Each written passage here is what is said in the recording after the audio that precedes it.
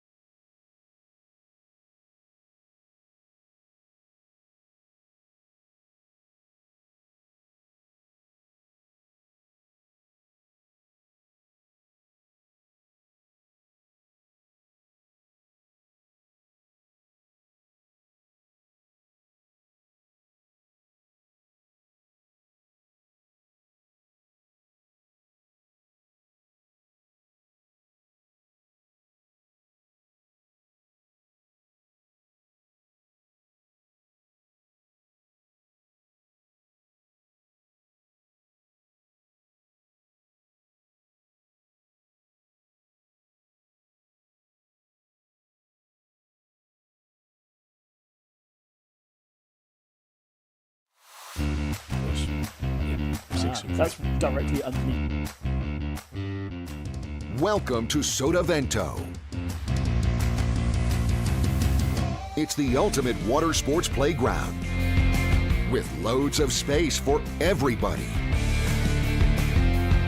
Fantastic conditions and all year-round warm temperatures make Sotavento a paradise for windsurfing, kiteboarding, and wingfoiling.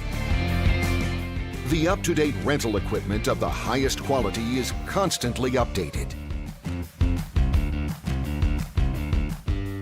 Our professional courses will help you improve your style and riding technique. And with the hotels nearby, it's only a few meters from the bed to the board. Come and enjoy our water sports paradise.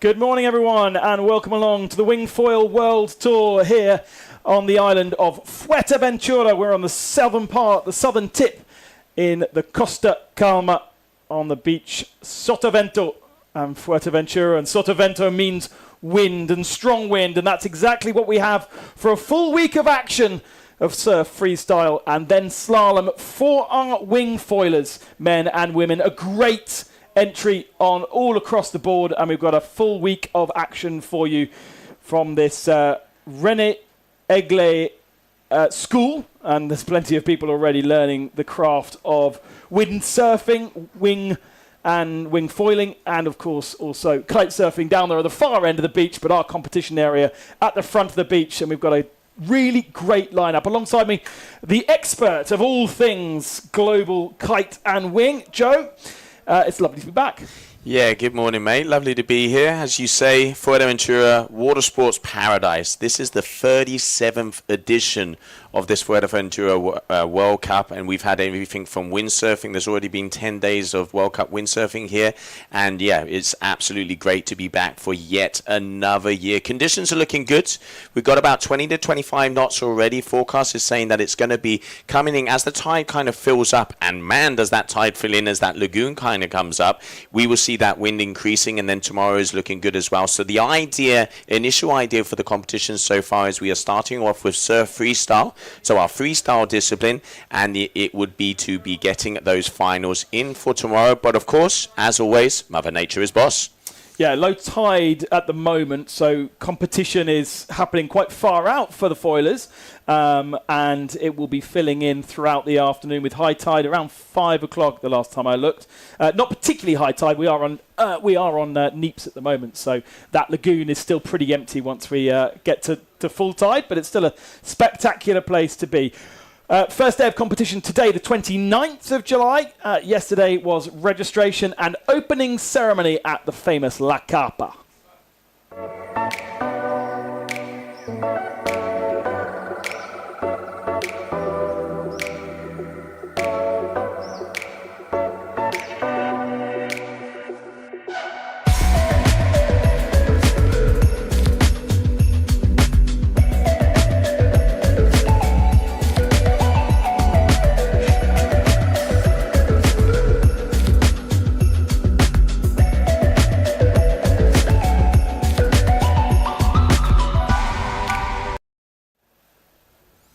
Wow, as we can see there, all the flags. We have more than 60 athletes from 19 nations joining us here right in front of the Melia Hotel and the Renier Glee Center for your Fuerteventura World Cup. And before we get into action, also yesterday, some of the athletes warming up, getting loosey-goosey out there on the water and already throwing down a few moves.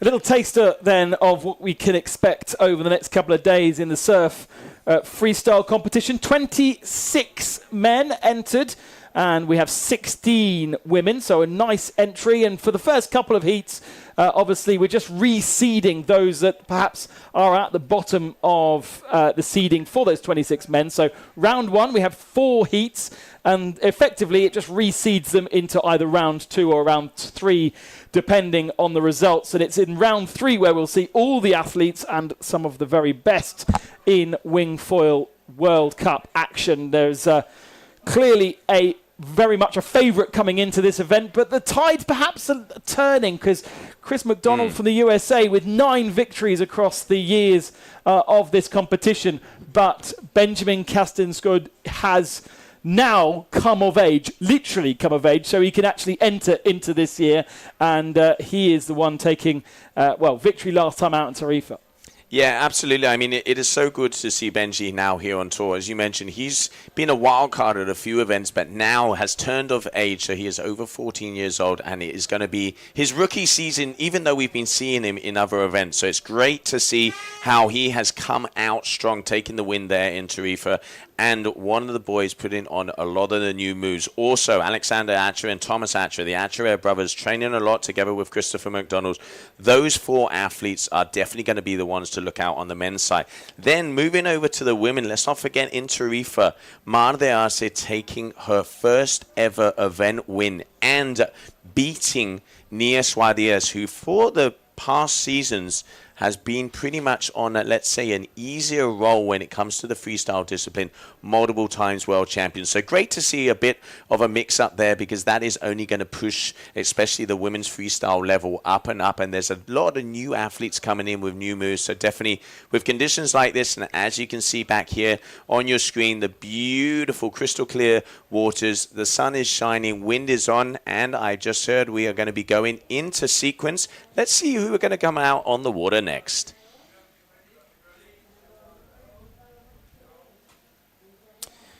Josh Newman one of our youngest competitors, up against the oldest competitor in the men's field, Francesco Capuzzo, and the brother of Nina Suarez, Leo Suarez, alongside. As I say, no winners and losers necessarily, but it is a reseeding. The winner goes through into round 3. The other two then have to fight it out in round number 2. Yeah, exactly. So it's not an elimination round, so it is basically just to, kind of sit in and to see where the level is so they can go through the table. Also, we have winner to round 3, like you're saying there, Ben, and then the second and third will be going into round 2. Then there will be a repertoire again in that round 4. So on a basic scale, everybody has 2 bullets. And then once you get past a certain point in a competition, even if you haven't used those bullets, it does come down to elimination situation. But at the moment, on the water, these 3 riders getting ready to rumble. And we've already seen that the previous heat is going to be Ancor Sosa from the Canaries. Local boy from Fuerteventura representing Spain is already going to be making his way through into round 3. And we continue on, no flags in the sky, meaning we are just about to start. It was a close first heat, with Sosa scoring a 3-score total of 14.84. 14.71 was Sebastiano Zorro, so very, very tight between the two. Interestingly, the Ancor got his 3 scores in his first 3 tricks. You get 6 attempts, 3 score, and his first 3 scored. His other 3 were all crashes. So we are going to see pushing the envelope, but a good score, Joe. You're looking at up to sort of 20 points? Yeah, anything over 20, obviously, at the moment, is the top 3 scores, as you mentioned. So 30 would be the perfect. Yeah. Especially when we get through to that round number 3 is when we start to see the top athletes come out. But one of the things with wingfoiling, the sport is progressing so much that newcomers appear on tour that we've never seen before and absolutely devastate it out there. So anything but can happen. But yeah, anything above 20, and then once we start to get closer and closer, it comes more to the 25s. Here you can see some of the guys already starting to get off there. We can see Josh Newman hailing in from Germany. Each athlete has 40 seconds to perform their move. The turn flags, which we will see out on the beach, are exactly the same colors as the lycras on the water. So when their flag goes up, as you can see there, blue flag is in the sky because it was Josh's turn to jump. Now when the judges say that that jump is done, if they have to review it or if it has to be repeated for whichever other reasons, blue flag goes down, and then the next flag comes up with the next color lycra, as you can see here. Next up is going to be Francesco Capuzzo, front and center there with a white lycra in your screen, your gong athlete from Italy. Yeah, so that was Josh's first attempt.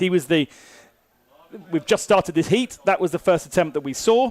And now Joshua making his way away from the competition area. And it's Francesco's turn now to put down a jump, a trick. Yeah, Francesco Capuzzo at the moment, obviously he has not got an overall ranking because he was not out there in Tarifa for the freestyle. But from last season, he is been with us from the very beginning, a very, very talented freestyler. He's huge when it comes to the freestyle slalom. He has been a world champion himself. He knows what it is to get that medal place. But he was one of the first guys to start really hitting the switch maneuvers. And hey, front flip with a 3. Not a bad way to start off. Yeah, you can see already a much larger air. And that's one of the things that they're really looking for, the judges, over the course of the week. The height and delivery of not only the air that you're getting from the foil, but also using the wing to elevate yourself, and the speed there. Really, really nice from Francesco, and a different level to what we saw from Joshua on his first attempt. Francesco was in France in the opening weekend in the Surf-Freestyle, but was out in the first scoring round. All right. Oh, Leo Suarez. This kid just gets bigger and bigger. The younger brother of Nia Suarez, our world champion. Hailing in from my hometown of Tarifa. It's incredible. One of the things that is amazing of wingfoiling is it's getting younger and younger. You can see, you go to the youth events and there's 90 athletes registered. And, wow. It's so cool to see how they push and push. And there you go. Nice backflip there to start it off. Got caught up at the beginning. just getting, scores on the board. We can see Francesco, that we can consider a good move as it's in the 6 to 7 range. And of course we go into the excellence range, which would be more the 8s to the 9s, but a great way to start off. Why? As you mentioned, Ben, power, height, execution. The judges really are looking for quality versus quantity. Joshua here looking like he's going blinds. Okay, going for that blind frontside free, turning around. Calm, cool and collected. Getting those base scores in, and then once they have those top 3 scores is when they start to try and improve on those moves. Tall order here from Josh Newman, a German who was first in the queue for registration. And he's a newbie when he's first in the queue for registration. But certainly eyes wide open at his first competition event. And going up against somebody who is, as I said, the oldest in the field, 28 years of age, Francesco. The average age of our 26 competitors, just 20 years of age, and so many below that as well. Francesco, I think, unfortunately, adding quite a lot to the average, and there's the first trick. And you are allowed to combine 2, aren't you? So he could have done a second trick on that pop directly out from the foil. Yeah, absolutely. Let's not forget that there's the different families, the athletes, they have to perform moves from certain families for them, each one of those moves to count. Francesco here, you can see going for that first one and then popping down, and he was looking to re-pop, so re-jump back out of the water to be able to perform that second maneuver, which would be a combo. Biggest thing of the combos, and one of the things the judges were saying yesterday in the skippers meeting, is foil to foil. So basically that they land, and as soon as they pop out, they initiate that second move. If there's a time gap in between, it won't count, or if there's not fluidity. So if you can't see intention, you can't see dedication into the move, judges will heavily cut that, and that will really make a difference, because we will see in the past they do one jump, kind of lull it out for 2 seconds, then go into another. So they're definitely something that the athletes are going to have to adjust to if they want to get those top scores on the combos. Here you can see Josh going for a nice big Rayleigh, and again foil to foil, but not quite getting that height on the second one, submarining a little bit here on the end, so that is going to be a low score combo. So you're penalised there from not carrying the momentum at the end of the trick. Entry and exit speed is the key on both of the moves. The guys that can perform the powerful moves, and also talking to the head judge yesterday, Alvaro Neva, is that the first move is a big move. It's not I do an easy move to be able to continue on for a second medium move. It's no, I'm going for something big, and then my second one is also going to be something big. Hence, you can see, some of the scores coming up at the moment. We're seeing a 4.3 there from Francesco Boccabuso, but that 3.43 and waiting for the combo score. That is a better combo there from Francesco. Pop to pop. If we can get a replay of that, we'll be able to, explain to everybody back home exactly what the judges are looking for. Over the year, I've been following the Global Wingfoiling Instagram channel, and daily there's tricks being posted up on that. But a lot of the time, it is verticality rather than using the wing. And the first one had the wing. The second one didn't have so much wing force. Exactly, yeah. You can see first one was nicely executed, but then there wasn't the same amount of speed throughout the second one, hence why when he landed the second one, he kind of lulled out. So not bad execution, going to be in the medium range. Frontside 7 attempt there from Joss, but again, submarining at the end of it, that will either be considered a crash or it will be half points. So basically what the judges do, if let's say, gentleman's rule is if the back touches the water, that is considered a crash. They can kind of sink on their board and then come out, but it will be heavily underscored. Pretty frenetic pace coming from our 3 athletes here at the moment. I think we've missed, whilst we were on that replay of Francesco, we've missed an attempt from Leo where he went down and crashed. Because we're now back to Leo again. No, Francesco. Okay, and there is a crash from him as well. Yeah, you can see him going off from toe side there, going with the Radiculo attempts. Francesco having a very nice Radiculo and Radiculo 5s as well. So mixing it up. One of the, let's say, the more old school moves coming from the days of Bausmuller. And his nickname is Radiculo. That's hence why the move is named after him. But yeah, here we can see Leo. Oh, back move. Just coming in a little bit too tail heavy. So not being able to get that full back in. So that's a back rotation where they pass the wing behind their back. So using the handle of the wing to rotate around their back. Has the essence of kiteboarding in it, which is, obviously the new sports taking the goods and the bads from all different other disciplines. So one of the new school moves there with the back mobe. And Joshua here just not quite getting the height and going down there on that backflip attempt. But at the moment, Francesco Capuzzo just putting numbers up on the board. Calm, cool, and collected. Switch stance again. Radicular attempt coming up here if I know him well.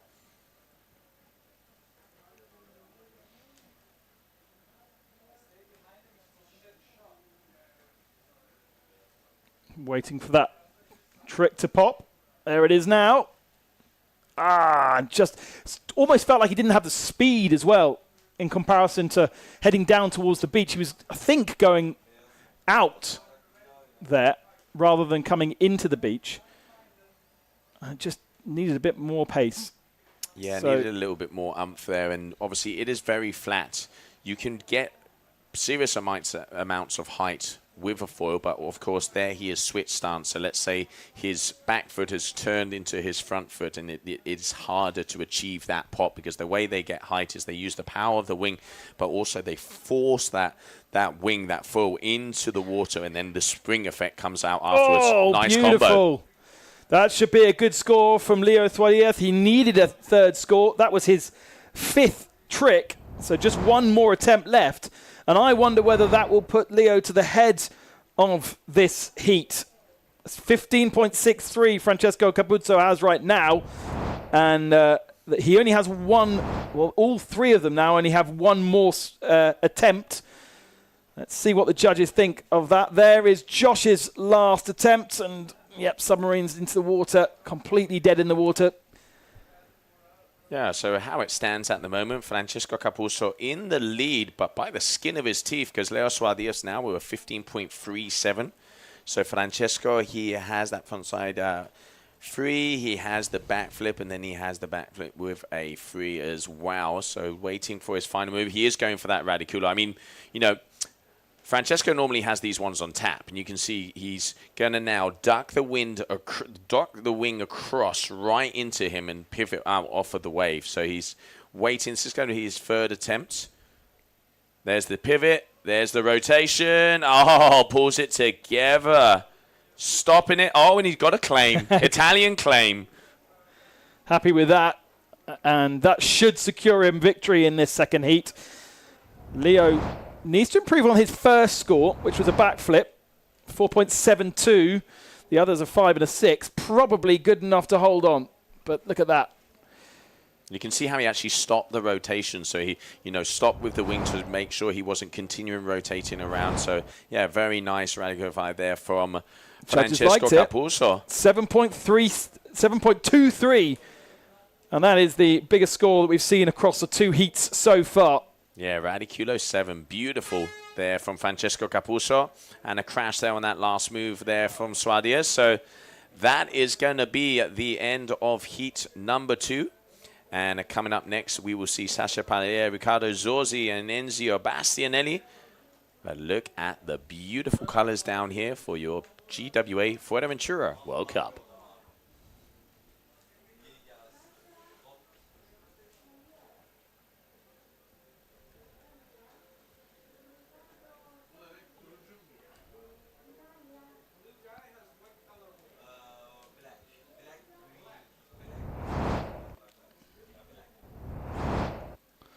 Take a look at some of the highlights then of that last heat.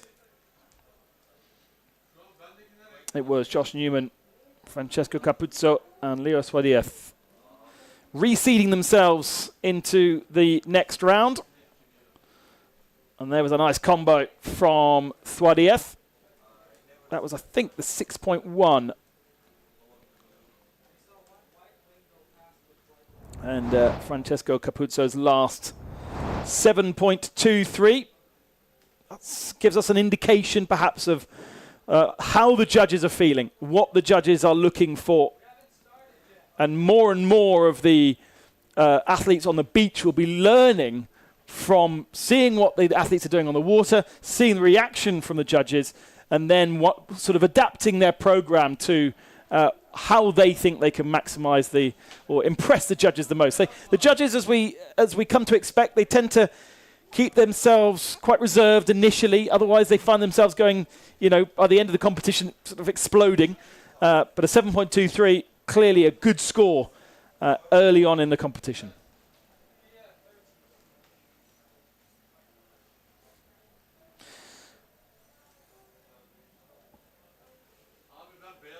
So we are now on round 1, heat 3.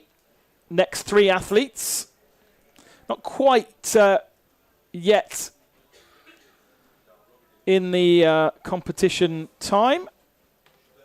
It's Sacha Pallier from France, who will go up against Riccardo Zorzo, and Ezio Bastianelli is our French-Italian in the yellow lycra.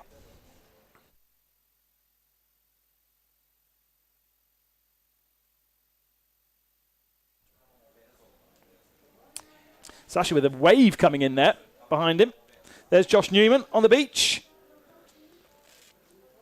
It's amazing how young these kids are. It is incredible. You see, the size of the athletes and how they, the power that they have out there on the water. It is amazing. And Josh Newman having a nice opener. Let's not forget, not an elimination heat. So no matter what, he is going to have another chance out there on the water. Of course, in that heat, as we have those results come in. Here goes Sasha, winding himself up for his first trick of this heat 3. Decent speed. If this was a slalom, a nice height as well. Oh, maybe too ambitious initially for a first trick of the day. Yeah, starting off with a bang, going for a front side 1080, so that you can see that's 3 complete rotations, but getting caught up there on that third one. But yeah, like you say, Ben, I mean, if you're going to start off, that's what I talk about, starting off with all guns blazing.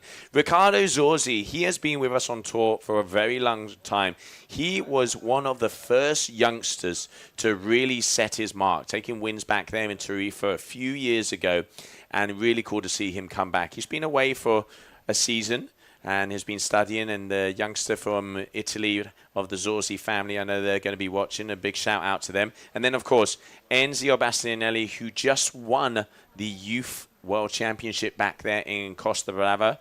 So looking forward to see how the young F1 rider goes. He's got the speed. What's going to be his first opening move? All right, going for double Palau. So a double back rotation.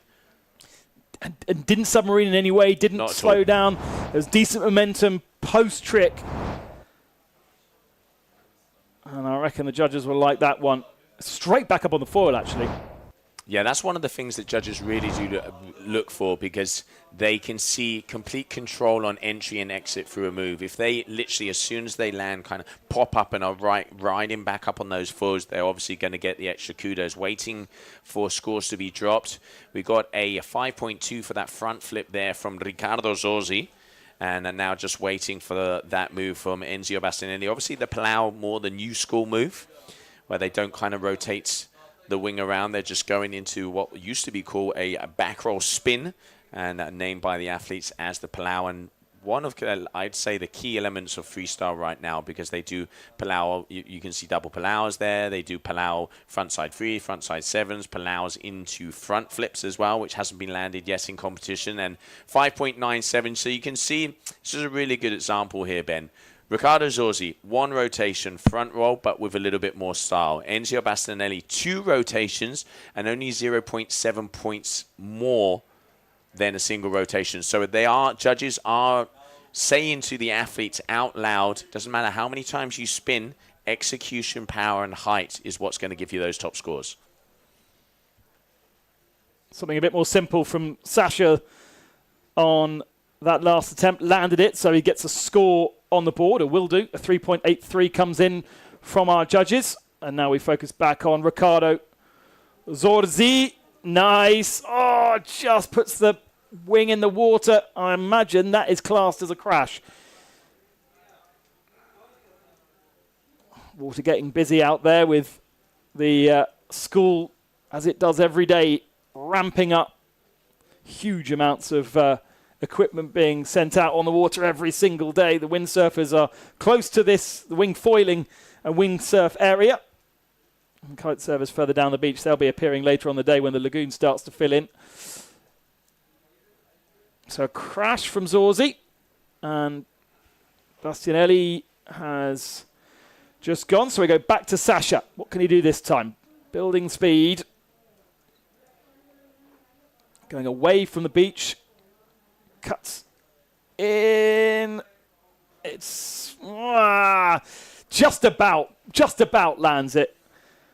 And it was a 360. Yeah, going for the triple rotation there. You can see tweaks it. 1, 2, going for the 720. 1080. 1080. So three rotations. I've got to get my mate. maths right here. Three rotations. Yeah. No, but I mean, sometimes it's really hard to see because, like you mentioned, that last rotation almost you could consider it underwater, which is why he's not going to get those top scores. But yeah, obviously Bastianelli being the winner over there in Costa Brava, and the level of the youngsters is as good, if not better, than the older athletes out here. So watch out because, like you say, average age is almost underage at this tour at the moment. Yeah, you knock a few of the 20-year-olds out. Oh, yeah. And you're down to 15 years of age, that's for sure. All right, so 12.37. So nice 2 moves there for Bastianelli. Riccardo Zorzi here. Switch stance. And going for that Radiculo 7. But yeah, just over-rotating. You can see him just going off the back there. It's a shame because it started off really nicely. Gets twisted by the wing. Now, not quite sure who we're seeing there because we don't obviously have a red lycra in for the moment. So is that somebody training, or who's number 20 in on our entry? Quite sure why we're watching them. They're back to Sasha then. That makes more sense. Yeah, sometimes the athletes, they are very close to the area. They have been told that here they have to be training upwind, so left of it.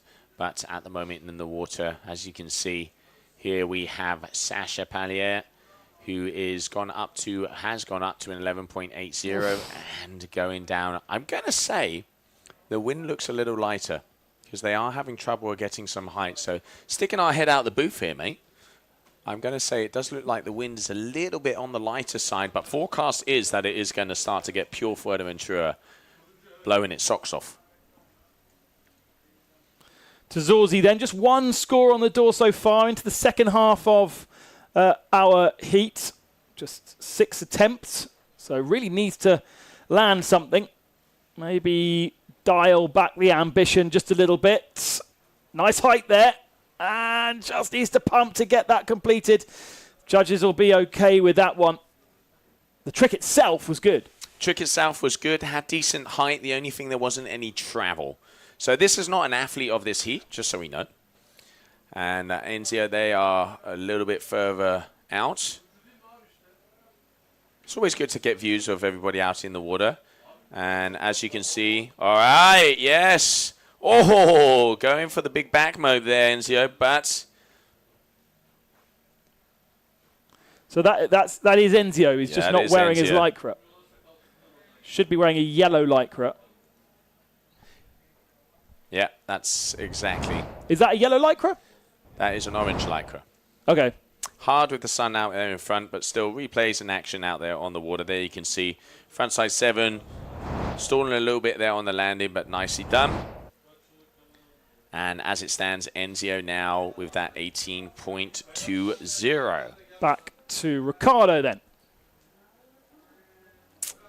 You can see the boys definitely breaking a few eggs to make the omelette out there to get this. Sasha's second score, look, nearly an 8. They really did like that. Was it frontside 10? It was frontside 10. Yeah, 1080. Beautiful 3 rotations completed. And they actually they do 14s now, which is 4 rotations, which is crazy. And I'm very sure, I was watching a few of the boys warm up yesterday. There are some new moves, and of course the innovation category, which is moves that have never been landed in competition. As a few of the guys and girls have some old aces up their sleeves, and if that is landed different than last season. Instead of being a multiplying factor, what happens is judges score them higher because it is something that we have never seen. Front flip again. All right, front flip into a front side free. Only difference there, not completely Fuerteventura.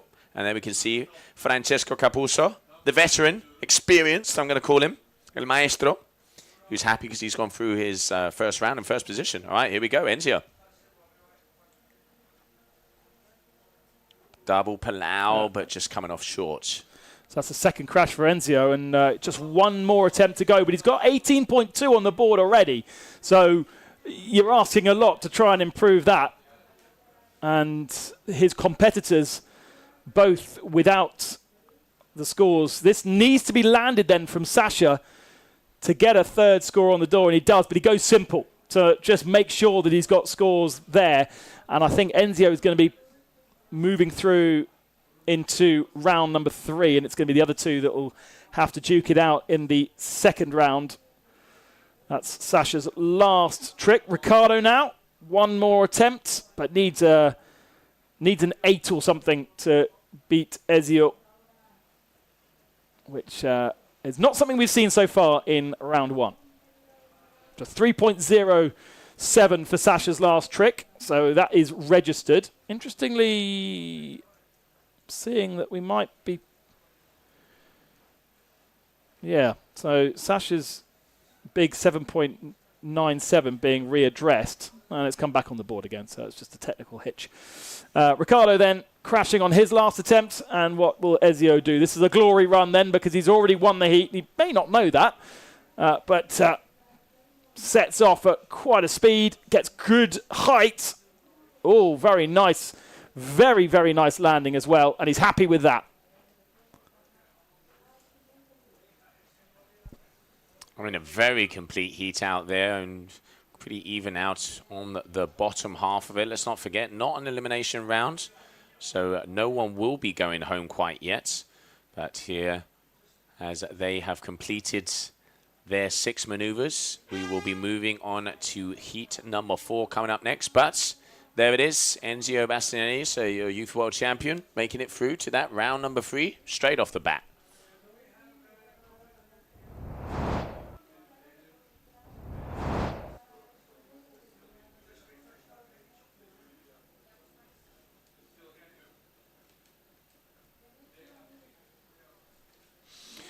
Highlights then of our third heat. And some pretty impressive scores across the board. That last one from Ezio Bastianelli, nearly a 7.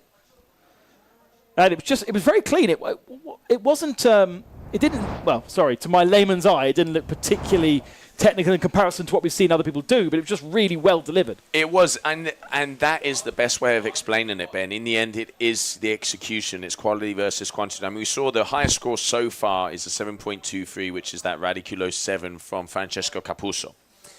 It's a harder move, well executed, but Enzio there of the double Palau, which is more of the new school moves that are coming into wingfoiling, adding a little bit more difficulty, but not having quite the complete execution. So what judges are flagging and telling the athletes on the water, they want to see moves performed with style, with power, with height, and with travel. One of the important things our head judge was saying is also the travel, not just going super high, but landing exactly the same point that you took off is really, flying through the sky. That whoa factor, the yank. If you can, dot all the I's and cross all the T's, you are going to get the kudos from the judges. And here we can see as that heat number 4 is getting ready on the water. There we can see Duccio here in the blue lycra. We've got Martin Tieles from Spain is going to be out there on the white. There you can see your RD athlete. And then Noé Mercier is also going to be joining us in this heat as we are just coming up for that green flag to go into the sky. And then obviously, once again, as the turn flags, that blue lycra is going to be Duccio, is going to be your first athlete to jump, your duotone rider. Seen Martin at the start of the year in France, but first appearance this year for Noé and Duccio. And it is Duccio in the blue. So on picture right now, Martin in the white and Noe in the orange. We're saying it's orange rather than yellow. Is that the official? We're going to call it orange. That's the official colour? Yep. Okay. We're going to be calling it orange. As all of the athletes have their orange lycra, so it looks like that decision has been made out there on the beach. So great to know. And we can see, so it is going to be You're not colourblind, people. No, we're not. It is now called orange. I am blind without the lenses, but I'm not colourblind. All right, so here we go. Always good to have a laugh to start off the morning. So Duccio, let's see what he's got. I mean, I love this drone shot. It is, you can see every single detail of the move. It is warm, Spain, Canary Islands. We've got about 25 to 30 degrees here and the crystal clear water, and guys are out there in shorties or even board shorts. All right, that is a Palau with a frontside free. Why is that a Palau and not a frontside 7? The Palau is more of a back roll rotation, and the frontside free is where they go on that horizontal axis. So you can see starting off with the back roll, and then as he comes down, going for that horizontal frontside free. So mixing up the moves here, but of course, landing on his head, it's going to be a crash. Backflip there from Martin. I think that's the way to go. Just get that first trick out the way, get the nerves out the way, do something that you do every day and deliver it well, and then start sort of pushing the envelope a little bit through the heat. This is the fourth heat. There's another backflip from Noé Mercier. So two backflips to compare for the judges. We'll see what they think in just a few moments' time. I would say they looked pretty similar. There was maybe a bit more pace from Noé over Martin. Yep, I'd agree with you there. Let's see how the judges see it. Obviously, you know, they have the judge tower right next to us, which is, you can see the structure on the beat there on the top right-hand corner of your screen. That middle tower is where our panel of 5 judges is. How does the judging work?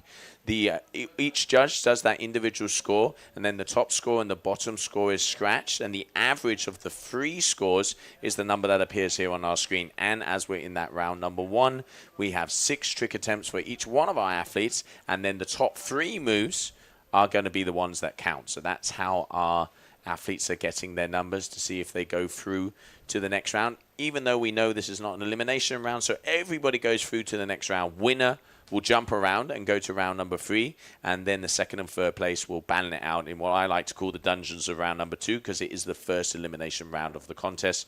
There, Palau there for them.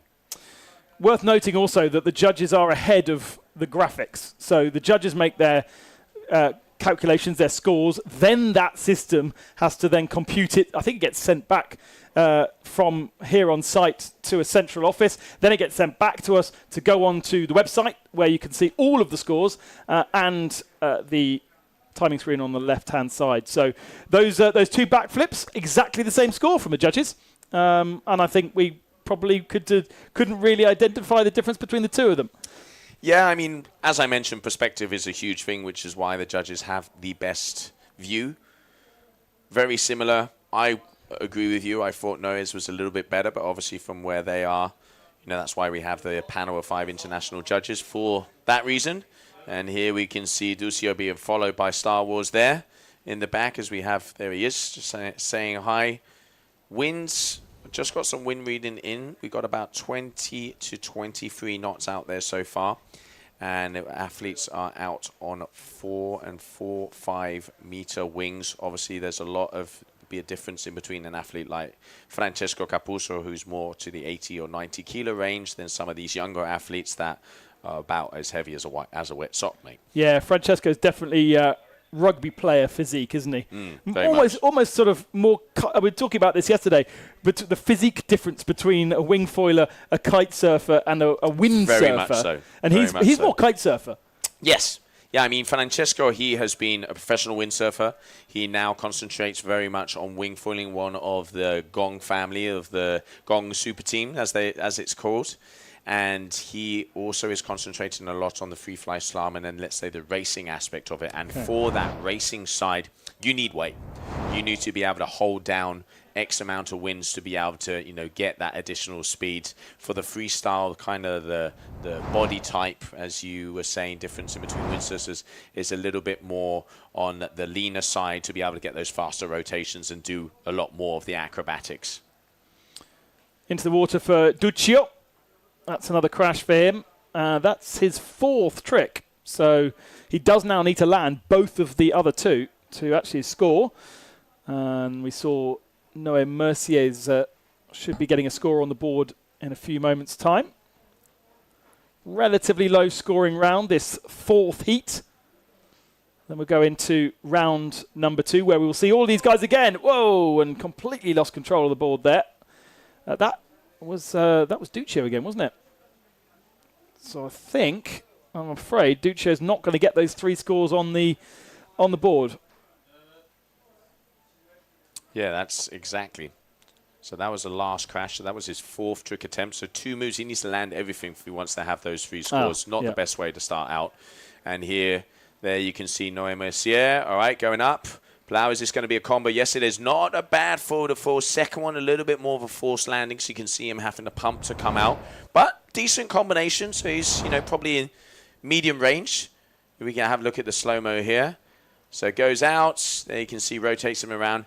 Gets good forward to 4, but just this one lands a little bit more in a bundle. But still, as I mentioned before, he's going to be happy with that one because that's at least going to set 3 numbers down for him. And now he can improve on that score. What most athletes do, instead of come out firing in these earlier rounds, is they get those 3 moves that they know they have under control, get those scores up, and then start to improve on them.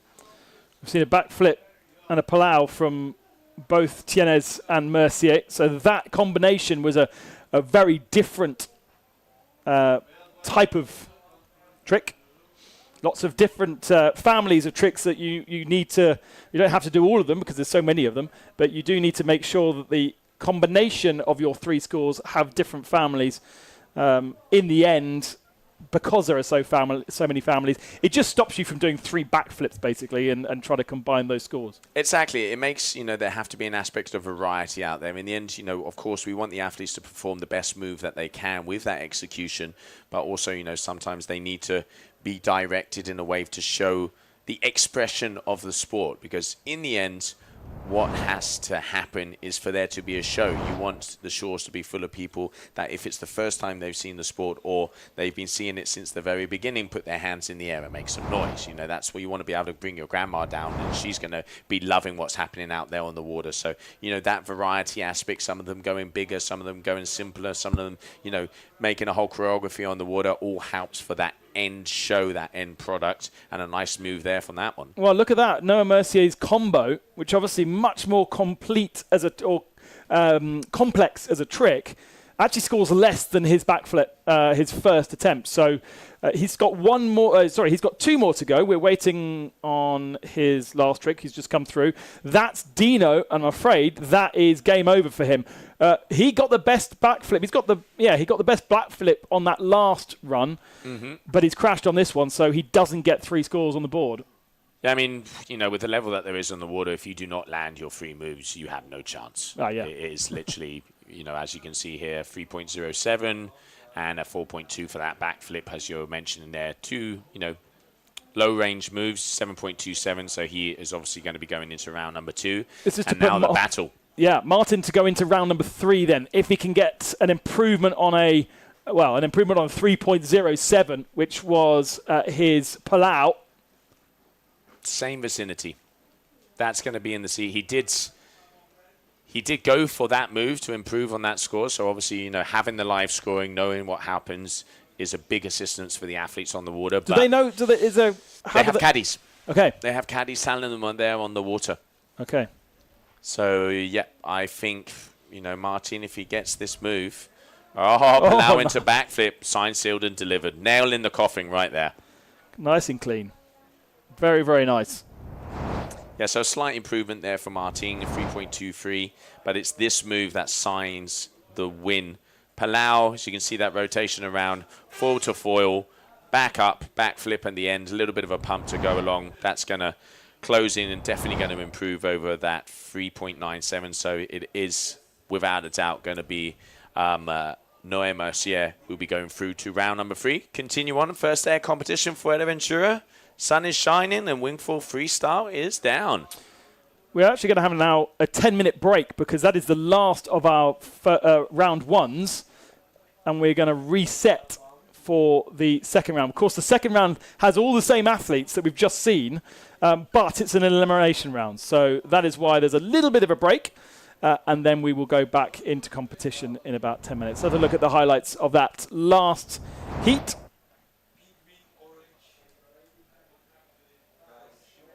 And we started off safe.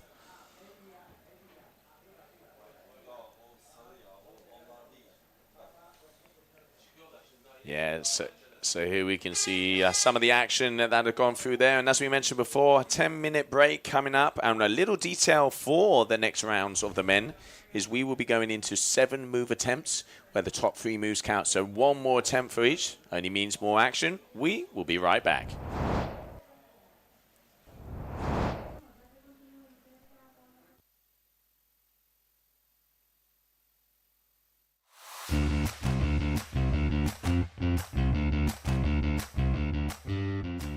Welcome to Sotavento. It's the ultimate water sports playground with loads of space for everybody. Fantastic conditions and all year-round warm temperatures make Sotavento a paradise for windsurfing, kiteboarding, and wingfoiling. The up-to-date rental equipment of the highest quality is constantly updated. Our professional courses will help you improve your style and riding technique.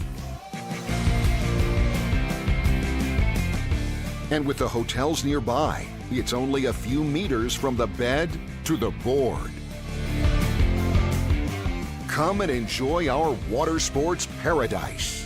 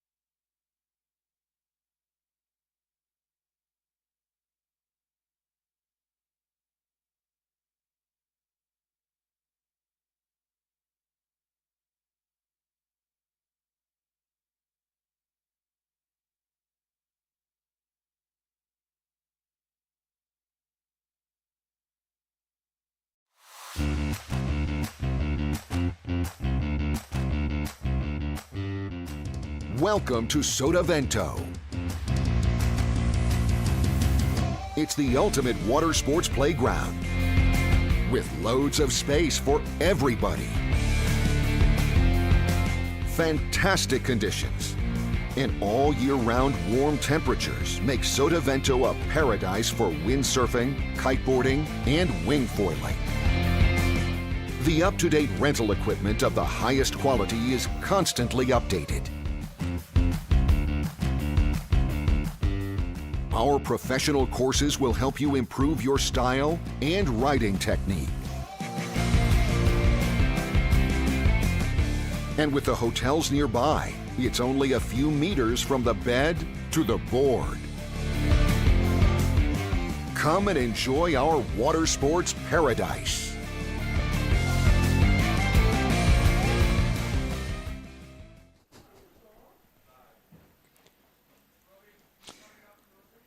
Welcome back to Costa Calma, to the Playa de Sotavento, and to the Fuerteventura World Cup, the 37th edition of this World Cup, which has already seen windsurfers over the last 10 days, and now it's the turn of the Wingfoilers Surf-Freestyle.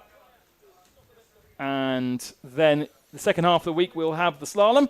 And we go into the first of our elimination heats, round 2. We've got, is it two or three heats in this round where we will lose 2 competitors already. And it's barely lunchtime on the first day. Italian standoff, if I've ever seen it. Leo, he's outnumbered. Duccio Carlos, Riccardo Zorzi, Leo Suarez, and Sebastiano Zorzi. So both of the Zorzi brothers. Going to be starting off with the blue lycra, then we'll go to white, then we'll be orange, and then we'll be yellow. So that is the sequence. Thing that has changed now is we have 7 trick attempts. Top 3 moves will count. So same amount will be counting towards their score. There's just one more to go. Yellow flag in the sky, meaning that we are just under 1 minute to start to get this one going. A big shout out and thank you to all of our local crew here, the Rene Egli crew.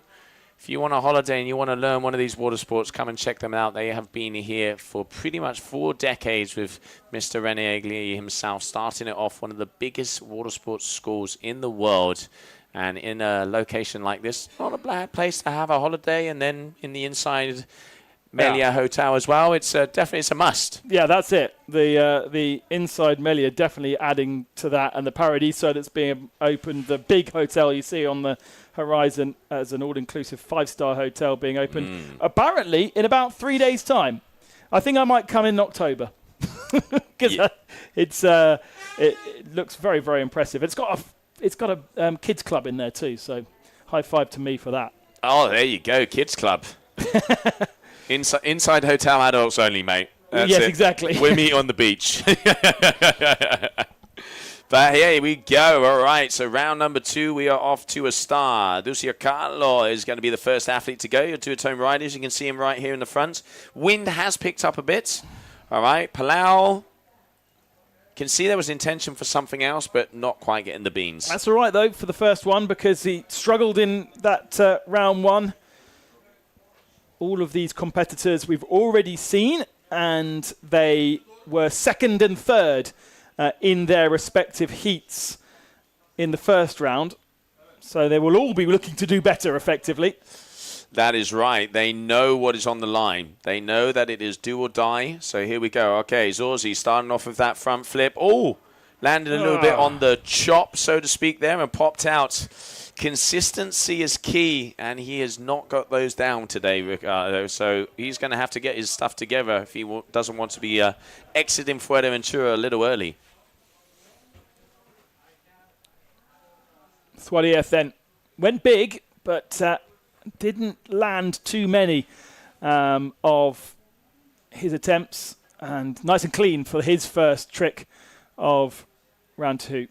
Yeah, just a backflip there, nice and extended though, getting that verticality in it, hitting that axis.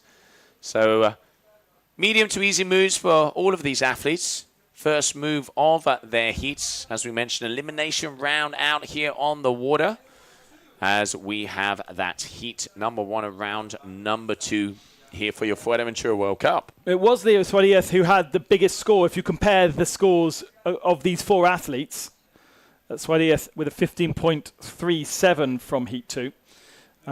Sebastiano was able to do a 14.7, Ricardo a 13.9, and Duccio a 7.2. There we can see that pink flag up, meaning that the orange score is under review. That is why they're not changing athletes yet. So as that pink flag is up next to the orange, is mean that they are reviewing that score.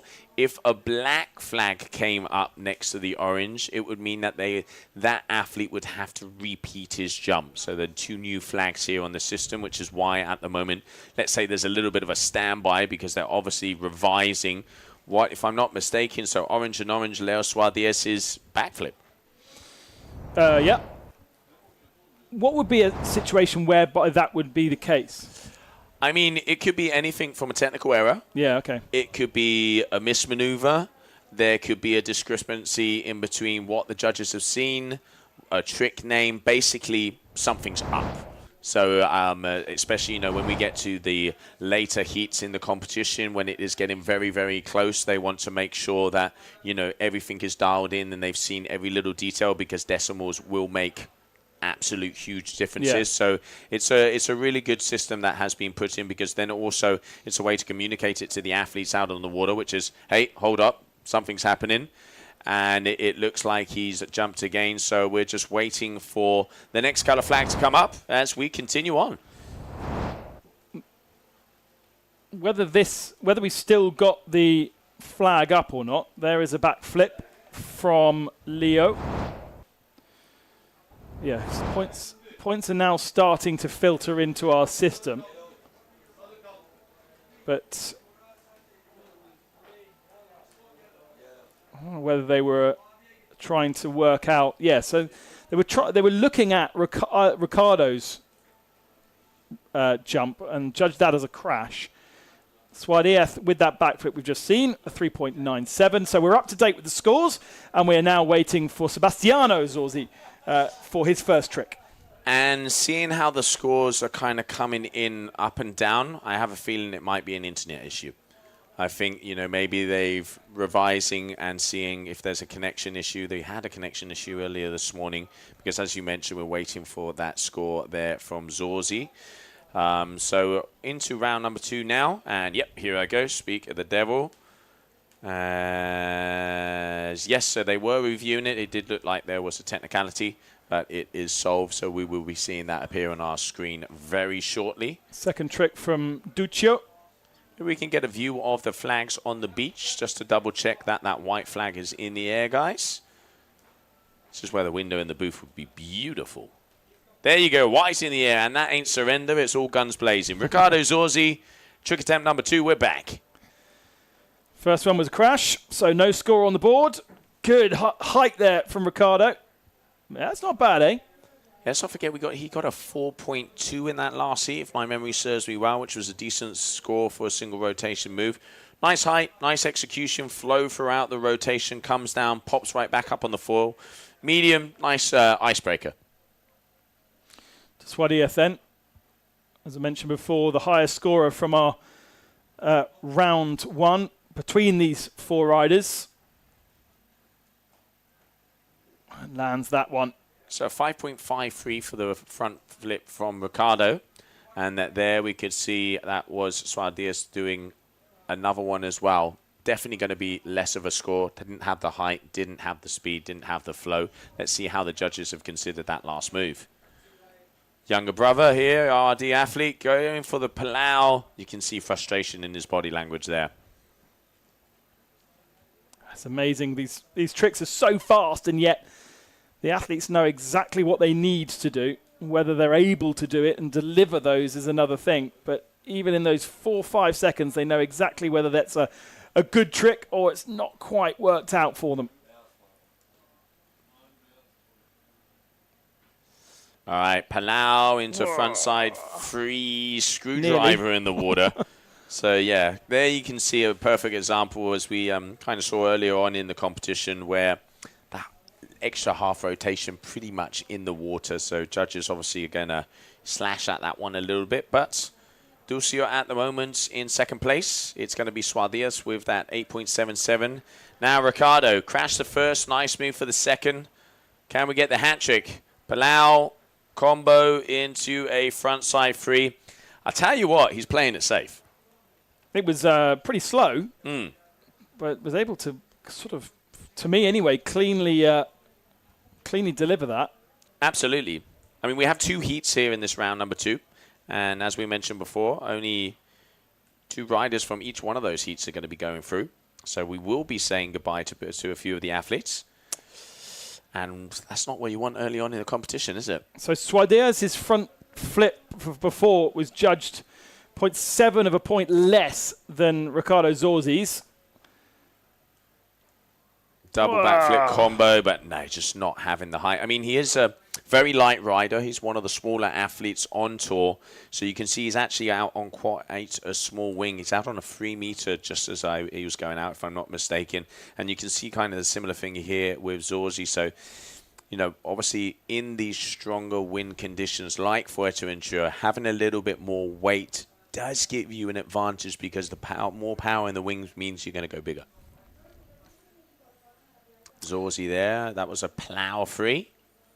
One of the newer moves and trying to move up, but Ducio, 12 points already, starting off strong. Well, he's got all 3 on the board and gets another trick completed, but separation in between the 2 moves there you can see as well. So yes, a combo, but not that land pop and pop out. There was a little bit of a delay. It's still not a bad move, but, you know, attention to detail. We'll be able to see, like we saw with the backflip there from Leo, the difference of those 0.7, 0.8s will, as we go further through the competition, judges will start to get the old axe out. Best score on the board so far, the 5 for Ducio, though. And that was the previous trick. There's a nice landing from Ricardo. Slightly stalled at the end of the trick. Claims it, though. He did get the Italian claim. 2 claims in the competition, and both of them in Italian. Forza Italia. But yeah, a Radicular 7 there for Ricardo Zorzi, which was the same move that Francesco Capuzzo went. He's got a 7.2, highest scoring move of the competition so far.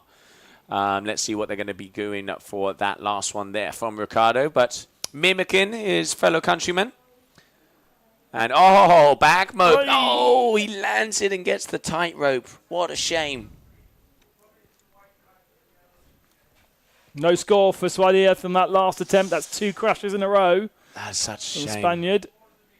He did all the work, but just didn't, you know, claim the prize at the end there. What will Sebastiano offer up? So going for a 720, so 2 front side rotations as he puts his front into the wind first. So 720, front side 7. 18 months ago, that was the move. And now they're doing double that. And it's incredible how fast this sport is evolving. It's ridiculous. Second crash on the bounce for Ducio Nino. Zorzi 6.0 for that Radiculo 7. Starting to get his groove on.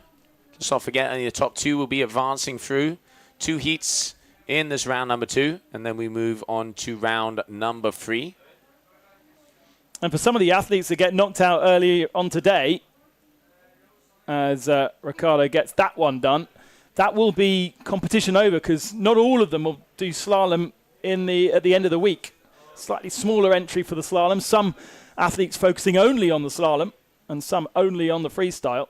And so if you get knocked out today, then that will be quickly the week over for you.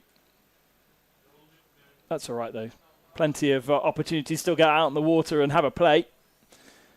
As we watch Suardias, who could do with landing this one. Yeah, just about. And that's the 3rd score on the in the graphics. That means all 4 athletes then with 3 scoring tricks. That last one from Ricardo Zorzi, the front flip, not bigger than his previous front flip. And so did not improve his score.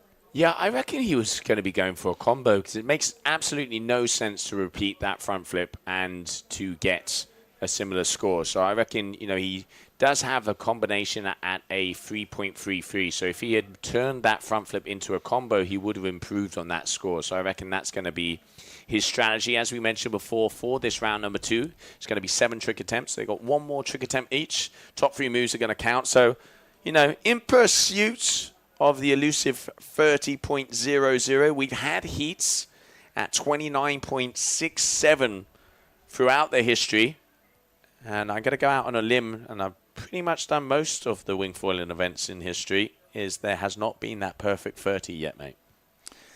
I mean, that in any kind of judging criteria sport, it's very, very unlikely to get the perfect. Do you get perfect 10 scores, though? You do get perfect 10 scores, but to get 3 perfect 10 yeah, scores, exactly. I mean, that's a different, that is an absolutely different can of worms. But still, having a look now, I mean, it is anybody's game. 15.20, Leo Suarez now your current leader. We've got a 14.86 Zorzi. So those 2 guys are in the safe zone. Zorzi right now on your screen, your Nil Pride athlete hailing in from Italy. Beautiful view here with the drone. All right, goes up, gets the grab. Oh, going for a grab frontside free. Coming down hard, but I like the mix-up. I like, not often you see that. Didn't quite get the rotation to complete it, did he? Got pulled. So we are on trick attempt number 6. Now, Leo Suarez on your screen. The young Spaniard from Tarifa. I wonder if he'll try and improve on that 4 for the backflip that he's got very, very early on. 6.43 for his last trick, which was one of the more complex.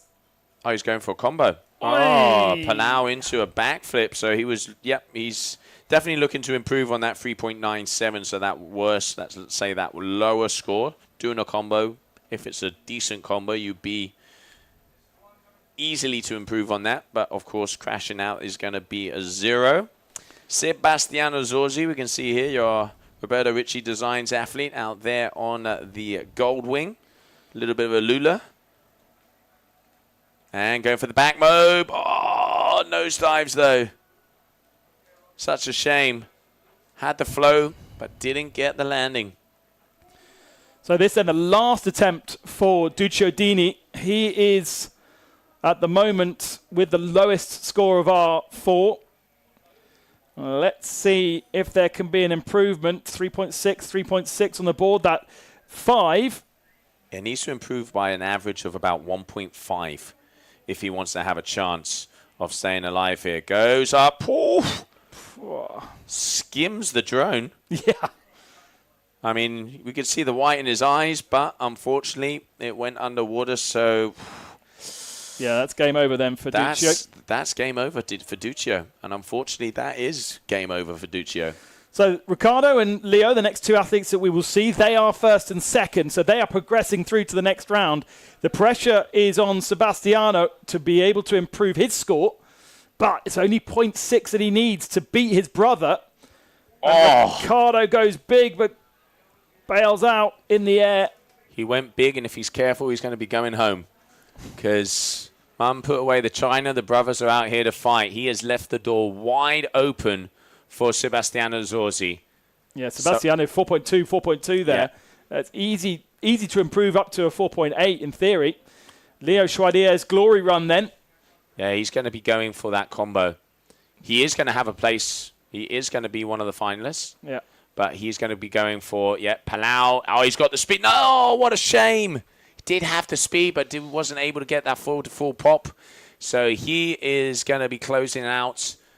He will be making it through to the next round. Now, $1 million question. Is it going to be the young Zorzi, or is it going to be the older Zorzi? Oh, they talk to each other. Maybe a little banter. Don't you dare kick me out. Yeah, absolutely.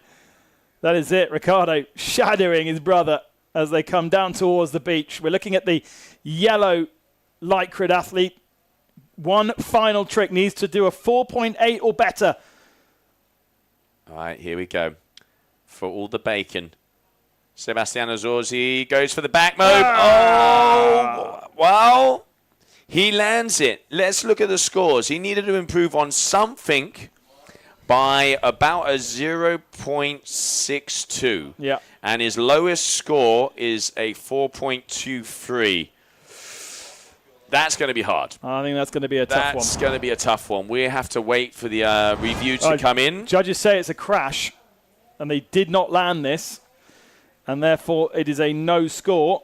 Yep, there you go. You can see completely submerged, and then kind of water starts and comes up. Yep, that is a crash. So it is going to be Leo Suarez and Ricardo Zorzi making their way through to the next round. Coming up next, heat number 2, round number 2. So we'll look at some of the best tricks then from round 2, heat 1, where we've eliminated Duccio Dino, and we have also lost Sebastiano Zorzi. There was an opening backflip from Leo Suarez. And Ricardo Zorzi with a 5.53 for a front flip. 3.33 and then a 6. And I think that was his 6, wasn't it? The 3.33 was his combo. Suarez with a final back Moby. There's 6.43 trick that we just saw at the end there. So the second of our round 2s, we move straight into that, and then that will be round 2 done. And here we see the other athletes that we saw in our round 1. And so, expecting to have Joshua Newman, Giulio Gasparini, Martin Tieles, and Sacha Pallier. France, German, Italy, and Spanish out on the water. And once again, 7 attempts, best 3 go through. Top 2 move into round number 3, and the others are eliminated. Joshua Newman, once again, in the blue, so first to go. Not sure whether we are yet into competition mode, but there was already a trick there from Joshua.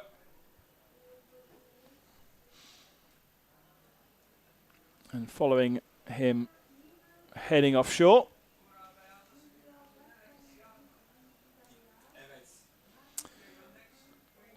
I think he's still waiting, isn't he? Looking over his shoulder, looking for that flag. Still got a couple of minutes before we go into the competition. Yeah, so Joshua Newman, Giulio Gasparini, Martin Tieles, Sacha Pallier. Sacha had a very nice heat before, just wasn't able to end it off.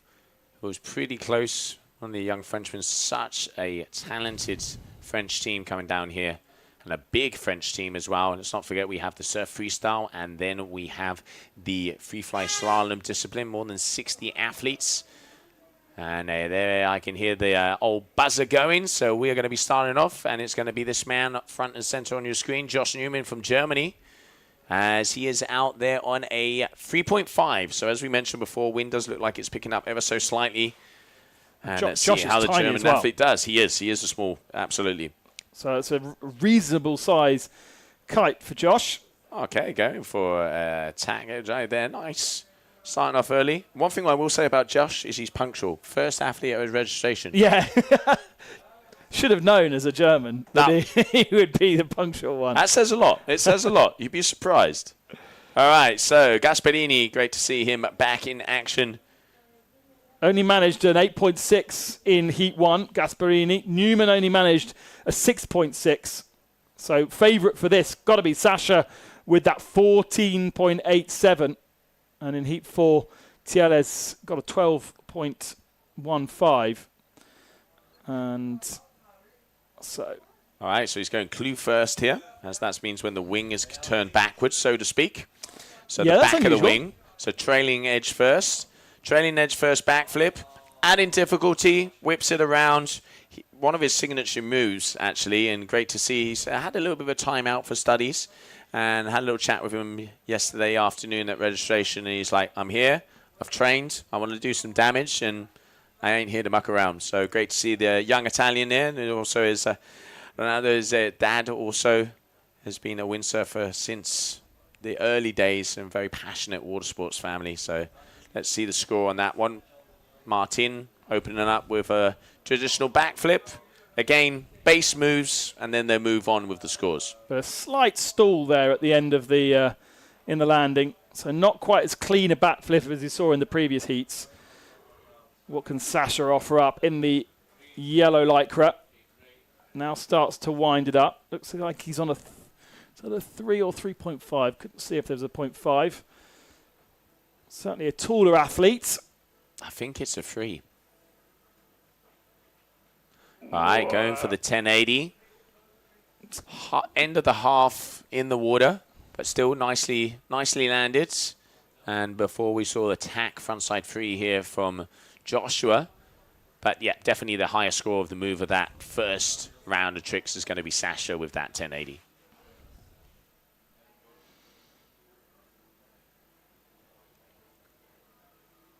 Whoa, goes big there. And a little bit of a combo, whether it was purposeful or not, I'm not sure. But unfortunately, a crash for Josh Newman on his second attempt.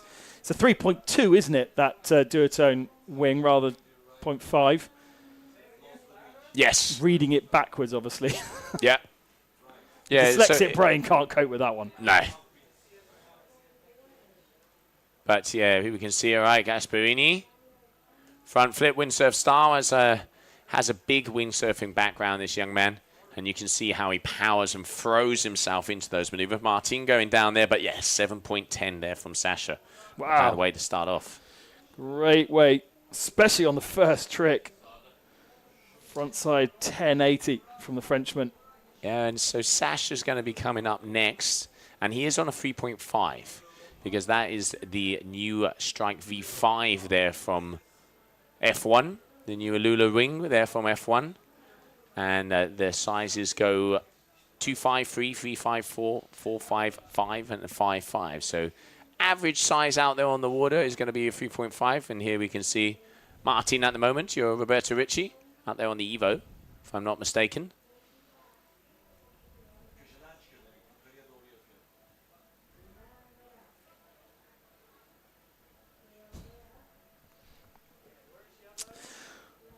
Lands his second attempt, Martin. So getting some scores on the board early on in this heat. There goes Sasha with a backflip. And all looks rather too easy for Sasha. It's a relatively low-scoring trick, an average of just 4.5 from a backflip.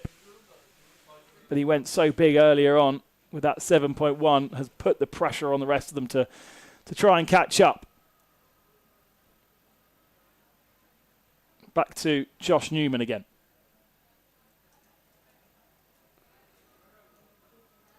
Lining himself up, heading out, away from the beach. And he gets that one landed. Again, has to pump his way out of the trick. And Gasparini already lining himself up to go again.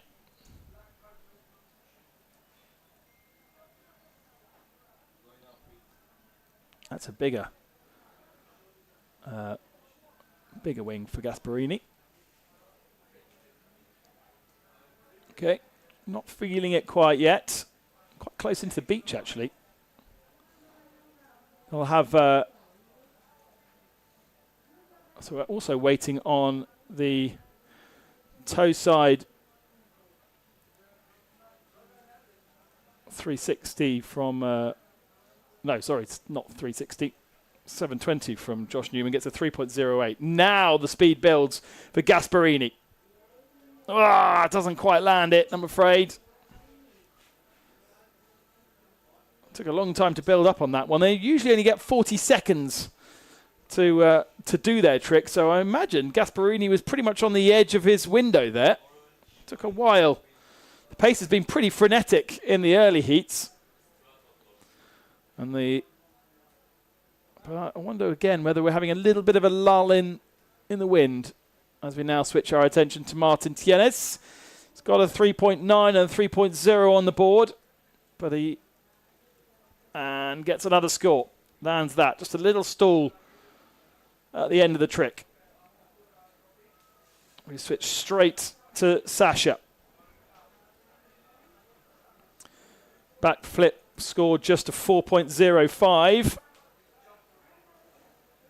And again, another landing. I wonder whether Sasha feels like he's comfortable in this heat too, because he's really not stretching himself too much. That first frontside 1080, big score, and now it's just a case of collecting points for the rest. Trick number 4 for Josh Newman then. Good heat, good height, and goes for a slightly delayed combo. Has to really pump out of it, completely stalled in the water. But really, really good height on the first part of that. Maybe let down by the combo and the second part.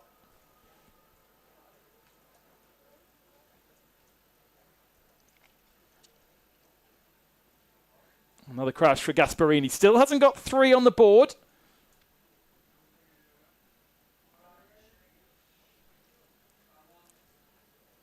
So that's his 4th attempt of 7.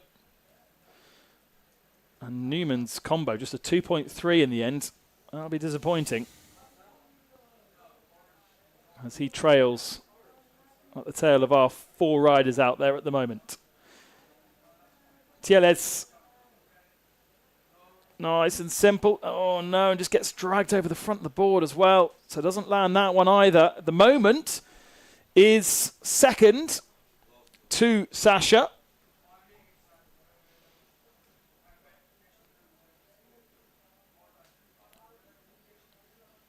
Frontside 1080, a backflip and a pull-out for Payet. Wow, just... no, I'm sure the judge is going to call that one a crash. Scrambles out of it, but doesn't get the rotation he needed. And now into the second half of round 2, heat 2. Newman with 6.91 on the board right now.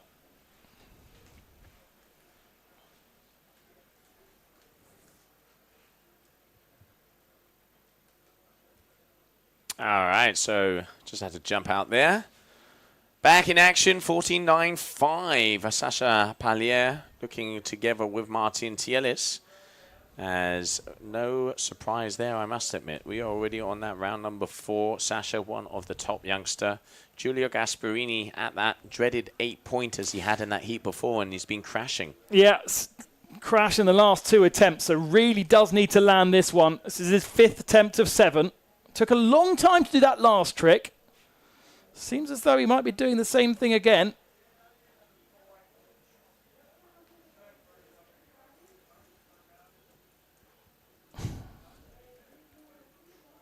Now gets the pump on. Seems to like this tack going towards the swell and gets that one. Does not land that one either. To come down close to the beach, and then as he's going away from the beach, almost trying to utilize the slight swell that we've got rolling into Costa Calma, just to help him with a pop. Tieles then crashed on his last attempt. Lands this one though, and pretty cleanly too from that camera position. High on the foil on the exit.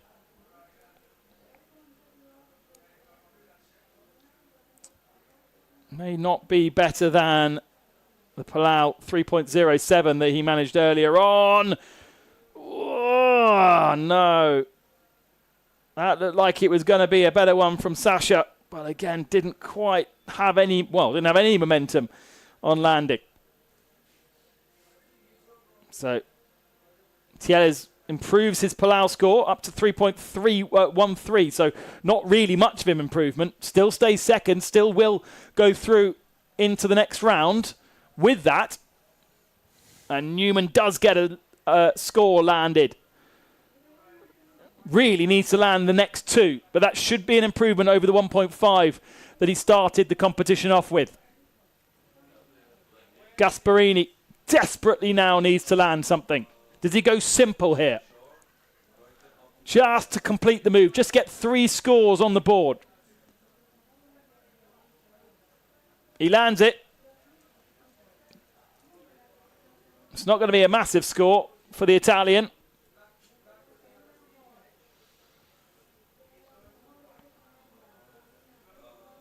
But Newman scoring just a 2.07 for that last score puts him still well off Tieles and Paya. So the favourites for this second heat are showing themselves.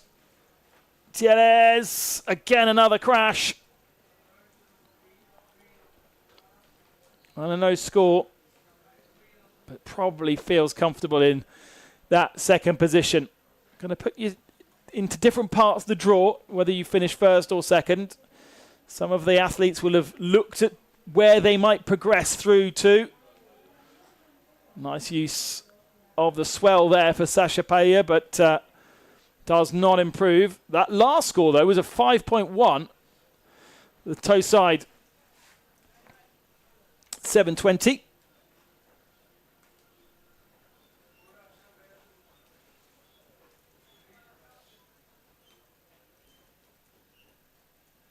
And now back to Josh Newman. The last attempt, the last trick then for the German in his first competition at the Wingfoil World Tour. He won the award for the first person into registration. I'm afraid he doesn't complete that score, and that is Josh Newman out of the competition then. Support down on the beach. Gasparini has now 3 scores, and 11.36 is not far off Tieles. Watch this one, because this is his last trick. He doesn't need much of an improvement to get him in ahead of the Spaniard.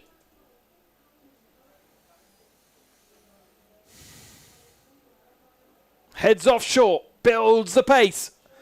Up against the wake, and doesn't get the trick completed. Goes down. And that means that we will have Tieles and Paya going through to the next round. And pretty unlikely to see the order change as well, unless Martin has something incredible up his sleeves right now.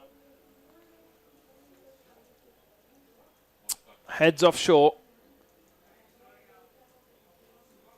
It's got to go absolutely mammoth to do anything about Sasha's total score, and instead goes for a swim.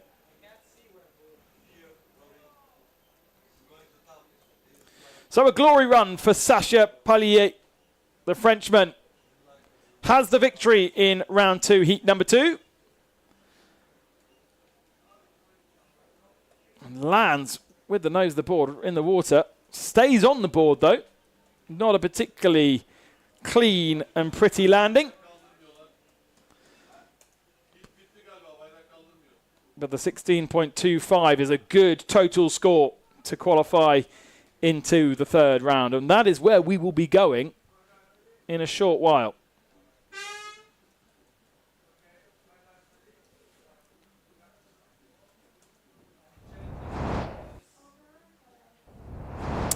So the highlights then of that round 2, heat number 2, and coming out with a mammoth 7.1 for Sasha Paya at the very start. Gasparini, that was a 4 for him. And Martin Tieles with his front flip, 4.6 from the judges. And Josh Newman there, his best score, a 3.08. Gasparini's pull out at the end there, just judged it as a 2.93. Put him sort of in the mix, but unfortunately wasn't able to get enough points to qualify through to the next round. So what is the next round then? Are we going to the women now, or are we going staying with the men? No, we continue on with men around number 3, heat number 1 coming up next. So another reseeding round with all of our 26 competitors. No elimination. But there's some strategy in here, right? Because we'll be looking at where you qualify and who you go up against. Anko Sosa, the local man. Noe Ciala and Malo Guinole. Absolutely. So, yeah, Noe Kuyala, Malo Genole, Anko Sosa getting ready to rumble. Malo, multiple-time world champion. As he is Mr. Gong and Noe Kuyala. We call him the Corsican Tornado. The speed this boy spins at. And then, of course, Anko Sosa, one of the talented young boys coming here from Fuerteventura. Very talented surfer, and he has some very nice switch moves. So, round number 3, as we go back into that 3-man format. Winner goes through to round number 5. Second and third, will go into that round number 4, which will be another elimination round. Malo, 2022 champion in Surf-Freestyle. 3 overall victories to his name, but this year has been eliminated in both quarterfinals of Le Cat and Tarifa. Let's see what he's got up his sleeve today. Noe, 14th overall across the 2 of our competitions this year. And Anko Sosa on home water, the Fuerteventurian. Island boy. Island boy. All right, so here we can see Anko Sosa, Kabuna athlete. There's the buzzer, meaning we are off to a start. Continuing on with the 7 attempts. Top 3 moves are the ones that are going to count. And we have a battle on our hand. Obviously, as Noe Kuyala. Back to 6. Thank you, Ben. As this is a 3-man heat. Thank you for that. So we are having Malo Genole and Noe Kuyala in this heat as they were preceded, obviously, so further up on the ranking, which is why they didn't appear in round number 1 and throwing the board into the heavens. Of course, Anko's got his experience from the first round. He's already been in the water once today, so he's kind of warmed up, so decided to go big straight away. The other 2 Frenchmen, this is their first time in the water today. Noe in the white, next up with a trick, heading out against the swell. Looks like a bigger wing as well. 1, 2, 3, 1080. Oh, gets clipped though. Noe's been here for about 5 or 6 days, training, getting ready to rumble. Here we can see Mano, one of the Gong superstars, coming into the shore, making sure the judges know where he's at. And he has been a past world champion, this young man. One of the top athletes, no matter what discipline, is out there on the water. Let's not forget he finished 3rd on the waves. Taking that 3rd position down there in Cape Verde. Oh, it goes even out of the picture. Front flip 3. Very nice. And he came in 9th in France and 9th in Tarifa. So currently only 8th overall on the ranking this season. So not the best season for him. Yeah, as I say, knocked out in the quarterfinals. 3rd in both of the quarterfinals in Tarifa and Le Cat. And you can see up, over, and adding the 3 in. Big move. Going to be interesting to see the score on that one. Well executed. Power had the height. 7.2, the biggest move there from Francesco Capuzzo back on the early days with that Radiculo 7. Now, similar rotations, different way round. How are the judges liking it? Looks like we're waiting for scores to appear. And now this is Kuyala. And, 3.5, so same size. Out there on the Strike V5 for the Alula wing there from F1. We came to Ankor's jump halfway through, and I think it was a pretty spectacular trick. Certainly dynamic, as we saw from his first attempt, but he landed that second one. Now to Noe. Okay, so taking foot a little bit off of the pedal, going for 2 rotations there, not 3. So there you can see front side 7 and numbers. 8. Boom. There you go. Best trick of the comp so far. Malo Genole with that front 3. This is only a reseeding heat as well. This is not even elimination, and it already lays down a big one like that. Malo is very good in strong winds. And he, as I mentioned before, he knows what it is to be on top of the podium. Double Palau. So good. Silky smooth. So good. Drone absolutely perfectly placed as well. That's going to be another big one. 6.5 for Ankor's trick. We didn't quite see the full extent of it. He's going to go again now. And a 6.2 for Noe for his front side 7.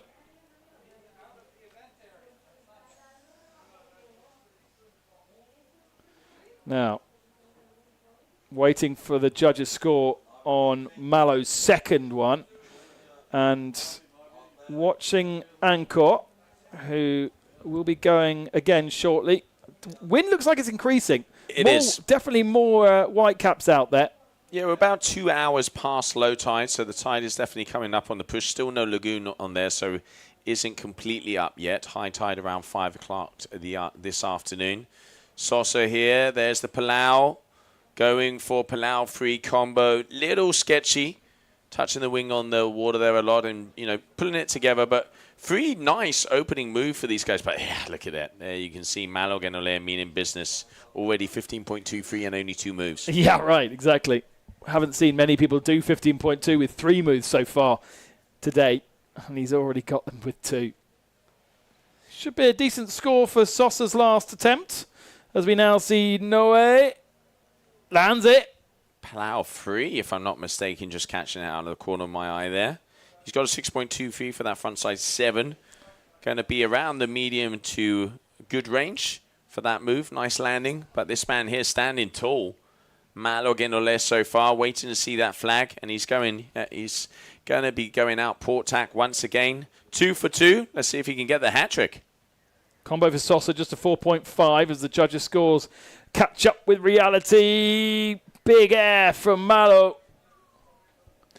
Coming right back up on the foil, showing the control on the landing. Palau front side free. 3 moves, 3 big scores. Malo is setting the tone for the competition day 1. That big last one from Noe, 6.8. So keeping Malo honest. But that's 3 big scores. That's 3 attempts, 3 big scores, no crashes. What do the judges think of that last one as now we focus back on a very fast Ankor Sosa heading back towards the beach. Huge pace. Up and over comes so. Front flip there for him. Probably around the 4 range. We've seen front flips throughout the early rounds. 4s, 4-2s. Ricardo Zorzi having a very nice one. All right, here we can see Kuyala switching the feet, switching the wing, making his way back out. 6.8 free there for that last move from him, 13.06. So the winner of this heat will go through to round number 5, and the second and third positions will battle it out in round number 4. Changes the hands. Okay, there it is. Palau, combo, into a triple combo. Nice move there from Kuyala. Oh! I don't know if that was a punch of frustration or happiness. We got some interaction, though. Sosa's up to 16.23. This is a high-scoring heat. Now we're in round 3. You can see the intensity changes up. A combo from Noe, and now we go back to Malo, who is leading at the moment with an 8, a 7.2, and a 7.8. You might as well park it. I mean, it's going to be hard to improve on those scores. And he's still got 3 more attempts to go. Yeah, that is almost as good as it gets. I mean, Malo, as we mentioned, the 8th overall. Noe Kuyala is 14th overall, having both of them ending up 9th over there in Tarifa. And looking to improve to get inside that top 10, especially for Noe, and inside that top 5 here for Malo. 1, 2, 3. Oh, 1080. Textbook. Genole on fire. Maybe there will be an improvement on that 7.23. Still waiting for the score to come in for Noe's combo. Just a 5.5 from the judges on that combo. Maybe it was a frustration. There was a little separation, so it was a frustration, like you said there. There was a little separation in between the first move to the second, and I think Noe knew that and knew he'd get underscored. All right, here we can see. Oh, blind back mobe. Blind mobe there for Ankor Sosa. Sketchy landing. But that is a very complicated move because he's taking off not looking at the wing at all, hence why they call it blind. Now straight to Noe. Maybe we'll be looking to improve on that combo score that's just come up as a 5.5. Heads off shore again, away from the beach. Again, incredible speed. 1080. Doesn't Getting land caught up there. Yeah, you can see when they go for the Palau, you can see they rotate that backhand. So be able to get into position to have the ring correctly. When they're kind of going for those frontside frees, you can see they're not spinning that hand. So little details that you can kind of see on the screen. But so far, it is this man. He has improved it. 8.53, frontside 10. Malo Genole, the man to beat, without a doubt. Yeah. An improvement up to 24.4 now for Malo. Switches that hand, as you said. Goes for 1 foot Palau. I love it. Grabbing the board, kicking the foot, Jackie Chan style. But unfortunately not quite getting the landing. We have got to get a replay of that. Beautiful there from Genole. Oh, going for back mob 7 if I'm not mistaken, or back mob into a 3 off the corner of our eye. Look at this. Grabs the board. Ka-ching. Gets it back in. A little body weight a little bit backwards. And unfortunately going down, but showing new moves here in Fuerteventura as we move into that final round of tricks for each one of them. Ankor Sosa, here we go. Got to go big. Third in the moment. Goes for the combo. Gets it. How good was it? His combo score of a 4.5 previously. Yeah, needs to improve by about 2.5 points. Yeah, right. So he needs almost a 7 to come into contention there with Noe Kuyala. And Malo Genole pretty much out. Had a touch, isn't he? Yeah. Yeah. So Kuyala here is going to be the one who's closest, as he needs something big if he wants to have an opportunity here, because he's got a 12, 13-ish. He's going to be comboed. No, Malo Genole is going to have it.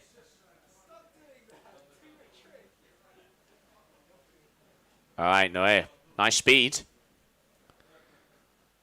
1, 2, 3, 1080, but goes down front foot heavy, and you can see the frustration. All right, so it's going to be official. Victory run. It's going to be Malo Genole is going to be going into all the way through to round number 5. And then it's going to be Sosa and Kuyala battling it out in round number 4, the second elimination round, where we will go once again to 7 and 3. But remember those scores, a 16.5 from Sosa, an 18.5 from Noe. Malo gets a big air there. Beautiful. Absolutely beautiful. It's getting Kung Fu down here in Fuerteventura. Here you go.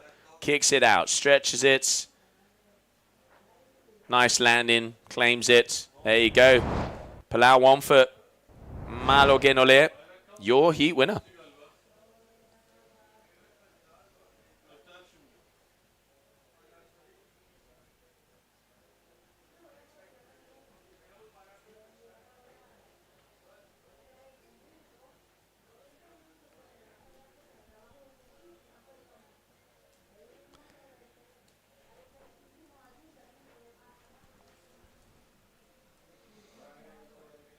A Palau score still yet to come through from the judges as we have the end of our heat.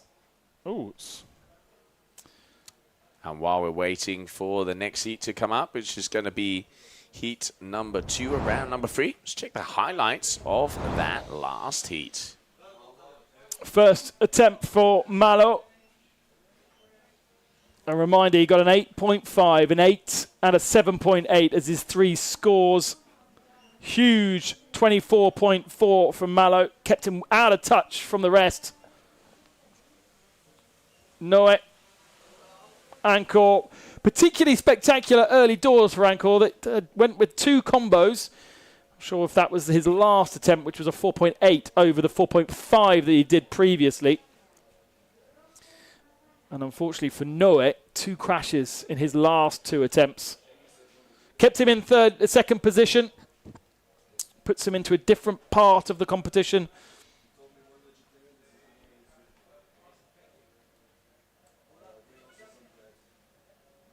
And there was a lot of highlights in that first heat of round 3. We're going to see so many big scores, I think, coming up. And it was a punch of the wing, that triple combo that scored just a 5.5. It was the last score for Noé. And it was a frustration for him. Yeah, you could see the body language there. But, I mean, here, Malo going for the Palau 1 foot. That was the first attempt where he crashed out. And then on the final move was able to make it as it comes in. The innovation out here in Fuerteventura as we continue on. Coming up next is going to be heat number 2 of round number 3.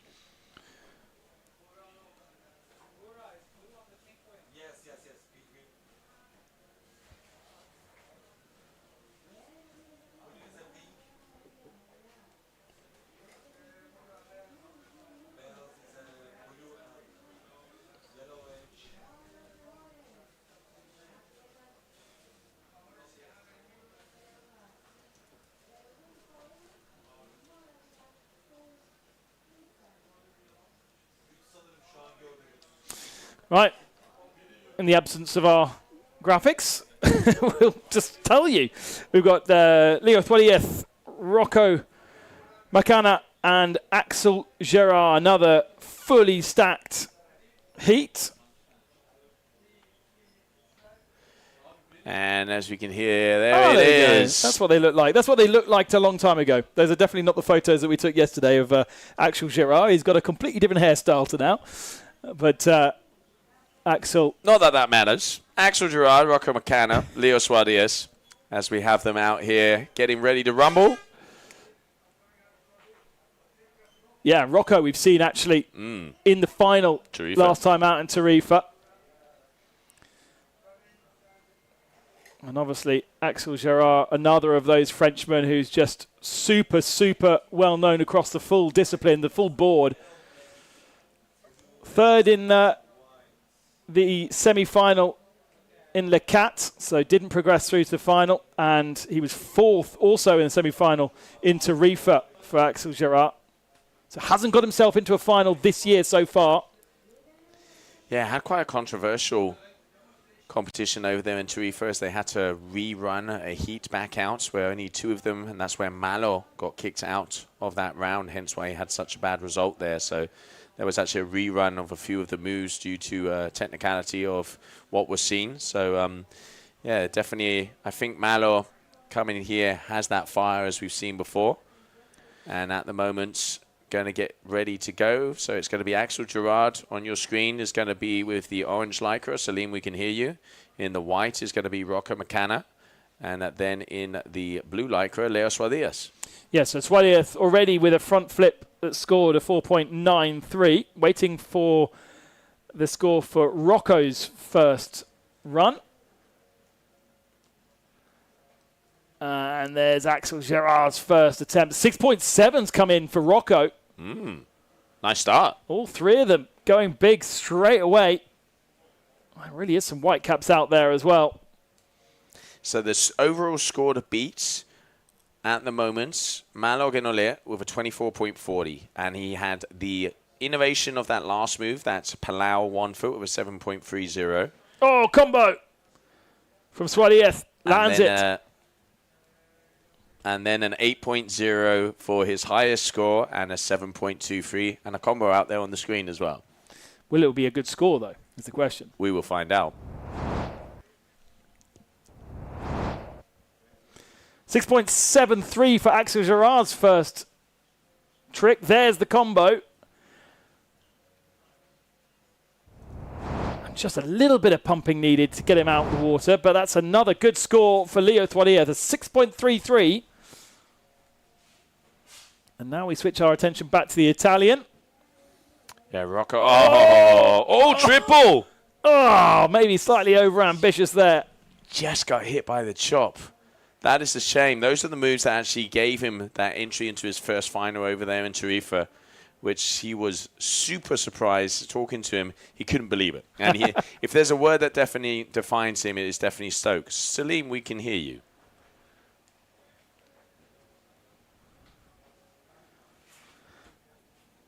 Flag up for Axel.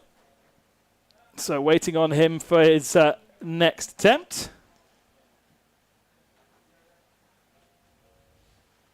Here we go then. You got to love these colours. It is crystal blue. I love how you can out see there. the foil in the water. Yeah, exactly. It's insane how fast they go. 1, 2, 3, 1080. Axel, smooth. 6.73, going to be in the same vicinity. So he's going to be taking the lead after that one, but we're waiting for some scores to be coming up. But so far, Axel definitely looking on full form.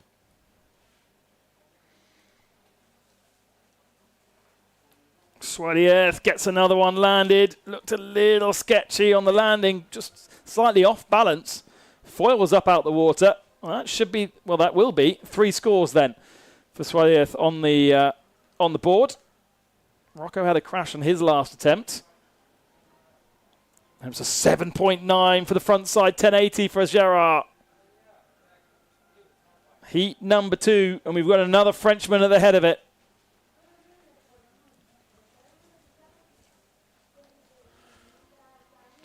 Let's not forget, and we're going to be seeing Francesco Campuso and Xavi Core coming up next, the youngster from Spain as well. A lot of Spanish young athletes coming down here. Obviously, Fuerteventura, hop, skip, and a jump from the mainland. But still, I mean, Leo, one of the youngest athletes on tour, going well. Oh, Batmo 7 there. So Batmo into a 3 there from McCanna. Multiple rotations, passing that wing behind his back. He's on form.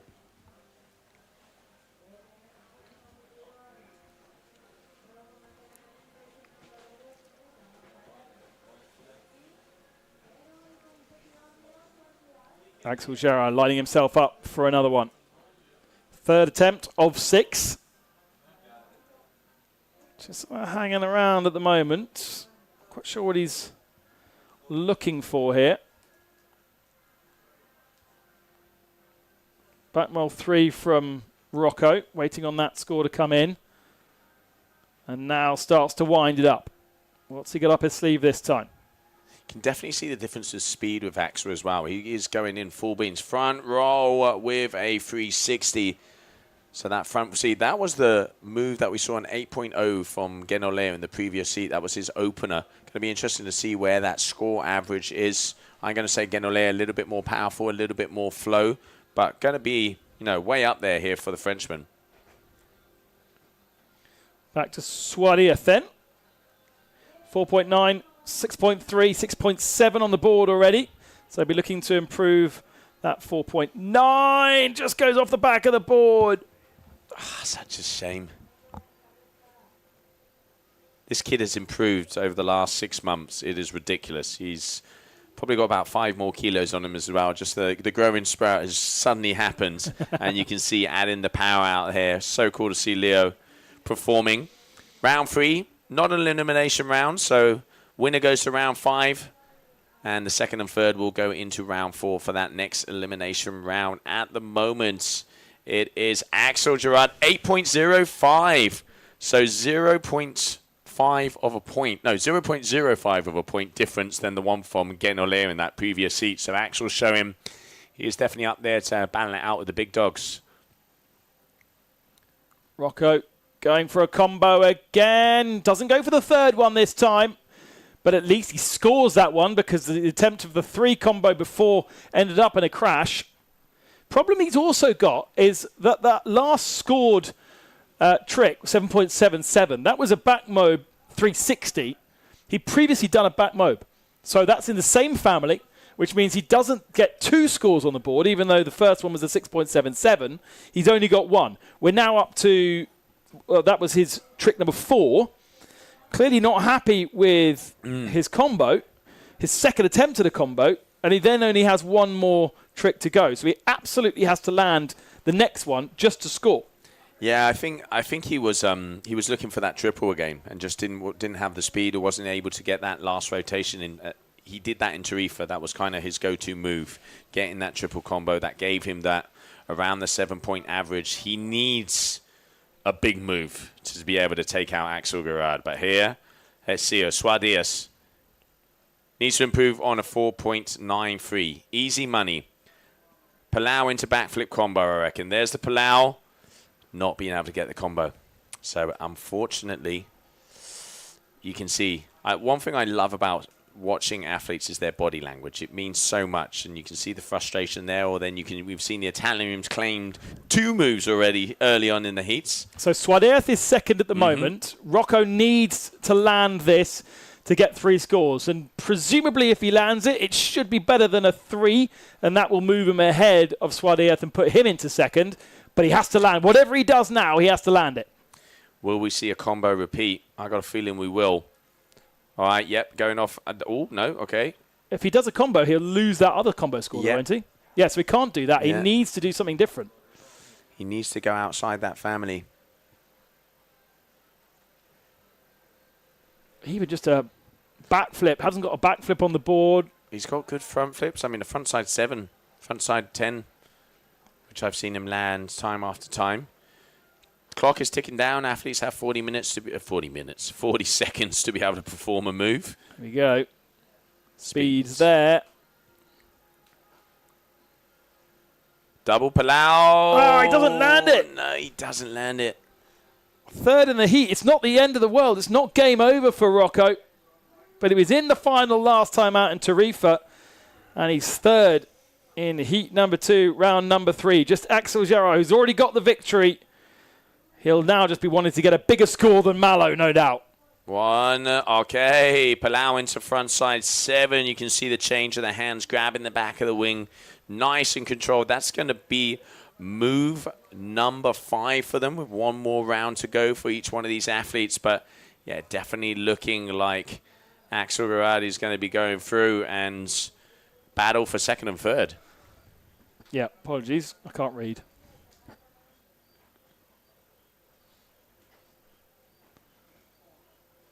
So not game over then. 1 more opportunity. I mean, Axel taking out the electrical hammer and putting as many nails in the coffin as possible pretty much on that last round as we're waiting for that last score, but a big move there for him. So 1 more round of tricks for each one of these athletes. Leo going down with a crash. All right. Gerard got Rocco, an 8.9. Boom. Gone bigger in total than Malo Ganoli that we saw just a moment ago. Oh, it's on. It is on. The axe is slicing up the competition. I love it. And he's not over yet. Still got 1 more opportunity to improve that score. Rocco needs this on the board. I repeat what I said earlier. Got to land it. And does. Palau frontside 3. Nice and controlled. That was a good move there for him. So maybe that will move him into 2nd place, which technically would give him a better seeding in that next round coming up because he would be up against the 3rd place on the next heat. So you'd think so. It's always better to be out in front. But this man here on your screen, number 6, Allez la France, Axel Gerard, the biggest heat of the day. Goes combo. Front flip to back flip. Hasn't got a combo score on the board. But it's probably not going to touch that 7.9 that he did for the front side 10. Wow. All right. Well, that is going to be official as no matter what the score on that one, Axel Gerard is going to be your heat number 2, round number 3 winner. And the biggest score of the day, the biggest combination score of the day, head honcho on the screen. It's only heat 2, though. I know. And we haven't seen half of our athletes yet. So still lots of opportunity. Does actually improve to a 25.02. Gets an 8 for that combo. So all 3 scores were above an 8 for Axel Gerard. Impressive. And an opportunity to see some of those tricks once again. Leo Suarez in the blue lycra, scoring a back mobe, a front flip, and a combo. Rocco Makina having to wait. Makana, sorry, having to wait until the very end, but it was a masterclass from Axel Gerard. His first time out on the water today, and gets a 25.02. In fact, it's gone. I don't know if he dropped it once. I have a feeling that every single attempt... Oh, there we go. There was one crash out of 6. Not a bad way to start off your competition. Well, exactly. That's what I was thinking. Not a bad way to start off. All right, so we continue on. Heat number 3 of round number 3 is going to be coming up next.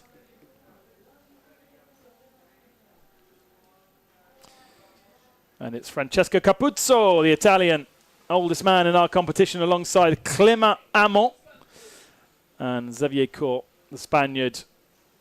Those 3 going up against each other. We've already seen Francesco out on the water. First time for Clément and Xavier. What did Francesco manage in round number 1? 18.36.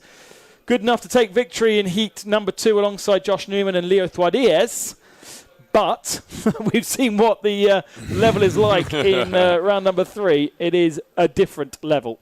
And we can see that yellow flag going up into the sky. So we are 1 minute away from that first jump, which will be Francesco Capuzzo out there in the blue lycra. But yeah, rightfully so. The scores have gone up considerably. Let's not forget the highest score for Francesco in this heat was a 7.2 for a Radiculo 7. And now the highest score on the board was Axel Gerard in that last heat, where he had a 8.97, if my memory serves me right, Ben? Yep, I would say so. It was an 8.05, an 8 dead, and an 8.9, I think. Yep, there it is. All right, so it was 8.97 there for Axel Gerard, definitely showing he is, at the moment, the athlete to beat. We've had Manuel Genolea, one of the top athletes, still, of course, waiting for Benjamin Castencio, the winner over there in Tarifa, and Christopher McDonald, multiple-time Surf-Freestyle world champion from the United States. But here we go. Blue lycra, your gong athlete from Italy, Francesco Capuzzo, to open up this heat number 3 of round number 3.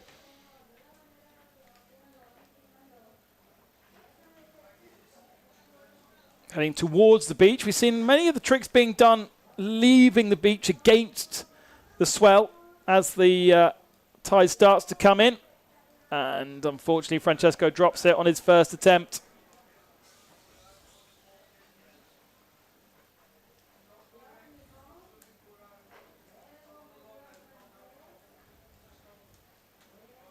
So we switch our attention to the Frenchman, Clément Amont.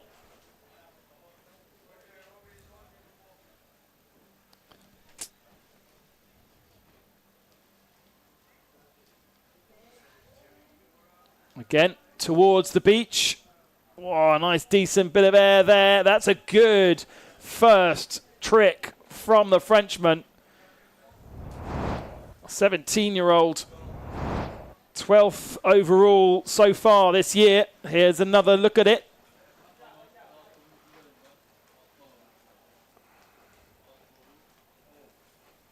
And I've just been informed also, Ben, that after the next heat, so after heat number 10, this is heat number 9 currently of the competition, we are going to be having a half an hour break. So we are going to be completing this heat, one more, and there's going to be a 30-minute break in the competition.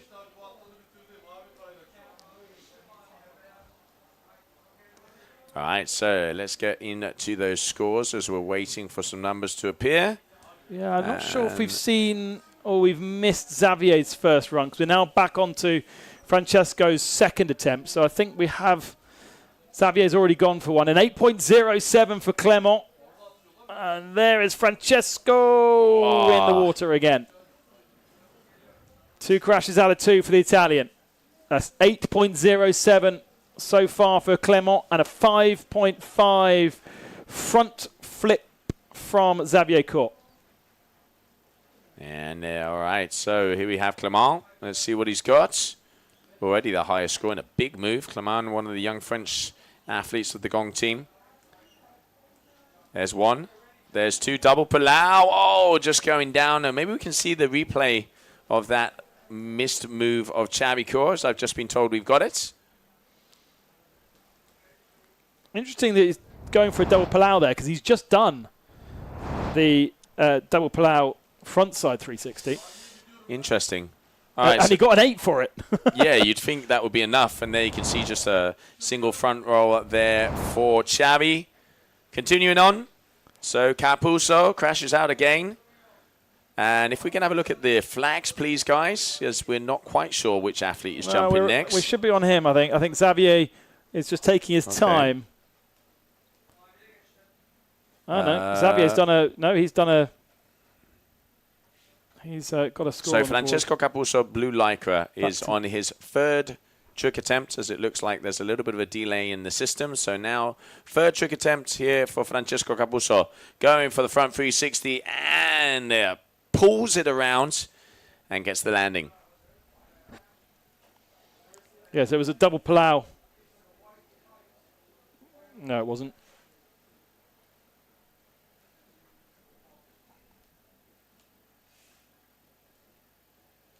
And there you go. So Clement Hamon's move, that big front roll with a front side 3, waiting for confirmation. And that now we can see there a beautiful front, excuse me, not Clement, Francesco, a front with a 3, a little bit all over the place. So hopefully now with the system back, we do apologize. So round number 3 of maneuvers, trick attempt number 3 of Clement there is going to be a crash. Xavi Coors coming up next. There we go, back on track.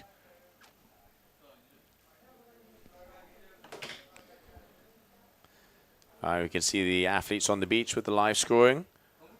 Rocco McCanna, not looking too happy. No.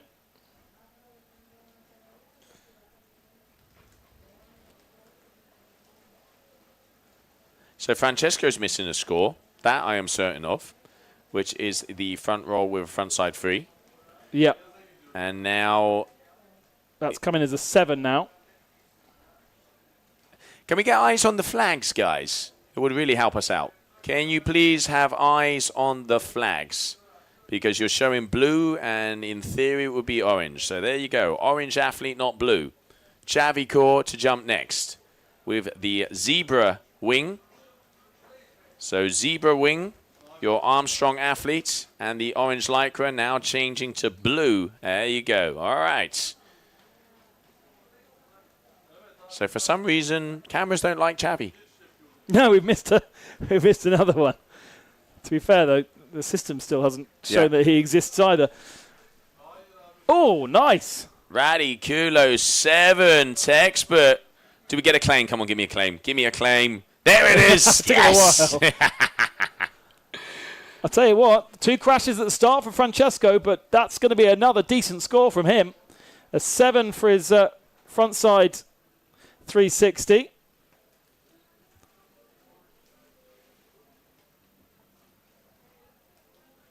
And now we wait for the judges. Frontside 3 for Xavi coming in a few moments' time. So at least Xavier Coors has got 3 scores on the board.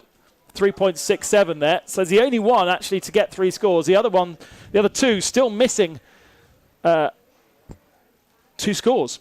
Yeah, consistency is key out there, and it's it's all good. You do the biggest move, but you got to land it. If you do not land the move, it's going to be a crash. So 2 crashes for Clement, 2 crashes for Francesco. He's missing that Radiculo 7 to come up. 7.2 in the first heat he did this morning for that move. So I'm pretty sure it's going to be in the vicinity. Was looking equally as good. And now here we can see Clement, trick attempt number 4. Not an elimination round. Winner goes to round number 5. 2 losers will go in to round number 4. Oh, forcing that free around there from Clement.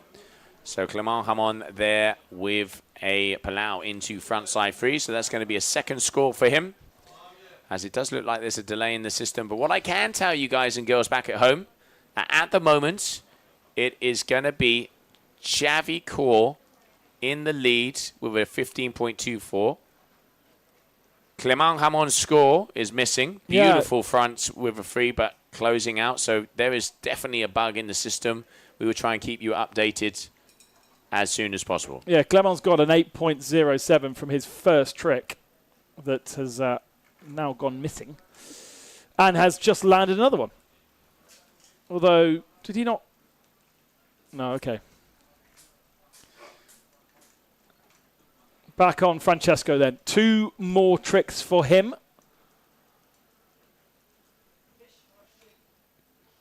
And just gets dragged over the front of the board there, Francesco, leaving him only 1 more attempt to complete the 3 scores he needs.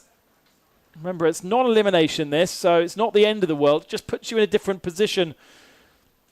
And in comparison to the other 2, Francesco the least seeded of the 3, but certainly one of the more experienced of our riders. Clement does have 2 scores. There's just 1 missing off the board there. Goes for a nice big combo and lands it. That should be a decent score. That should be 3 decent scores for Hamon. Could even be better than Xavi Kors. Xavi's got 2 still to go. And he's got a 3.6 on the board there for the frontside 360 he just did 2 tricks ago. Doesn't look like he's intending on doing anything right now. Yeah, looking at the system here, there definitely is a glitch, which I've just talked to the head judge that they are rectifying. But what I can tell you is Chaviko is in the lead. At the moment, Chaviko is in the lead, as you can see, but it is also what I can see. There's a score coming in for Clement. Yeah, but Chavi is still in the lead, hence why I'm saying it. And here goes. One-handed. Oh, nice, Chavi. Getting his groove together. So we do apologize for these glitches. But head judge just talking to me here on the channel and saying that it is being rectified. First is Chavi, second is Clement, and third is Francesco Capuzzo, even though that doesn't appear on your screen. Back to Francesco then. Final jump attempt, final trick. Running with the swell down towards the beach. Now switches it back up. You know, he doesn't need anything being too big to go ahead of Xavi Kors. Of course, Xavi does have another run to go. There's a 7 that's come in for the combo of Clement Hamon. So it's all... No, Clement's well ahead of the lead if you add the 8.07. That puts him on 21 point something.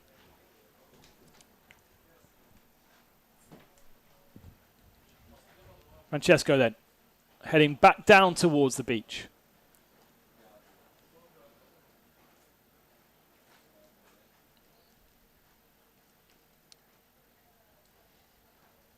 And he completes it. It's not going to be a massive score, but does he need a particularly massive score? That's the question. The last... So no scores. All right, so once again, we do apologize. As it does look like the system is all over the place, as you can imagine. As we continue on. Chaviko in the leads. Second place, Capuzzo. Third place is going to be Clement Hamon.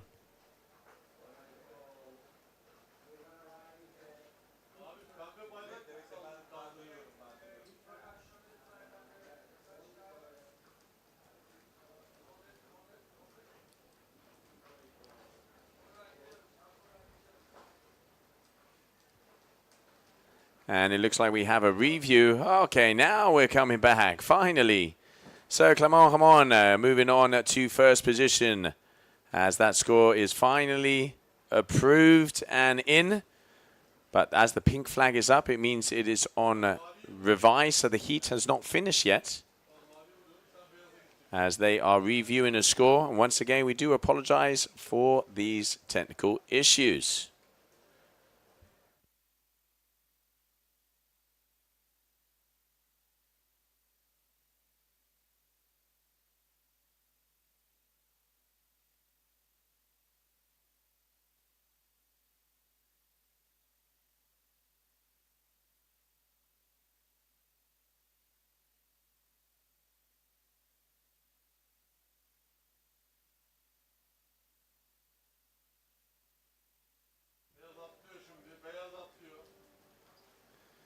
And Clement Ramon with yet another move. As we can see, that trick was on revision, as I mentioned. All right, big Palau looking for the combo. But that is not going to be the score he wanted to see if he can improve over that 7.0. So next up is going to be the final move for Xavi Cure. As this man here front and center on your screen.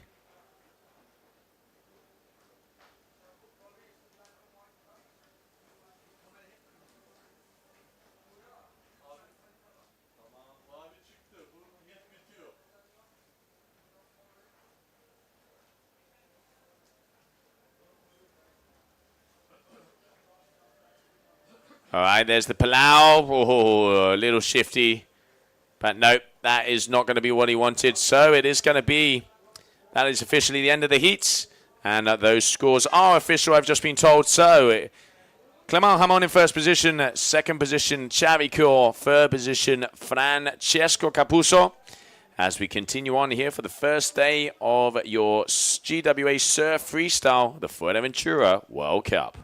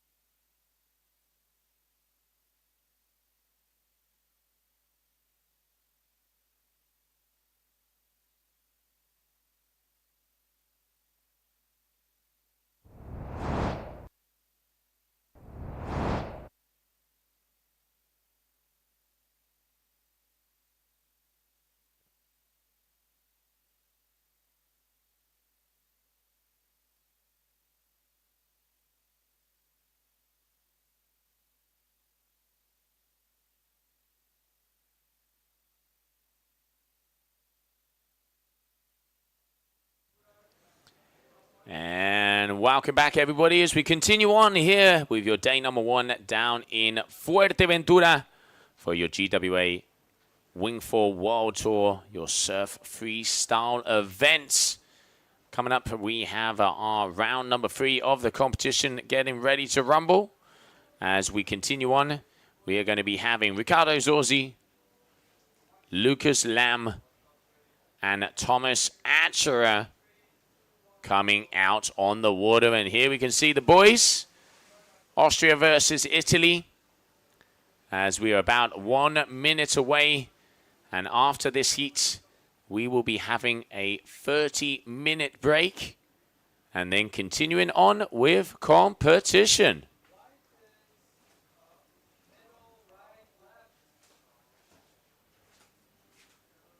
One minute, yellow flag in the sky.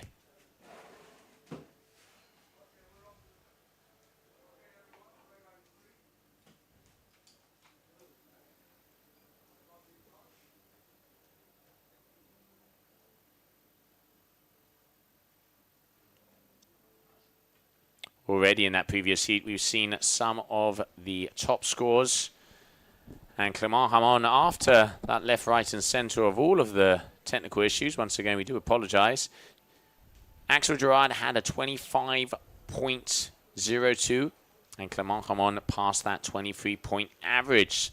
So Clement proving he is yet again one of the top athletes, 21.34. So anything over that 20 points, we know we're starting to separate the boys from the men. And here we can see is going to be Ricardo Zorzi, your Nil Pride athlete from Italy, the first man to jump.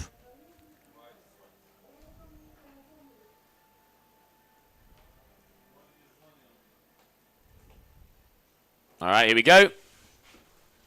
As he comes in right foot forwards.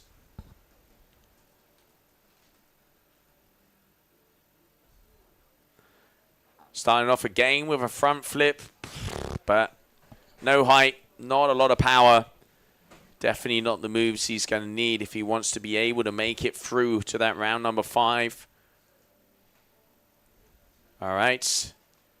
Let's see what Lucas Lam has. Having a little look back there to see His flag goes up into the sky. Your duotone athlete from Austria. Then Thomas Acher, one of the Acher brothers. Let's not forget, they were on the podium of the overall so far. And Thomas third in Tarifa and second in France. So definitely one of the athletes to be looking out for here in Fuerteventura. Lucas, here we go.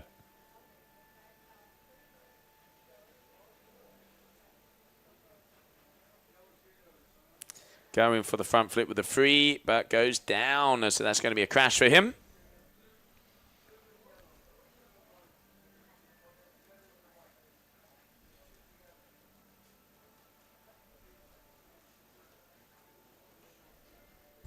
And now, Thomas Acher. As I mentioned before, third overall so far. Second in France, third in Tarifa. Oh, tweaked out front with a free and getting the full rotation in the air. Very nice.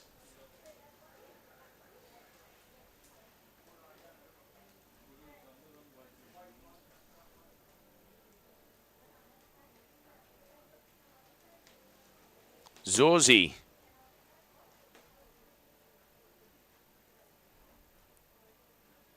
.77, kind for that front flip. Going for his second move. You can see slowing down. He has not got a lot of speed. Going for the Palau, but no, not getting the landing. Definitely not what he needs.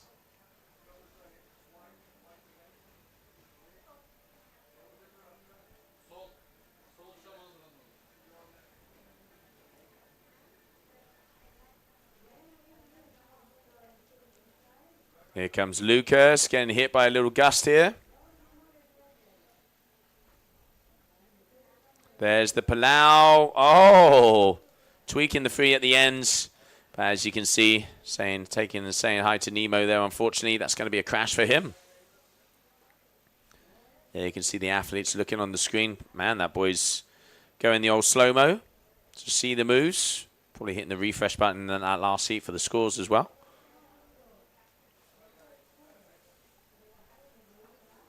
.87 already on the board for Thomas. Coming for his second trick now.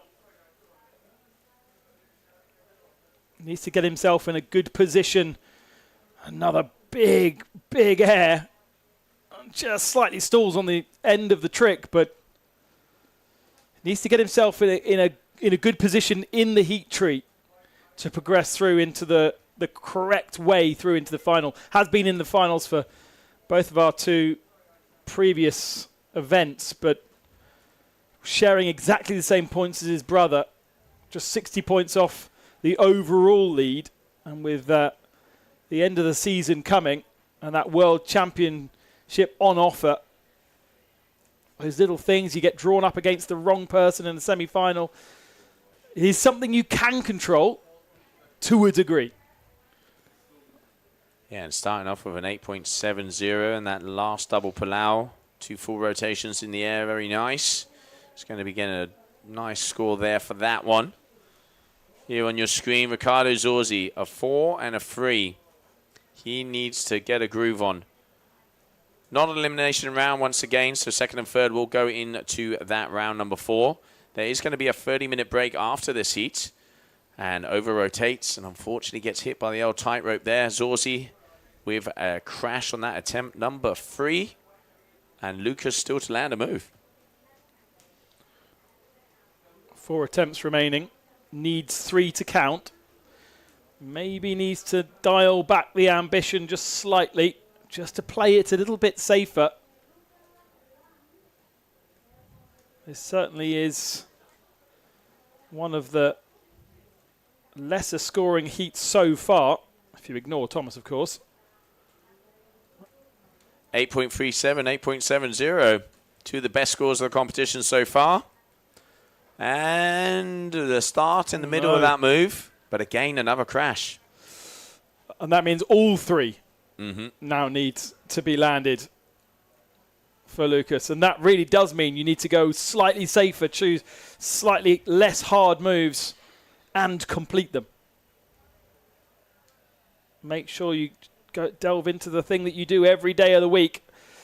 Oh, it's just amazing how the likes of Thomas Acher can be able to land things like that on a on-demand basis, and that is surely going to be another 8-point score. We've seen the two Frenchmen already, Malo and Axel, 24 and 25 point totals. I think we're going to see Tomakaka able to extend that.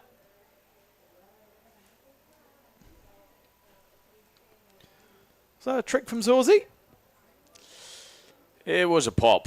I mean, as I said before, he needs big moves. But, I mean, 9.13, so biggest move of the competition so far from Thomas Hatcher. This is why he is second back there in France, third in Tarifa. It's only one number he needs to close out the season. That is a numero uno. So Thomas there already 26.20.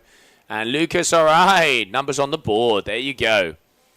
Didn't go that safe, did he? To get that one done. Got the opportunity still with Ricardo's total at just 11.04 to overhaul him. Right, back to Thomas then.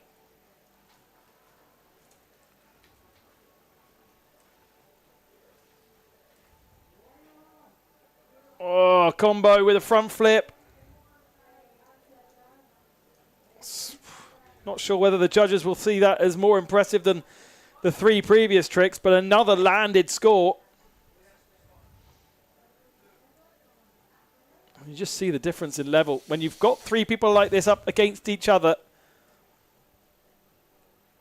I mean, that Palau frontside 7 there from Thomas, it doesn't get much better. 9.13. Malo hitting high 8s. Axel answering back with high 8s. So at the moment, I think it's safe to say, once again, Axel, Genole, and Thomas Atra, your top athletes. Okay, Radiculo 7. That is a better move there from Ricardo. Definitely going to be improving on those scores. Lucas, at the moment, having trouble with those landings. 5.67, like you said, not keeping it safe, going for the bigger moves. But when you've crashed 3 and you only have 6 attempts, you've got to go put all the bacon in the frying pan.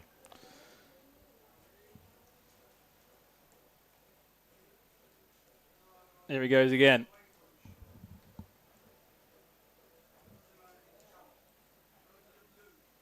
Oh, no. Will the judges think that was landed? There was far too much body in the water for me to say that that was landed, I'm afraid. Yeah, he's having troubles. Lucas is definitely having troubles. It's just lucky. This is not an elimination, isn't it, really? Oh! The wind has definitely picked up. Just had readings in, actually. It's gone from 23 to 25, and before it was hitting 22 to 23, so it is coming up. Let's not forget we're about mid-tide. At 5 o'clock is the high tide, but you can still see sand on the beach, mate. So obviously the tide isn't in yet. It was an 8.5, that combo for Thomas, so he did improve his score to a 26.33. There's another combo, and goes again with a 4. That is 5 maneuvers in a row. Give me a replay and dizzy tablets. What was that? How did he have the momentum to keep it going? Let's have a look again. All right, so big front loop into another big front loop. So 2 good moves. Little bit of a pump, goes into 3 front side 3s.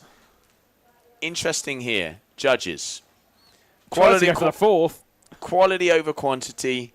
Little bit of a stall in the middle. How are they going to score this? Because if athletes see big scores, this is going to be a new thing. Yeah. I mean, that boy needs to sit down and get his balance back after 6 weeks. You can see the smiles, laughing out there. They're just having fun. Most important thing about every session you have, always have fun no matter what.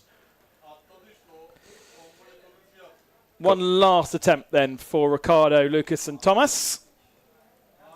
Absolutely necessary for Lucas to land.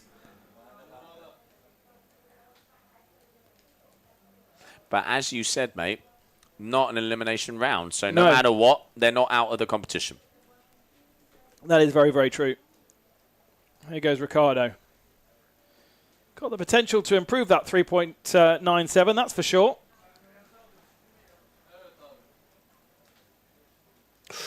skids. Just managed to keep that together. He had a 4.77 for a front flip. So maybe improving, not sure. Get this, Joe. 4.83 for that combo from Thomas Asherer. Maybe a little too greedy. I must say I'm happy. Because we don't want this turning into Cirque du Soleil. I think, I think it is about the power. It's amazing to see that can be done. And this is why he's one of the best athletes in the world. But I am a fan of quality over quantity. So big moves with amazing execution, not just jump after jump after jump after jump after jump. So, yeah, congratulations, judges. Nicely done. Lucas Lamb doesn't land his last one. That's 4 crashes out of 6. On just an 8-point score on the board. Thomas has won the heat. Kind of wasn't particularly surprising either. It's the biggest score of the competition so far. What's he going to do to showboat this one out? He's already gone greedy with a 1080 plus 2 backflips in a combo move. What's he going to do now? Show your hand. Don't show your hand. Everyone's watching on the beach.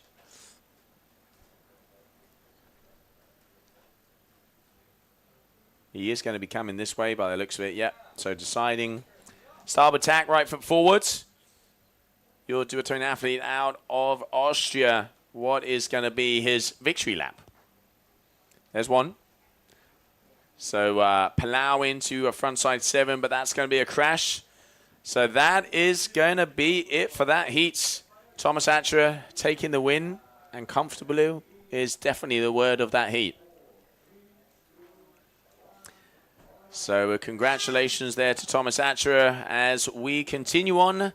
But we have a 30-minute break until we move into heat number 5 here of round number 3. Down for your GWA Fuerteventura Surf-Freestyle World Cup.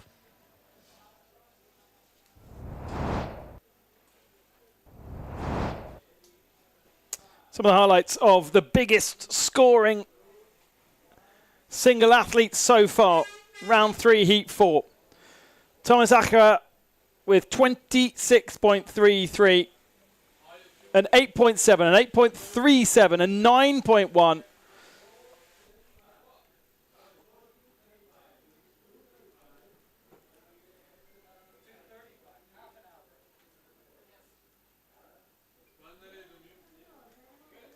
Some of the other attempts from some of the athletes, unfortunately in that one, not a match. And we are now halfway through our heat number 3. This was the 4.8 in the end. And kind of an experiment, perhaps, from Thomas as to what the judges would think of a combo of that nature. And we are now halfway through heat round number 3. So it's heat number 4. We've got another 4 heats to come. But before we do that, we are going to go into a half-an-hour break. And so you can rejoin us at 2:30 local time, where we will continue heat 3. And then we will begin our women's competition this afternoon as well.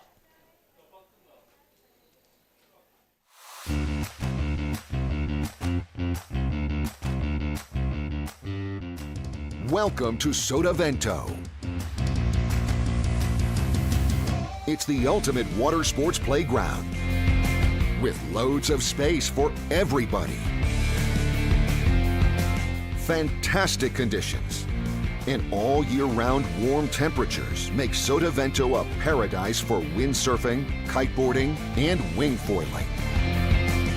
The up-to-date rental equipment of the highest quality is constantly updated. Our professional courses will help you improve your style and riding technique. And with the hotels nearby, it's only a few meters from the bed to the board. Come and enjoy our water sports paradise.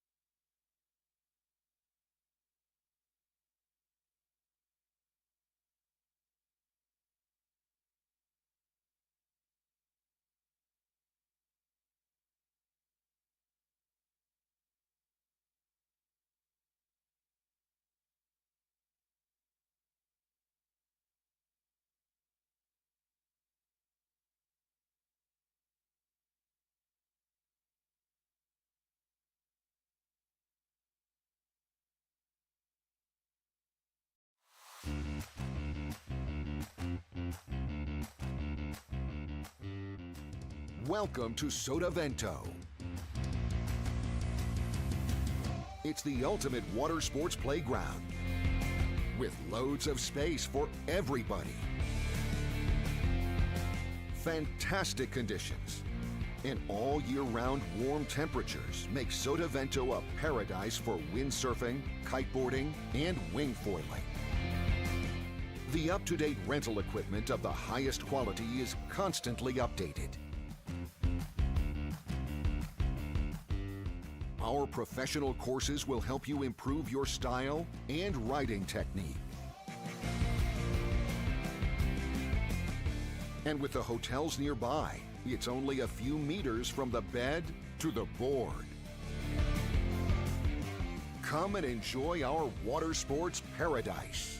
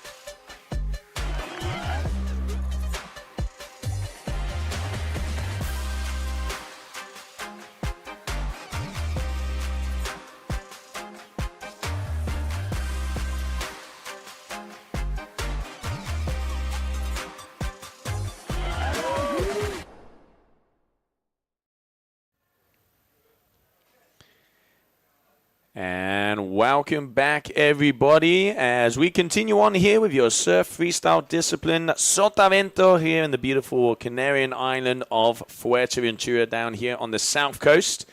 Heat number 5, round number 3. So not an elimination round, meaning that the winner will move all the way through to round number 5, and then the second and third place will go back out in round number 4. Here we can see the Youth World Champion, Enzio Bastianelli, getting ready to rumble. He's going to be going up against Nathan Berger and Luca Villametz. 3 of the younger athletes and also some of the best freestylers we have on tour. Let's see what they have to say to us as we just come back after a 30-minute break. Luca was one of the men that I wanted to talk to because he's got obviously an American flag, lives in LA, but his name is French. And I thought the Americans would destroy the name. But actually, he is still known in America, mostly, as Vuillamé. Vuillamé, there you go. Without the T. Vuillamé. Vuillamé. So it's still like the French way. Ignore most of the letters, especially the important ones, and then you've got it about right. That's the way that I can... anyone listening who is from France, I live in France, therefore I'm allowed to be rude about the French, especially when it comes to pronouncing surnames that don't have all of the letters pronounced. Gérard, for instance. Gérard, that's always a good one. That is a good one. Nathan Berger from with a Spanish flag, but from Switzerland, and a Brunotti athlete. Yeah, local will be in out the of white. Tarifa. Okay, another one from Tarifa. Hence the flag. And then here we can see on our screen your F1 rider, Enzio Bastianelli. youth world champ, and he is going to be the first athlete to jump. So we've already had 25-point averages, so already big numbers coming up. So let's see how Enzio is going to go in for his opener. He's got the change in the hand, so it's going to start off with a Palau. There you go. There's one. Palau frontside free. Nicely landed. Good opener there for Enzio. 19.3 with the score in round number 1, taking victory in heat number 3. So that's why he's progressed straight to this one. Which not a bad score. Not at all. But, I mean, that last heat that was in the water where we saw Thomas Acher from Austria, 26.33. Definitely the man to beat. And here you can see this is Nathan Berger, KT Brunoni rider, front roll with a 360. Getting caught up a little bit on the landing there. Certainly one of the taller riders in the entry. He could actually make it to the bar, mate. Could see over it. It is incredible to see how young the athletes are here on the GWA. Very bright future wingfoiling, as we had over 90, I think it was 93 athletes at the youth event down there in Costa Brava in Barcelona. We can see just losing the foil there. Yeah. So this is Luca. That was swell that the foil sort of popped out of, or whether he hit something under the water. Should we call him French-American? Well, yeah, I suppose so.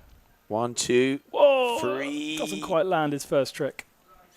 All right, so Nathan there with a 7.07. Nice start. Enzio at 6.77. And Luca is going to be going down with a crash. And let's not forget, 6 trick attempts. Top 3 moves are going to count. And then when we go into round number 4 and onwards, it is going to be 7 with 3 counter. Oh, gets the height. Getting pulled off there. Definitely a bit more swelly as well than we saw this morning. The wind's built, but the swell also. And if you're a little bit too high in the water, that can be a little bit of an issue if the foil pops out of the water. But if you're doing it on purpose like that, oh, come on, pump it out. Gets it done. They're close to the beach here. There's not a lot of water there, but they're such of that skill, they're able to fly in the tiny bit of water that exists, which is comfortable for a kite surfer, probably not even for a windsurfer. Yeah, they do cut it close. Maybe some wheels on those falls as they come any closer.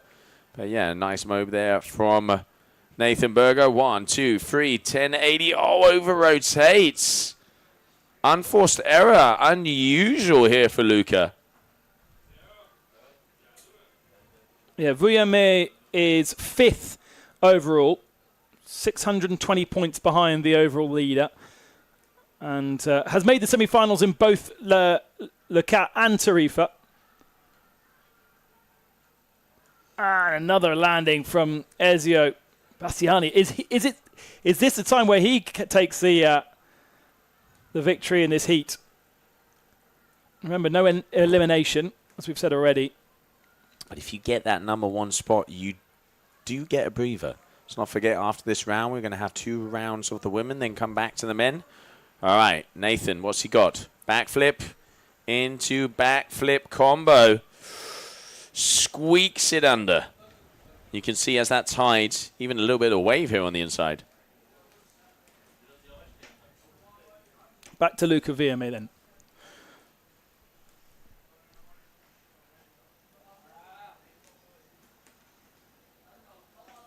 What's he got in the pocket? Just 6 attempts, 2 crashes already. And has the prestige from those opening results. The box in which they have to perform slightly changed over that last, moved around thanks to the tide coming in. Shouldn't change anything for the athletes though. All right, Luca gaining speed, port tack on his way out.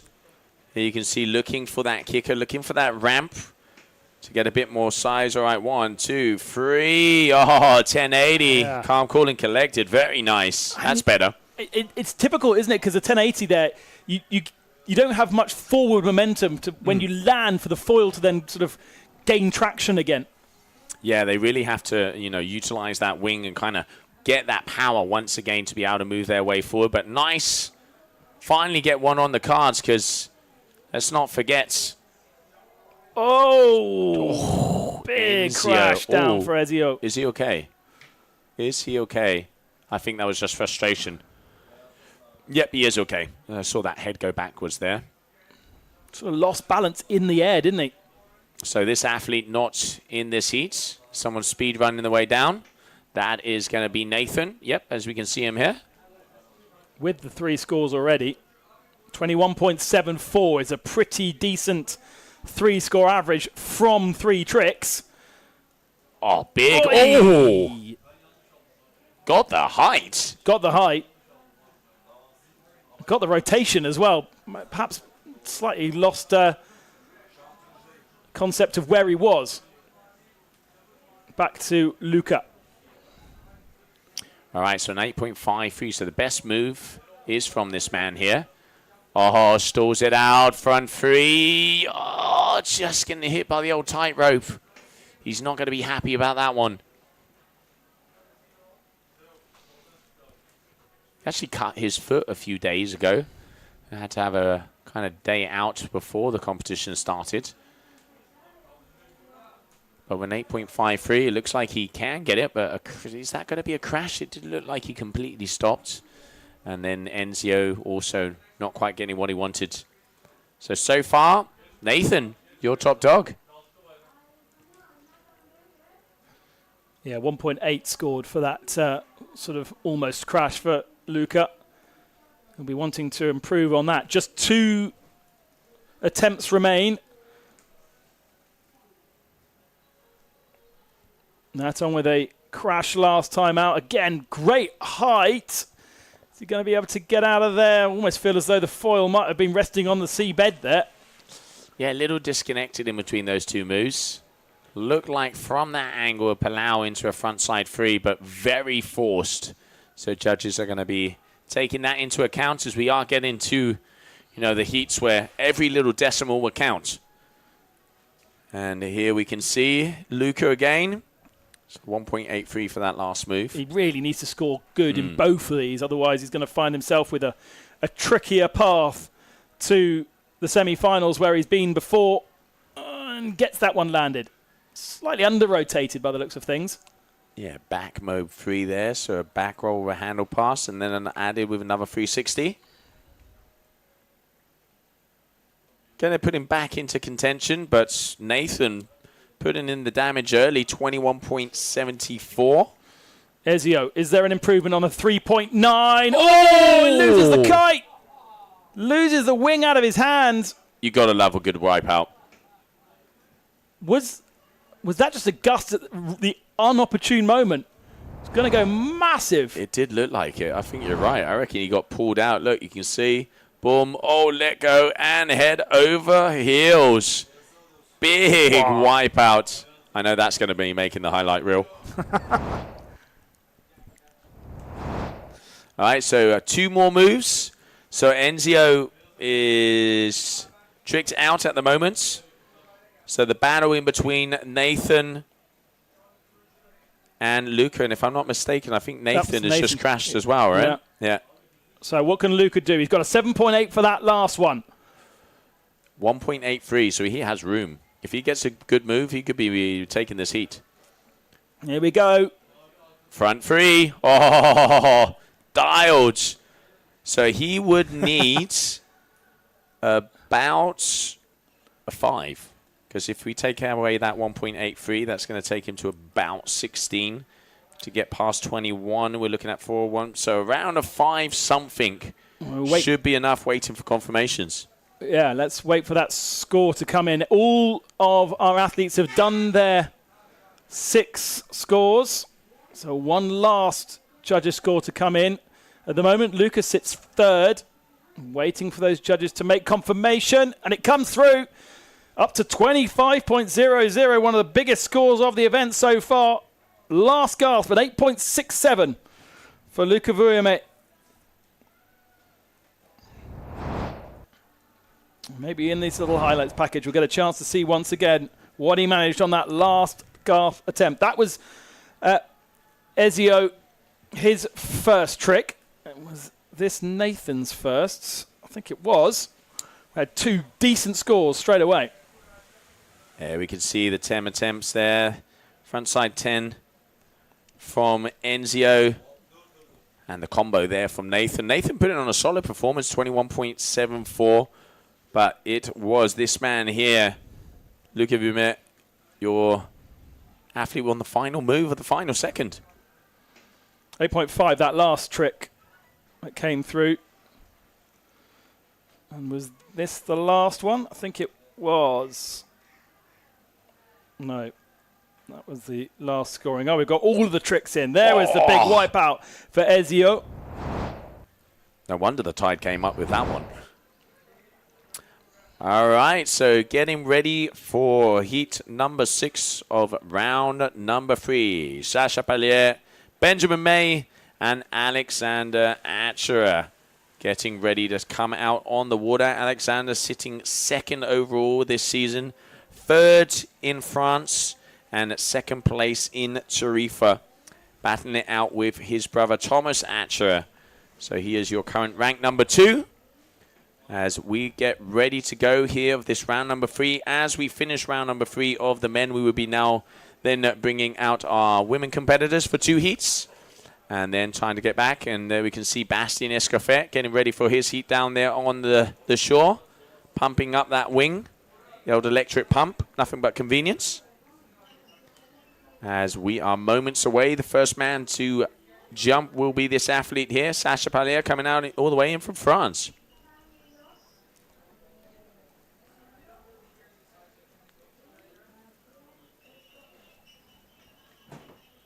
So Sasha with a big score on that first round. Got him through from round 1 straight into round 3. It was no, that's not true, is it? He was 2nd in heat 3 and went into round 2, but it was a good score in round 2, 16.87.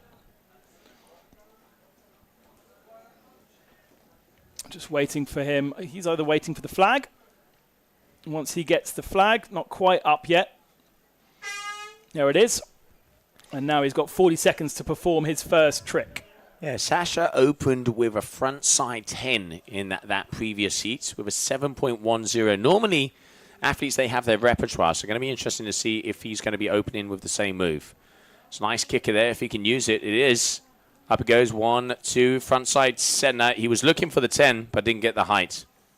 Even with the swell. Well, it looked like sometimes there's a little lull in the middle of the competition area where the wind just really isn't so powerful. Now, power. This man here, Benjamin May, did some of the biggest front loops we have ever seen a couple of years ago over in Gran Canaria with more than 50 knots. He's known for his speed, and he's known for that height, and pretty much just proving my point there with a front roll into a front side 3, but not as fluid as we've seen in some of the other athletes. Still, numbers on the board. Opener, 1 in the bag. Going to be happy. Waiting now for Alex Acher, twin brother of Tom. Birthday coming up in about a week's time to turn them both 18. And they really have been the stars of the show. 60 points behind Benji. And there's the first big roll. Oh, nice. You can see the difference there, just a little bit more fluid. You can see it looks more like one move instead of 2 linked together, which is why he's getting those top scores. I mean, wonder what his opener is going to be. Already a big 8 there for Benjamin, so judges really liking that one. And there's that frontside 10 attempt there from Sasha. Now, was that completed? We reckon that was a crash. It's definitely going to get points deducted, but I think as his back didn't completely touch the water, which is normal to kind of go to, lowly scored, but they will be able to have a number on the board. All right, Palau coming at us. There you go. Palau frontside 3. But Benjamin goes down there. 8.9 opener for Acher. Yeah. So both frontside threes from May and Ashera on their first tricks. Now to the second one for Alex. What's he got for us? Yeah, was looking for something else and had to stop that rotation.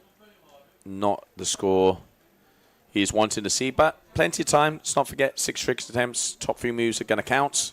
And then when we move over to that round number 4, it will be 7 trick attempts and the top 3 moves count. Change of the hands there. Straight back to Sasha, who's got a 6 for that frontside 10, but nothing much going on his third attempt.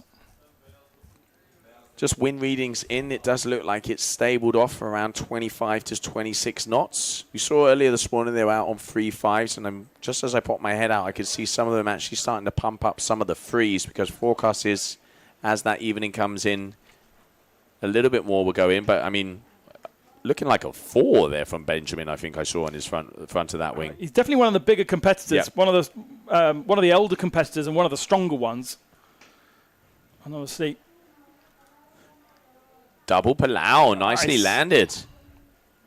21 years of age is Benji May. It's impressive we can say one of the older riders at 21. Yeah, I know, right?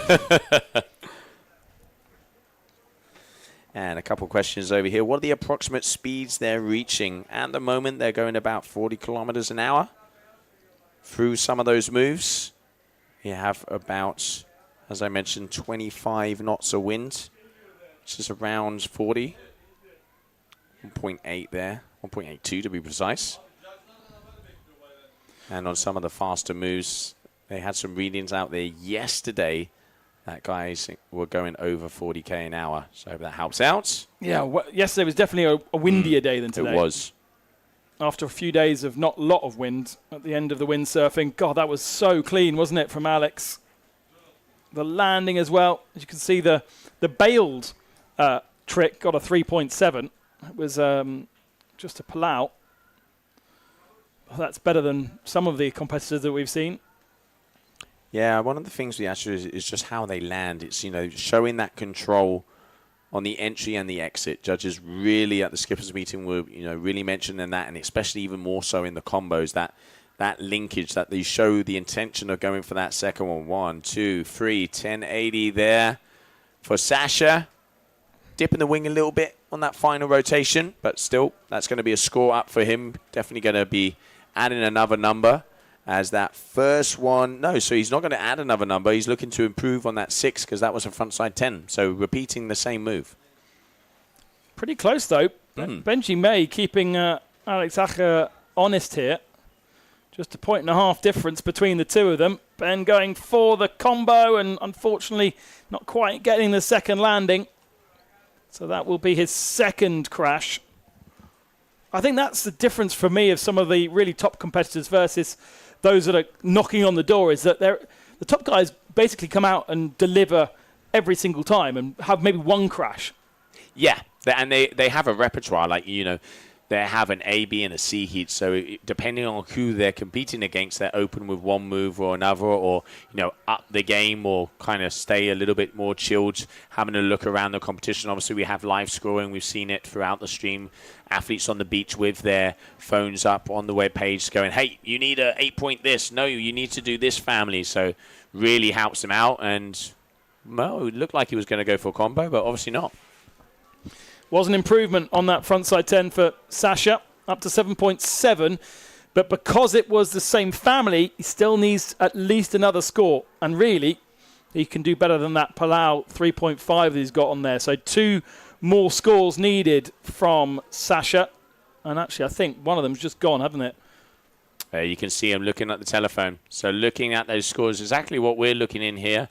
They are seeing out there on their phone to know what to do. And, Superman gone wrong. So Benjamin May there, he's looking for that backflip into front flip combo, but not getting the height. And you can see just crashing out there, unfortunately. Alexander, backhands. Okay, so let's see what he's got for us here. Already on a 25.4 and gets it landed again. An 8.9, an 8.5, and an 8. Could well be improved again. Yeah, Palau into front side 7. So the first rotation a little bit more top to bottom and then going into that horizontal axis for that 720. One of the harder moves at the moment of the trick list, which continually gets updated. We already saw a new move there from Malo Genoleo with the Palau 1 foot, but just look at that. There's that one rotation, and then here starts to bring that wing around in the game. As you said before, Ben, the landings, they just crisp in and right back out of the water. Whilst we wait for that score to come in, we're on to our last attempts. I think Sasha's already done one. So, because we're now looking at Benji for his final attempt. And it was a 9.4 for Alex Acher. Huge. He's gone to the top of the points in total. No, Sasha hasn't done a run, so we go back to Sasha. There is kind of not really a trick, no. Going for the Palau frontside 3, but pretty much making a 180, then pushing it around under the one. I'm actually impressed that he was managed to keep that together. But, I mean, Alexander, 9.4. Doesn't get much better. Right, is Benji going to go for another combo to try and improve that 3.3? Yes. But no.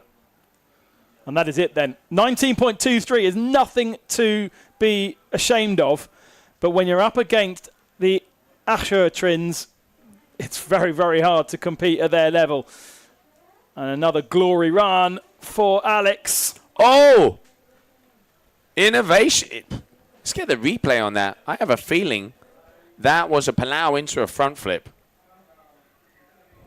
That could be a first attempt. Let's have a look at this in slow-mo. Yeah, goes backwards.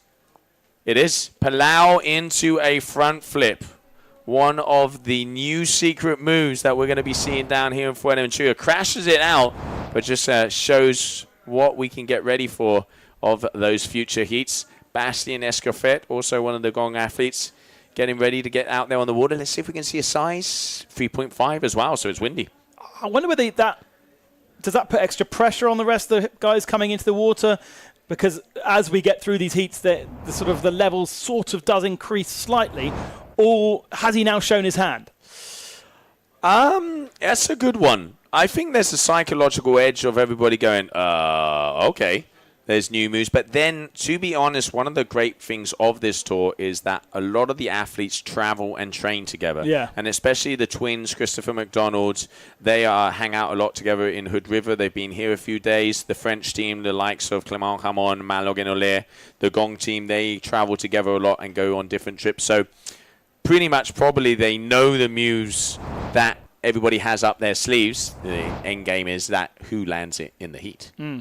But yeah, that's one of the that is one of the most impressive moves that we can see out on the tour so far. Just got to land it. We move on then. Round 3, heat 6. Heat 7, sorry. Heat 7. We've seen Noé Mercier already. Charlie Locke, first opportunity for him to show us what he can do. And Bastien Escoffet, now with added hair. Yeah, Charlie Locke, the youngster from the UK, 5th in Tarifa. Had an absolute blinder of a competition. Almost made his way into the final and has some very good quarterfinal and semi-finals runs. You know, really starting to show his potential. And after he's been at quite a few events, but now kind of growing up and having that competition savvy or competition experience, not buckling under the pressure of those future heats. There you go, 5th position on a World Cup. Let's see how he does over here in Fuerteventura. And Charlie, the only Brit, 18 years of age. So he got into that semi-final last time out, where we also saw Bastien in the semi-final in Le Cat. He was 4th in his semi-final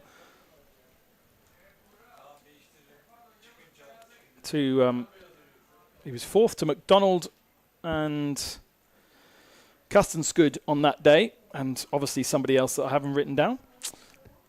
And we'll just wait that green flag to fly, and then we will get round 3, heat 7 underway. Remember, we are not eliminating anybody at the moment. We are just simply reseeding them, putting them into their different heats for the next round where there'll be 4, and they will have 2 eliminated at the end of each of those heats.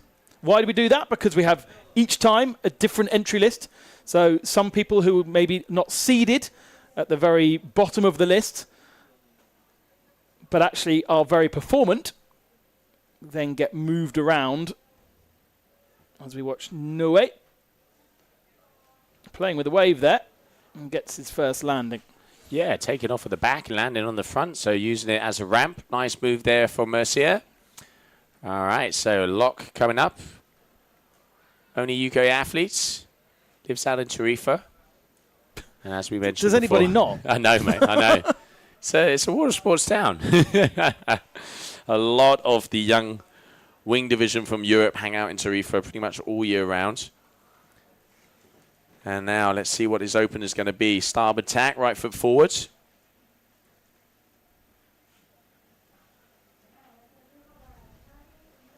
Deciding against it there. Is he going to be taking his time all the way down to the shore? There's the Palau. And there's the I'm not happy slap fi. That's okay. It's only the first trick. Still got 5 attempts more. Here we have Bastien Escofet, one of the veterans on tour, known for his speed and power. He was one of the first instigators when it came to the combos, really applying pressure of making that second move as powerful as the first, and you can just see the difference of speed and the difference of height. There you go, front flip, coming down a little heavy, but still open a move there for Escofet. You're a different man when you're 26 years old versus 14. Oh, yes. And but we're only 25, aren't we, mate? that's height as well, Bastien. Exactly. But of course he's got the power to do so because he's got the muscle mass because he's older. Oosh! Ooh, What was that? Finding Nemo. So Mercier going down there, so that's going to be a crash for him. And now Charlie, 3.77 for that Palau. Interesting to see how Bastien is. All right, powering up. Here we go.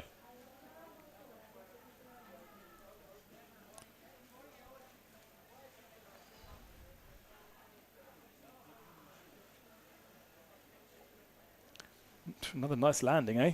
Nice landing, double Palau. So he did the single. Now he's done the double. Same family, though. That's Exactly. Eliminates that 3.77 away. Yeah, so he's obviously taking it easy. So far in the heats, 6.10 for that front flip there from Bastien Escofet, which is a good score for a simple move. Yep. None of them are simple, but an easier move, let's say. In other sports, you'd have the families graded. That would be a low-graded score, but another pretty decent score from that one, no doubt. Yeah, Bastien there. Palau with a grab, so letting go of the wing with one hand, grabbing that board, and then actually getting the frontside free on the bottom half as well.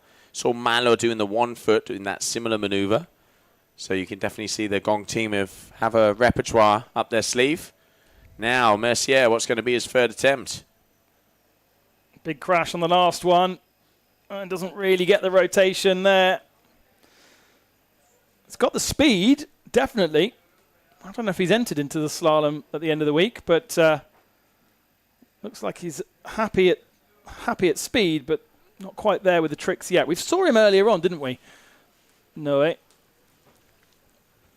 Yeah, we did in those early rounds. Charlie, all right, waiting for that second score. That double Palau, still going starboard tack. Here he goes. All right, up. Oh, that's better. That's the height. Front loop into a front side free. Very nice. Height, power, speed, execution. Dots the I's, cross the T's. That's going to be a good score for him. Trick attempt number 3. Bastien now with an 8.07 for the last trick and a 6.1. Wait to see what Charlie gets on that last one, but it looks like a battle between those two for the heat victory. Yeah, one of the things with Bastien, you can just see, obviously, has the strength, has the power, and really always goes higher. Up and away, there's one. Oh, coming out short there, though, for that double Palau. Not quite getting the pop he needed.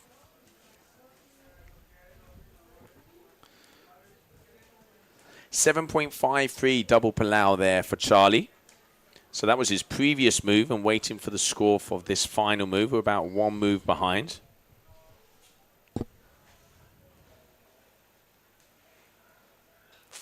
Looking for the combo. At least Noe slightly settling down after that big crash on attempt number 2. Going back to Charlie then, who still has a score outstanding for us. And there's a combo. A little bit of a lag between the two elements, but not disastrous, and it was very clean. All right, so a Bastien, 8.07 and a 6.10. Charlie waiting for scores to come in. I'm going to go out on a limb and say he's going to be in second place at the moment as the battle for that first. Let's not forget, first will go through to round number 5. And we can see Charlie, 15.43. Bastien, oh, there's the height, 1 and 2. Big double Palau there from him. Let's not forget Charlie's double Palau, if we look at the score, was a 7.53. And from this angle, at least, I think Bastien's was better. Tight between our first two, though. With a couple of scores, a couple of attempts still to come. I think we're also slightly behind on scores as well. Nice combo. Oh, I didn't quite get the balance at the end of it. Back into the water again. I tell you what, Noah's had some shunts today. Yeah, a little bit back foot heavy there, and you can just see that forward just slipping out from underneath him, not getting that center of gravity over the top. Such a shame, because it was actually really nicely linked together. Charlie, Palau, combo into a forward, but no. Going down, so that's going to be a crash for him. Didn't quite have the momentum to complete that forward roll. Didn't really have the speed, did he? No, not really. Okay, close in between these guys. Bastien, here we go.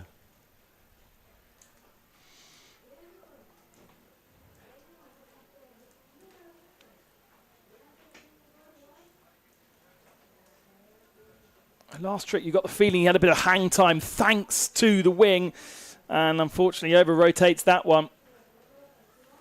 Yeah, going for that front side 10 there, but just not getting that rotation. Must be getting close to all the tricks being done. Yeah, we're just entering round 5 out of 6 right now. Or maybe not.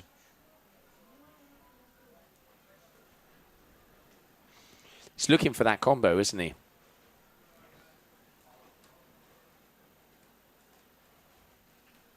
Charlie being asking the beach what's going on. If the beach is looking at the same data as us, then they might not know either. Yeah, you can definitely see confusion in his face. I have a feeling this is the final round, but I might have lost count here. He does have 3 scores on the board, so ignore that graphic top left. That is about 2 or 3 runs behind. I think both Charlie and Bastien have got full scores.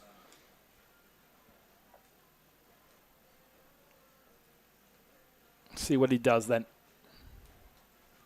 When in doubt, go big. Back mobe. Okay, back mobe there for Locke. Handle pass to the wing behind his back. See if he can improve on that 15.43. That is going to be another family, so that is going to improve on his overall score. 22, 23 is kind of where the top athletes so far are landing. And Escoffet, here we go. You can see, look at the water going off of his foil. Look at the speed.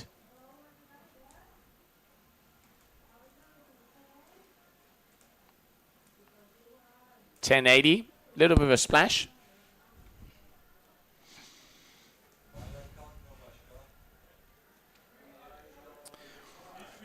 think that might be the end of that particular heat. Yeah, there we go. We've got the buzzer here. So I'm afraid sort of ignore what's on the top left of your screen, or indeed what's on the website, because we do somewhere out there, someone knows the points, but that's not it. Let's have a look at some of those highlights. Noe, with a sort of a combination. I think it was more of a backflip than anything else. That was Charlie's double pull-out, 7.5.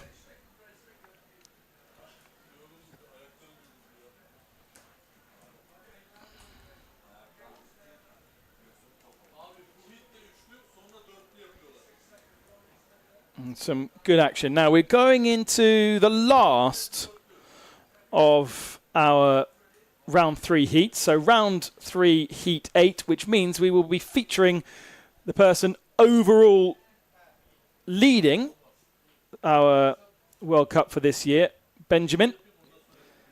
And he will be drawn amazingly alongside Christopher McDonald, multiple world champion.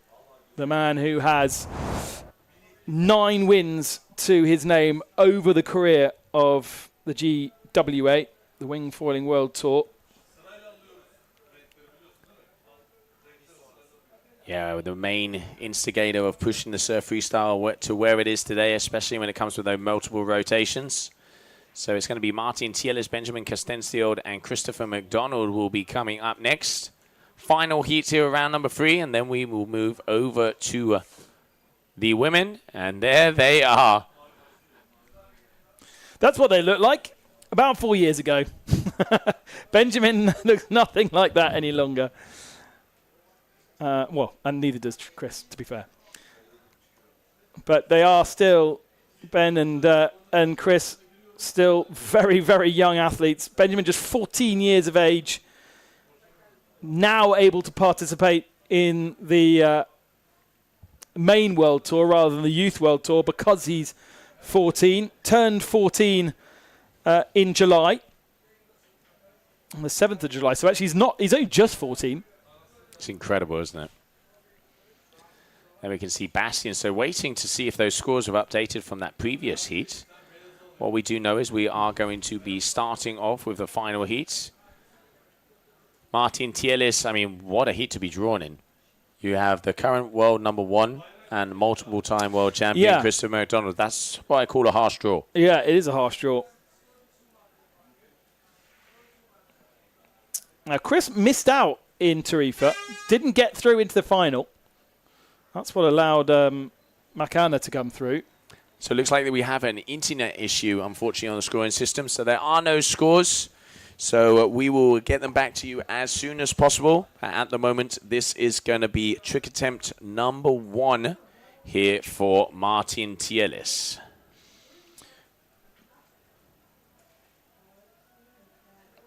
Gets himself a backflip to kick things off.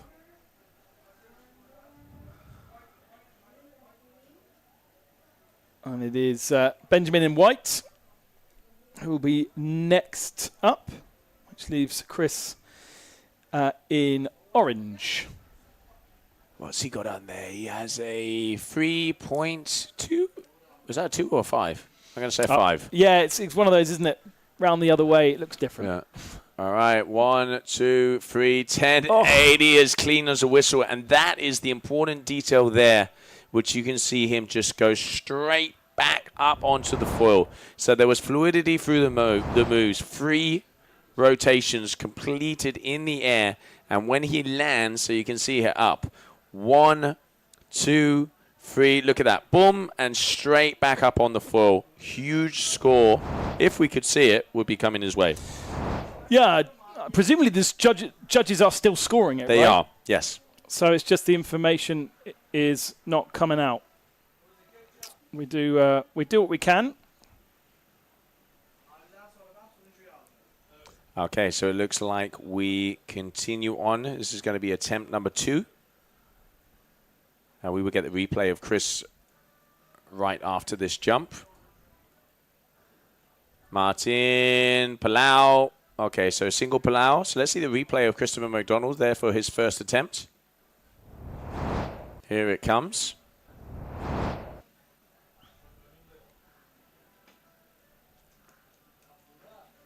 Chris, 1, 2, 3, 4 rotations. Very similar to Benjamin and right back up on the foil. So as soon as scores come our way, we know. There you go. As it looks like we have some updates. This is attempt number 2 now for Benjamin Castencio.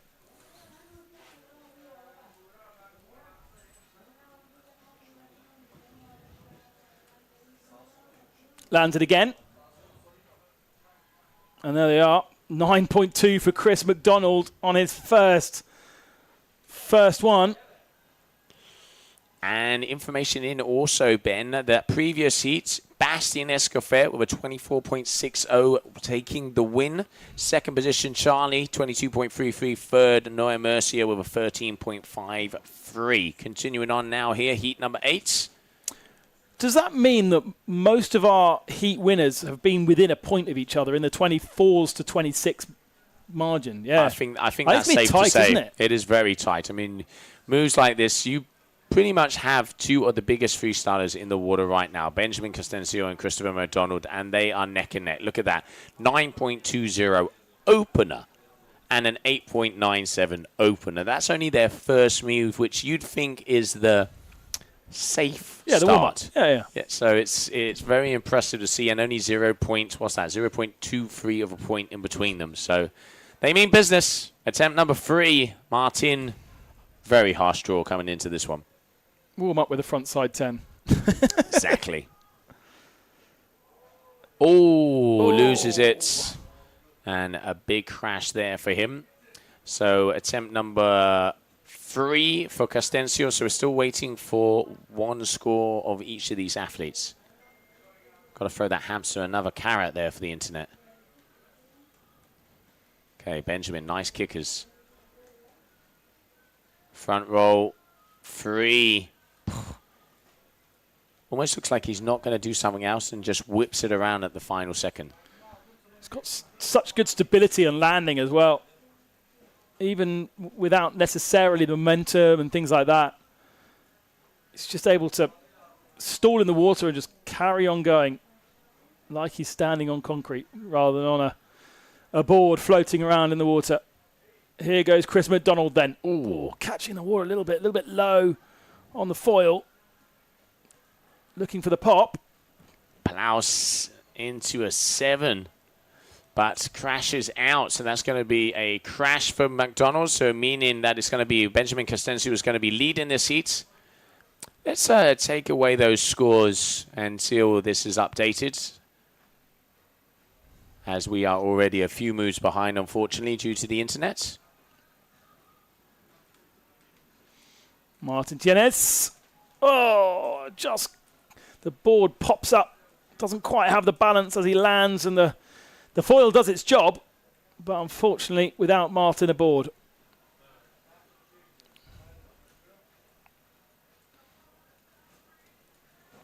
So we continue through this competition. And there's Benjamin goes down as well. Just losing balance, and 0.07 of a point between Ben and Chris at the moment. We're back pretty much up to date with those graphics. Yeah, here we go. There it is, the last one coming in now. Interesting, 2 frontside 3s from Benji. So he hasn't got all 3 on the board yet. Last one was a crash. Oh, he's got the speed. Oh, Chris trying to add that second rotation in. That's going to be a crash for him. 9.2 and an 8.0. Okay, so confirmation. Let's get those scores back up onto the screen, as it looks like the issue has been resolved. There we go. Look at that. Nobody's got all 3 scores yet. Here comes Martin. He bails out as well. So that means 1 more attempt from Martin Tieles. It's going to be impossible to compete with the other 2. He is definitely going to be third. But who is going to win this one? Because both Ben and Chris still need to get a third score on the board.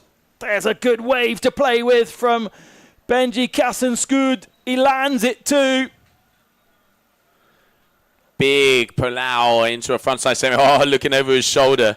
You can see the smile on Chris's face, looking over his shoulder, seeing that move there from Benjamin. As waiting. So now Benjamin is going to have that last score come up. We're about a score behind. And now Christopher McDonald here with what I'm going to say is the 5th trick attempt. Bear with us here. All right. Okay, backflip. Oh, perfect. Oh! He was going for the added 360 there. Backflip into front crash. That puts pressure on his last trick then. I mean, this could be a final. Other than the fact there's a person missing.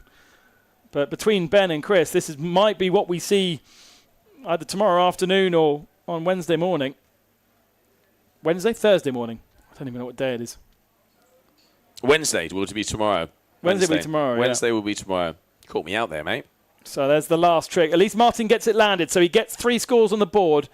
But he isn't going to touch Benji and Chris. Okay, so final maneuvers here. Yeah, we're not waiting for scores, are we? Because are we waiting for a score for Ben? We're waiting for a score from him for that Palau into frontside 7, which I reckon is going to be in the excellent range. And here, front roll into what looked like a Palau. Mixing it up because you can see him decrossing his hand there after that front roll. So Benjamin mixing it up now. Christopher McDonald's I'm pretty sure it's going to be his final attempt, even though the scores aren't updated, to see who's going to be taking the win. It's going to have to be big from what we have seen there from Benji. So it's going to have to be big if he wants to take this win. A difference also is that he hasn't got 3 scores. Benji had 3 scores already. Chris needs an extra score. Oh. Double Palau, or Palau 3, couldn't quite see underneath the graphic there. So not what he was looking for. And waiting official confirmation, I think it's safe to say that it was going to be Benjamin Castencio who was going to take the win of that heat.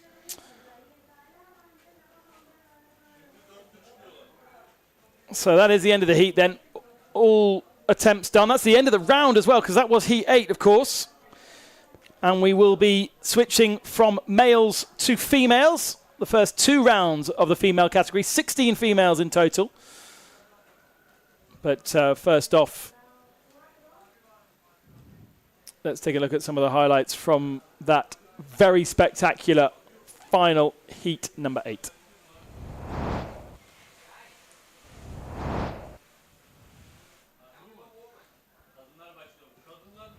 So clean from Benjamin Kassenskud. That was the front side, 1080. There was the reply from Chris. 9.2 was the judge of that one, the slightly better of the 2. And then that was the front side 3. Mirrored by Ben. He ended up doing 2 of them, a 7.8 and an 8.3.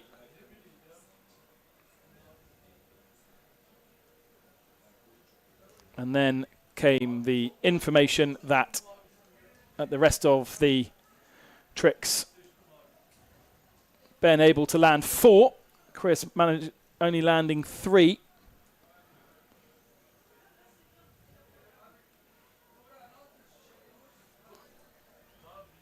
And the results are in. And as Joe expected, a 26.64 for Benji. He takes the victory in heat number 8. And a 26.4 is not quite the best, because a 26.8 was Alex Acher's top score in round number 3. And moving on to that round 1 of heat number 1 of the women, Lilo David and Viola Lipic will be coming out as our first athletes for our women to test out this Playa de Sotavento here for your GWA Fuerteventura World Cup. boys getting surrounded there. Listening into the commentary. See a few smiles. That's a shame. Somebody watching. Hopefully they don't know who I am. All right, so here we can see as the guys are getting ready. It's true that, you think about your live stream for the audience, but actually a live stream becomes a tool for the athletes as well. It's an opportunity for them to look back of what they've done, to analyze what they've done. YouTube has its half-speed feature as well, so they can slow things down. They can really learn from the stream today and maybe put that into use later on today or tomorrow. It's 3:30 local time. The buzzer has gone. We've got Lilou David. She said, I said, how do you pronounce your name? She said, David. I said, yeah, but you're French. She said, oh, no, it's David in French, but everyone calls me David because they don't speak French. I was like, well, okay. So you're Lilou David to me then. And Viola Lipic. Now, Viola was, if I remember correctly, in a final in Leucate, 4th position. And if I'm not mistaken, it was her first final as well in her career. She lies 7th overall because she was 4th in the quarterfinals in Tarifa, so knocked out at that stage. Only 5 women have ever won a surf freestyle competition since the discipline, or since records in 2020 began. Yeah, and we saw also, obviously, Nia Suarez, who has been the main female athlete of that discipline, getting beaten by Mar de Arce for the first time in an event. So, obviously, there's a couple of other young athletes coming into the fleet that we will be seeing coming up that are starting to shake the female freestyle tree, which is really cool to see because then it would just push the level up higher and higher. We saw it, when the likes of Chris came into play on the freestyle tour. Is if you get that competitive and not just one person dominating, the sport kind of rises and they can get better and better. But yeah, at the moment it looks like we've had that first crash there for Lilou David. And it will be Viola here on your screen. Tweaks out frontside free. Little bit of a ducky landing. But numbers on the board. Pumps out of it. Just about gets moving again. Without going for a swim.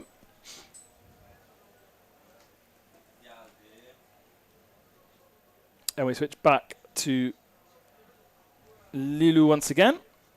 25 years of age, with Viola just 17. So the average age in the women's quite a bit different to the men's category. We still do have some 15 and 16-year-olds, but a few more in their 20s. Frontside free attempt again, but nope, you can see sitting down there. So Viola does have one move, and it hasn't been counted, so it looks like we still have internet issues in the judge tower as those scores are not appearing. Well, the crash came up. So that's why we're not seeing it on the TV screens, because obviously it was a 0 score.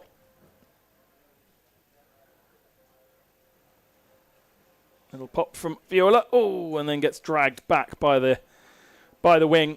Not quite set in the wind correctly. She gets pulled off into the water.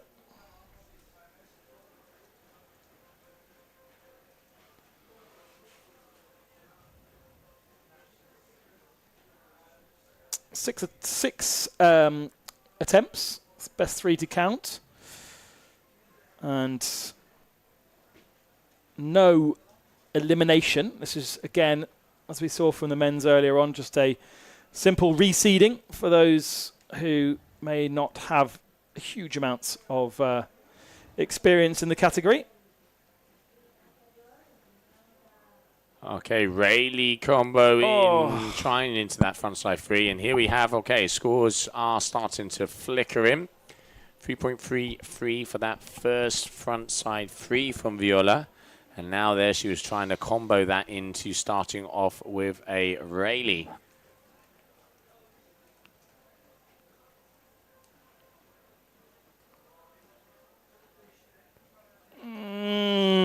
Might get scored. Didn't quite hit the water with her back. Yeah, that would be useful. One. It is a tough one, that. Because I think that's her 4th attempt as well. It is her 4th attempt, yeah. So obviously, let's see. So it's 6 attempts, and the top 3 moves are going to count. So Viola, 1 move in. Okay, here we go. Okay, going blind. She's tried this one already. It was a crash last time for Viola. Okay, toe side, front side free, if I'm not mistaken. Not quite a full 360 though. No. Full twist. Didn't quite complete the last twist because it ended up pointing the opposite direction to where she started. Yeah, so kind of like a 480. So it won't be considered a 5. It will be considered a 3, even though she made it halfway through that extra rotation. I think her hands were toe side. We will soon find out as that comes up on the board. And it was counted, that move where you said 2.5. You can see the frustration here on her face. Well, Viola's now got 2 scores that should count. Just a little bit. Should come in soon enough. And another one. Yeah, she's definitely going for that Rayleigh combo into a 3, but just not. You've got to go in with the combos. You've got to go in with speed, and that's what the judges really do take into account. Because if you don't have, let's say, that extra oomph in that first maneuver, you're not going to be able to have the power to go into a second one. You really have to kind of, pedal to the metal and see what happens. Oh, getting caught up and goes down here on the inside. So, yes, there it is. So, I'm thinking that's blind. That was Lilu's last attempt. I think you're right. The scoring is definitely behind. Yes, that is going to be a last attempt. So, this is going to be the last attempt of the heat. Hopefully, these internet issues are going to be resolved very shortly, as scoring is definitely behind. Oh, she got the height on this Rayleigh. Goes in for the combo. There you go. Closes it out. She's going to be happy with that one. Yeah, that's better. And that will be 3 scores on the board. And therefore, that will be an automatic victory for the Austrian. So that is going to be the end of that heat, as I can hear the PA system. So that is the end of that heat. And it is going to be Viola Lipic who is going through because she is missing landed moves and missing scores. And Lilu, unfortunately, has not got any more moves on the card. So Viola Lipic makes it through to the next round. Is it? I think everyone does, don't they? Yes. In first place, I mean, yes. Yeah. Exactly. It's not an elimination. A little bit of the highlights. Yes, we've got 16 women in total. And, of course, when I want the information, it stops working. We've got 2 per heat in this. Next, we'll see Sophia and Bowen. So that means I think we're possibly seeing all women in round 1. Because there's 16 of them. And if we have 8 heats, then we're seeing all of them.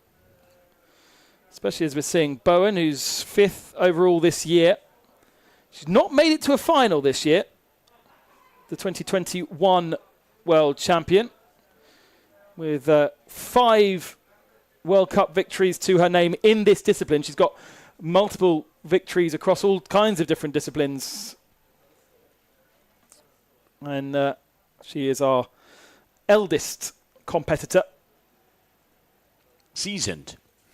Veteran, I was thinking. There you go. Veteran without a wrinkle. Because I always think when somebody says a veteran, you think sort of 56-year-old. But Bowen from the Netherlands. Yeah, one of the things with Bo, always a smile. And she does so much through the sport. And we're on the committee, really pushing to, for different formats, for making sure that the future generations are looked after. And really important to have people like her involved. And then, of course, youngster here, about hip height. As you can see her getting ready as this little one coming on our screen. Well, yes. And of all of the birthdays, Sophia is the one I'm not sure of. Because her date of birth implies that she's 11 years old. But actually, looking at her, she doesn't look 21 years old. So I'm not quite sure now where the where the mistake lies. I mean, there's that yellow flag, so less than a minute to go. From Germany. I tell you what, face of thunder. Yeah, right. She's got a proper concentration phase on. You know, suddenly rocks out, turns around, and it is on. Up against one of the veterans of the sport as well. She needs to bring the A game. Okay, so it's going to be Sophia. So your white lycra is going to be the one that jumps first. Can't see on that duotone wing what size she's got, but she's clearly tiny. I think that's a 2. Is it a 2? Wow. I think that is a Brilliant. 2. That would barely move me. I couldn't even use it as an umbrella, mate. Yeah, I like that. Yeah. All right, so there she is. So, yeah, that is a 2 on the front. Yep, so she's out there on the 2 duotone. The units. And here, powering in, right foot forward. So starboard tack. All right. Started off with frontside free underneath the wing. And Bo here, your Armstrong athlete, as she is on a 2.5. Oh, she's 22 years of age. Guess where she comes from? Tarifa! Even though she's German. There you go. Another of the youngsters, 22 years of age. Well, that sheet was completely wrong, so we do apologize there, Sophia. Bo with her first trick then.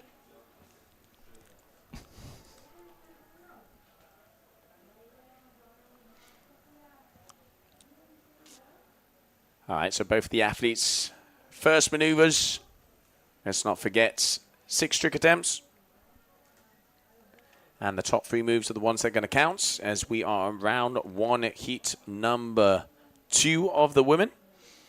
And then we are going to be continuing on with round number 2 of the women. So heats number 9 all the way through to 12. So our men have a little bit of a break until we go through to round number 4.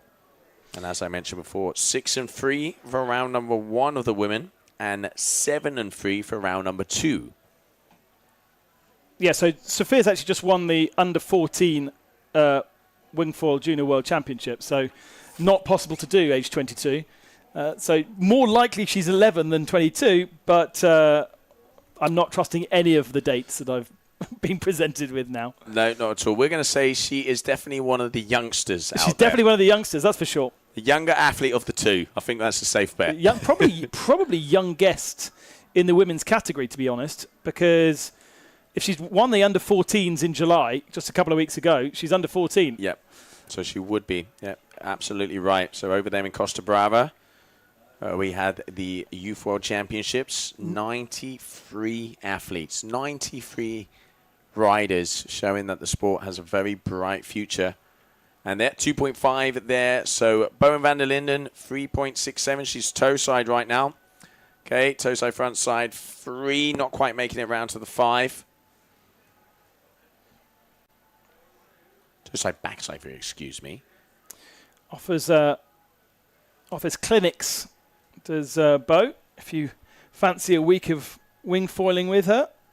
Got an email the other day saying, book a week with Bo. So hang on a second, what? So it's end of August, if you fancy a holiday of wing foiling. Sophia heading back to the beach. She's got speed, hasn't she, in that with that little wing?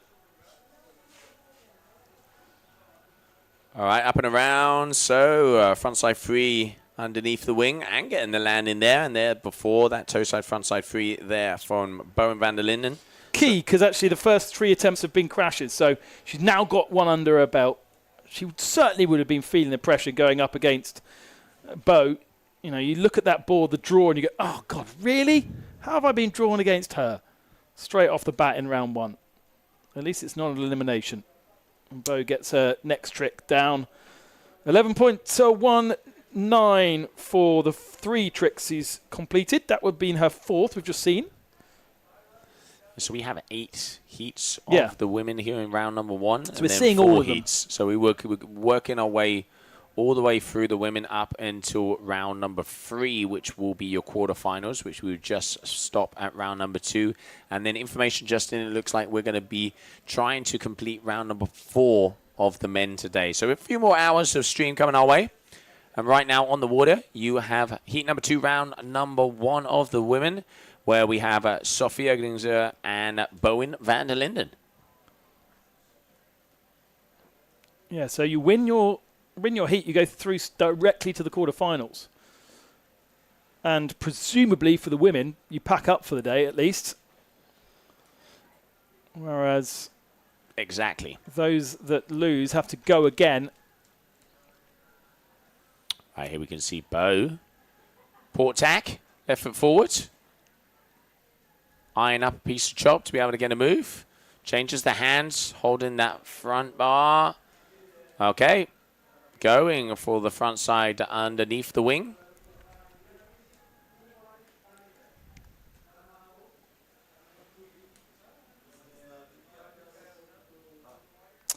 Now, the last 2 tricks from Sophia have been pretty equal to Bowen. If she can get herself a 4 here, 4.5, she'll be leading. Those 3 crashes behind her. Let's see what she manages on her final attempt. Oh, toe side, front side, free. Gets it done. She does get it done, applying the pressure. What would she need? She needs to be in 4 and a bit vicinity. Yep. 4 and a bit vicinity. And I'll tell you what, it's going to be close. Because that was a nice toe side, front side, free. And now Bo, obviously not waiting for the score. She's going to be going out port tack. And she does go for the back. Oh! Spins out. Loses the fall underneath her. 3.67. So not enough. It is going to be Bowen van der Linden who takes the win. And makes her way all the way through to round number 3. Keen to see what Sophia can do in that next round, though. Now she's got those big crashes out of her system. She's clearly, as a junior, got the ability to hassle some of our veterans.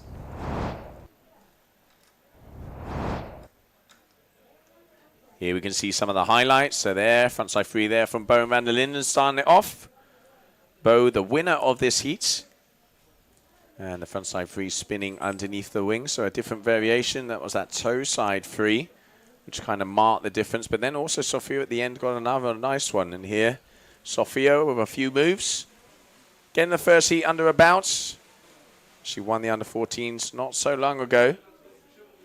And coming out to battle it here for your Fuerteventura World Cup. We continue on with our women's round number 1.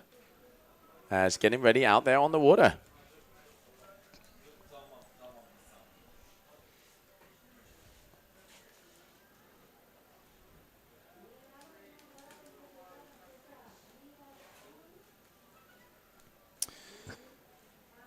Manon Dupé from Guadeloupe and Mila Dongui from the French mainland. An all-French draw. Manon is just 16 years of age. And Mila, 21 years of age, sitting 8th at the moment. But Manon, 4th overall. And she did feature in the final in Tarifa. 4th in that final. Yeah, first time she was in a final as well, so she had a smile on her face. One of the smaller athletes on tour. But she had a 7th over there in France. 4th place in Tarifa. And looking obviously to improve on that place here. So going up, will we see her on a podium? Used to strong wind. He performed very well over in Tarifa with some of the stronger winds because she is, as I mentioned, one of the lighter athletes. She is up against Miller, who is 8th overall. And she's been 9th in both Lucat and Tarifa. So pretty even draw for both of them, I'd say. Yeah, 9th equates to 3rd in the semi-final. So just missing out on progressing through to the final. But 3rd in both semi-finals to Madela and Lipic in Le Cat, and to Nina Suarez and this lady, Marion Dupé, in Tarifa. So lost out to Marion. Marion go through to the final. Again, we're not knocking anybody out here, so it's just that reseeding, going up into the quarterfinals directly or having to participate again this afternoon. Mila will go first. Oh, tweaking it out at the top, added a little bit of style. Nice amount of height. Little slow on the landing, but a good opener there for Miller. Manon, she's known for her rotations. Your duotone athlete, so you can see her front and center. What is she going to be starting off with?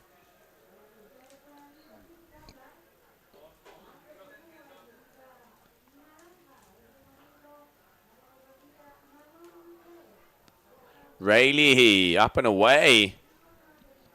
I know someone who's had a Red Bull. Good, nice little landing there. Good to see both these women getting their landings, getting the scores directly on the board.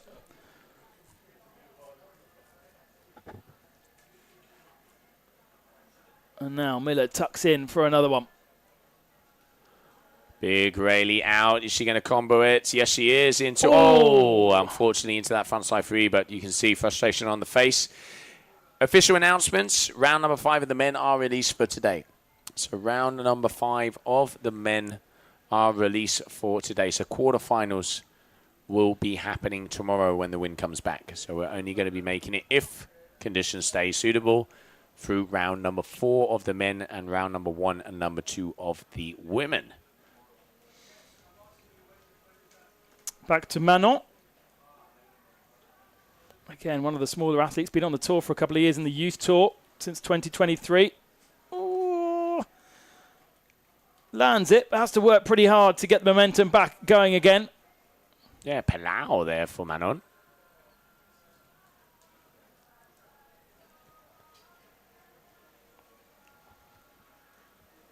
It's Miller with the scores at the moment for that front side 3.6.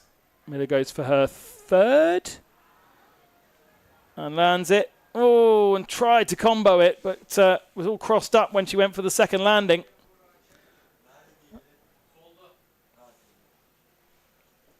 So we are awaiting the scores for Manon. As it stands, yeah, so 1.68, so definitely, again, I'm telling you what, that hamster needs to have a carrot to get those scores in early. Combination. She does pull it off. Well, you have to be pretty strong to counterbalance the wing filling opposite like that, but she does manage to do it. The face that sunk 1,000 ships, she was not too happy with that one, but still, numbers coming up, 5.13. Oh, we've got cross hands here. Okay, so probably looking for that toe side, front side, 3 or 5. There you go. Toe side, front side. Oh, all the way around. Toe side, front side, 5. As she did a complete 540 rotations, so 1.5. Now, question is was it completed? Because it's only a 5 if you make it all the way around, which from our angle, it did look like they did. Nice move there from Manon. Yeah, Manon with all 3 scores on the board now. They're pretty relentlessly pacing this one, so scores just about catching up.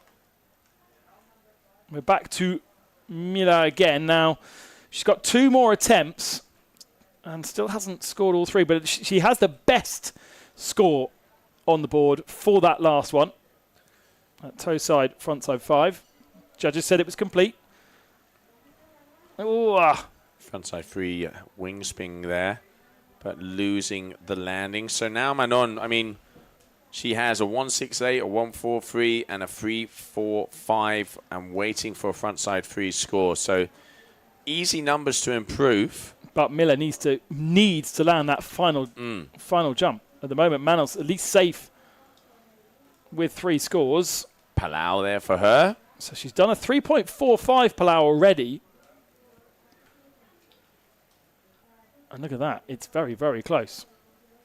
Right, back to Miller. This is her last attempt. So, I mean, she pretty much needs to land 0.8. Yeah. And So she have this in the bag. don't go big. Yeah. This Just do is something. maybe just land it. If she knows. Of course. Easier said than done. You think she has a caddy out there. Gaining speed. I tell you what. No, she is going. Okay, yeah, intelligent. Rayleigh. Oh, no! Risking it for the She did biscuit. it. Oh, I think she's done that. I reckon she's had it. I think it was okay to just do the first bit. Yep, it was. Land Absolutely. Nice combination there from Medange, unfortunately. Now looking like... She's powering up. Going aggressive. Oh, she's got it. There's the Rayleigh. And forces the free round. She does get the combo. So is that going to be... That's definitely going to be more than a 1.68. So it's going to come down to the wire. But, I mean, definitely the one from Miller was bigger and nicer. Miller's score comes in at a 3.25 for her combo. Now, does Manon improve by 2.5 points? So she'd need to get a 4 for her combo. We're waiting for it to come through. Graphics gone off our screen. Hopefully it doesn't go off our website as well on live time as you have a look at some of the replays from that last heat. We're still waiting. 4.2 is what's needed. And it's a 2.6. So a 2.6 combo. That puts Miller for the victory, Manon second. But that was competitive between the two of them. And I liked how it leveled up at the end. Yeah, really, you could see how both the athletes were bouncing out off each other. You know, one went, the other one replied, the other one went with another answer. But, I mean, this, like you said, with the first move would have made enough and just managing to keep it together. All right, so it is going to be moving on here in your round number 1. So we continue with our women. Heat number 4 then. Here we can see Tide coming in. Tide is coming up, so athletes, make sure you keep onto your equipment. And we can see the vibe down here on the beach of Fuerteventura. Those are our turn flags, so that flag goes up when it is the turn of each athlete. As you can see, it coincides with the color of the lycras. And here, Hélène Simonet and Ma de Arce, winner of Tarifa and current tour leader. With the momentum. Hella, first-time participant in the World Tour. And so could go very much one way, this one. Let's see what Ellen is able to bring to the party. A late addition, a late invitation, I should say.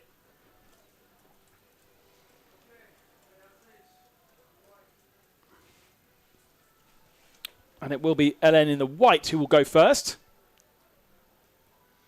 From the south of France. Here mainly for the slalom element. And more of a slalom competitor, but with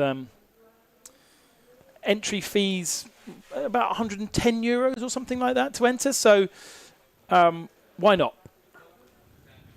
And there is prize money, of course, at the end for those that are successful.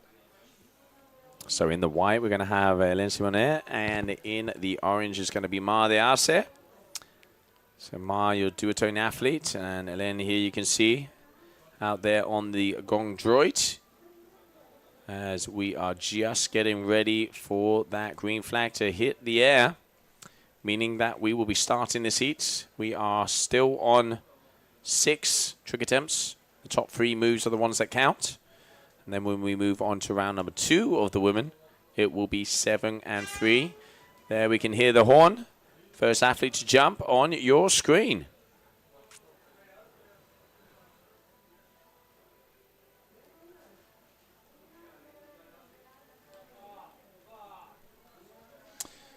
Here we go then. Heading out across the beach and goes for her first attempt. Tries to get a bit of air there. Just needs to pump out of that one. And that will be a score. Nothing particularly special, but a good warm-up. And importantly, it will be a landing.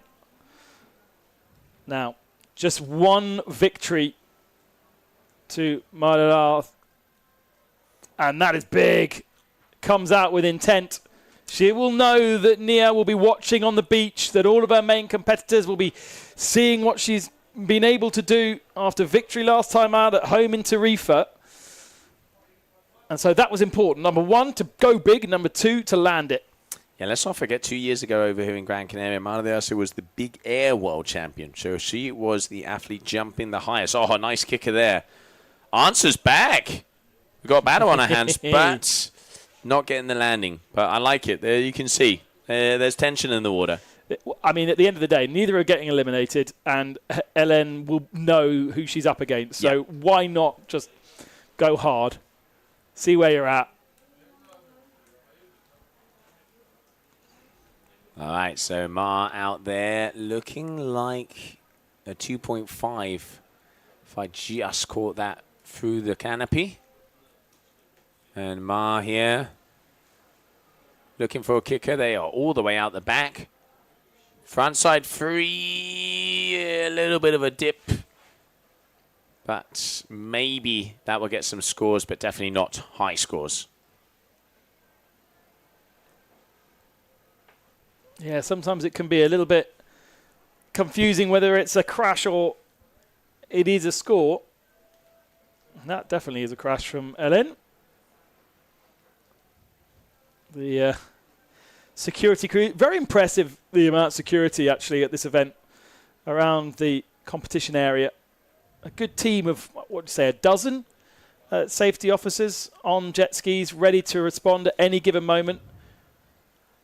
Really, really impressive organisation from the Reniegli team. And there's definitely an element of why not? Madadas trying to go for the front flip. Front flip, doesn't quite manage to land that one. That was the move that gave her the win in Tarifa.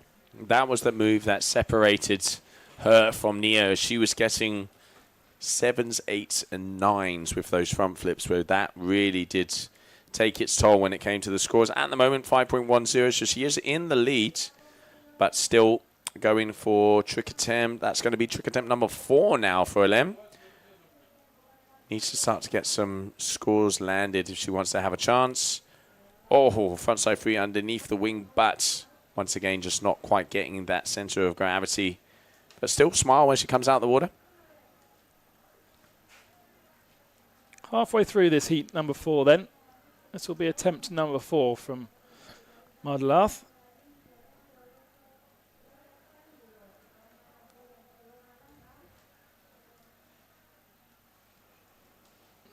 Few little rollers coming in now.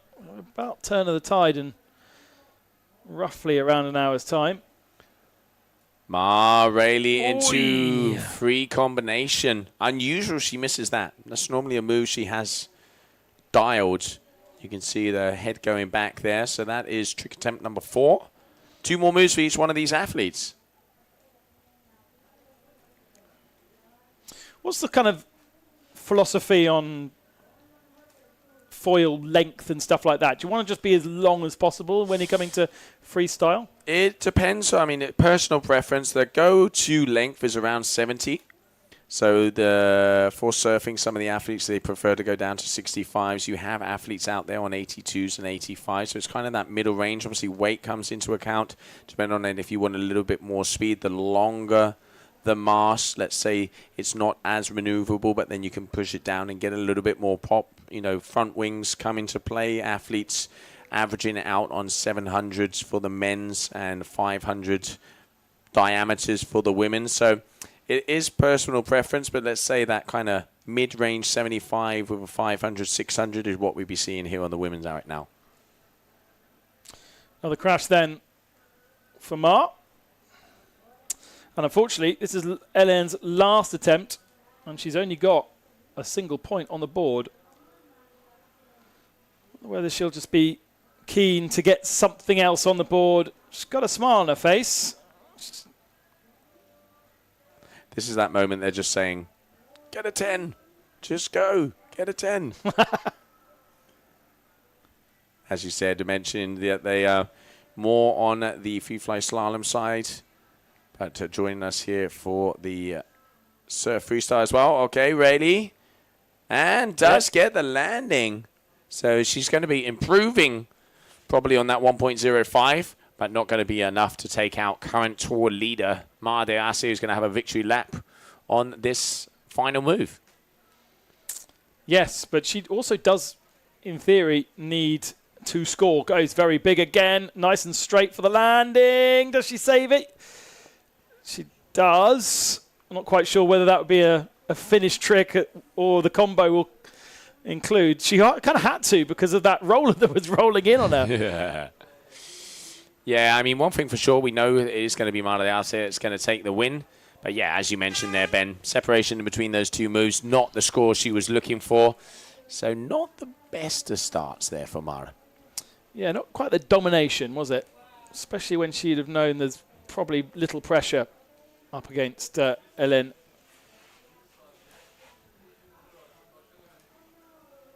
Looking for a little bit of a surf into the beach. That's halfway through round 1 then, heat number 4. Mar moves into round 3, and Hélène will be sitting on the beach and will need to go again in a few moments' time. We're starting to establish our tree for round number 2. I imagine we are.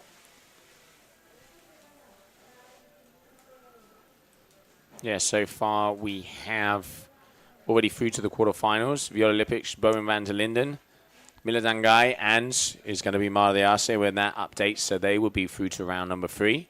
And in that round number 2 is going to be Lulu David, Sofia Ginzinger, and Manon Dupé. So waiting for, obviously, the next 4 heats of this round to see who we continue on with. But yeah, unusually sketchy performance there for Mara de Arce. Another 2 women from France up against each other for heat number 5.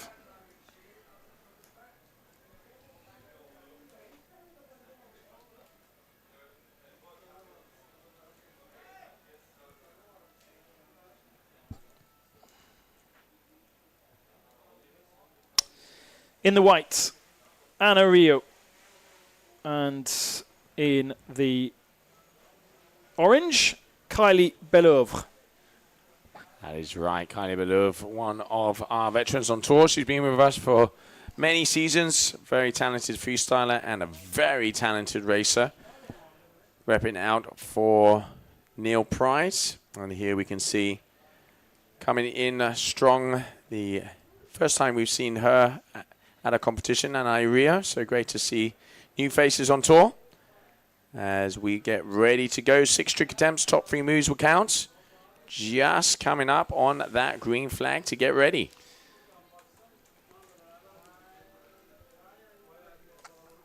Kylie with a 3rd position in both semi-finals so far this year. Puts her 5th equal with Bowen. And information just come in. Mara de Arce has a shoulder injury, which explains it. Thank you, Diogo. So Mara de Arce has a shoulder injury she's trying to recuperate from. And that's why she's taking it a little easy here in these beginner rounds. So that makes sense. All right, there's the buzzer. So first athlete to jump is going to be Anna Rio here in the white.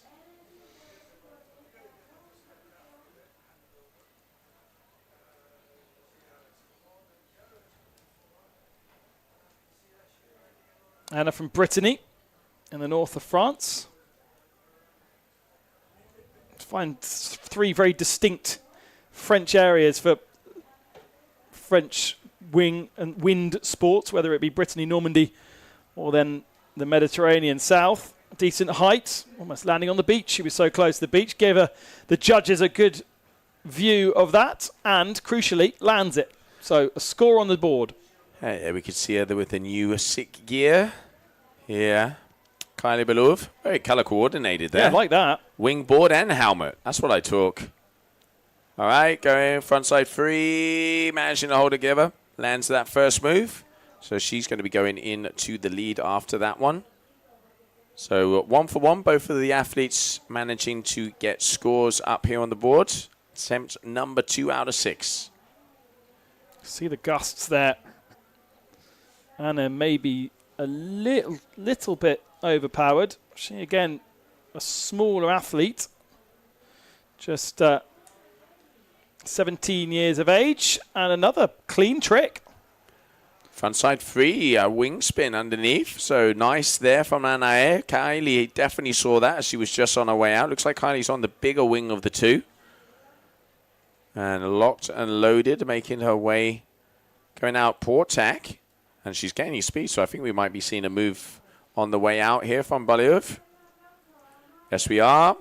Frontside 3. Oh, unfortunately, dipping that wing, taking her off of balance. That's going to be a crash for her, leaving an opportunity here for Anae.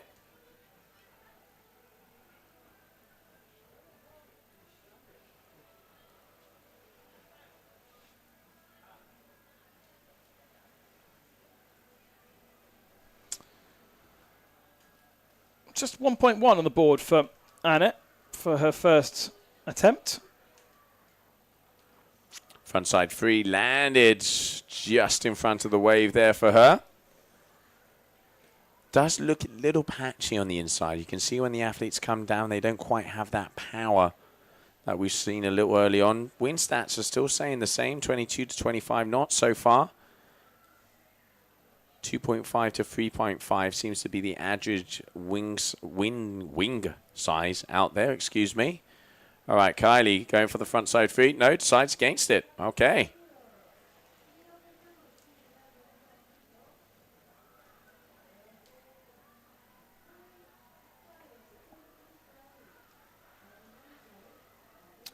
In unison, they turn around and head back down towards the beach.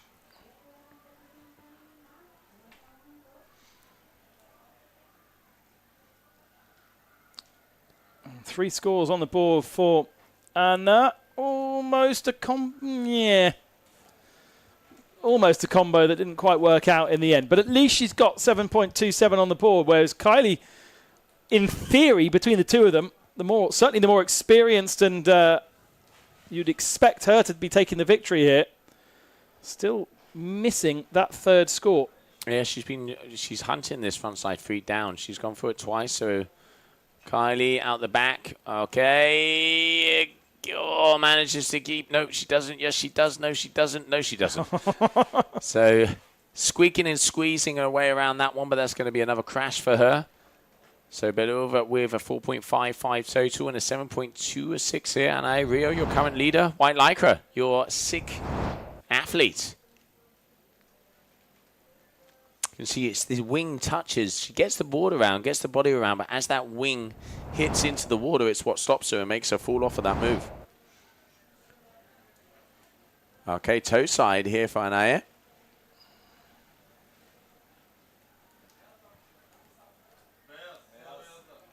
Two moves each. But Anna in a much more comfortable position here with those 3 scores already on the board. Frontside 3 attempts, but crashes out. So let's see if Kylie Belov can use this opportunity. She could do with doing that, but utilizing some swell to help her out, because at the moment she's coming down with the swell and hasn't just quite got the pop. As it looks like Belov has been in the water again. That is not ideal, because now she's only got one more attempt to get this done. You know, she's not a stranger to competition. Again, possibly favouring the slalom over the freestyle. Has plenty of medals in slalom.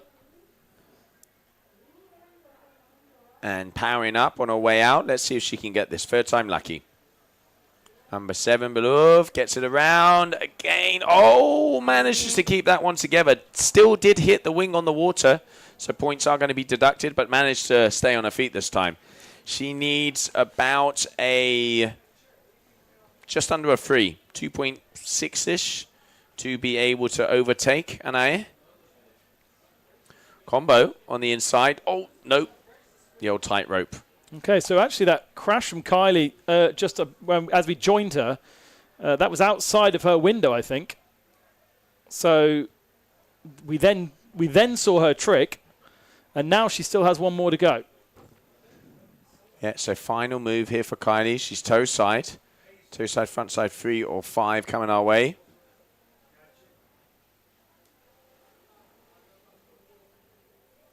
Some nice kickers there. I'm surprised she hasn't used one. Toe sides, front side, 3. Oh, no, goes down. So is the front side 3 from before going to be enough for Kylie to take the win, as scores are updating as we speak? I think it is going to be enough, but we are going to have to wait for confirmation as we continue on here for your day number 1 of your Surf Freestyle of the GWA Fuerteventura World Cup. Have we heard the buzzer? I think they might be reviewing something. Okay. They definitely have had their attempts. I heard one of the cameramen yawn, which sounded similar to a buzzer, but there we go. The noise is now being made. And we will wait confirmation of that final score to come in for Kylie. Might not have been quite enough. And on her first attempt here, Anna Rio may have taken a victory in a heat, yeah? Yep, so they've considered that front side 3. This one we just saw on our screen has been considered crash, which I'm presuming it's because the wing completely stopping in the water. I have asked, so we get information on that. But I'm going to go out on a limb and say that is the reason why. Not the end of the world for Kylie. She is still able to continue, but she does have to participate again today. Our next one, Heat 6, is Mari Schittenbauer and Sofia Marchetti. Now, this is an interesting one because this could also be a final.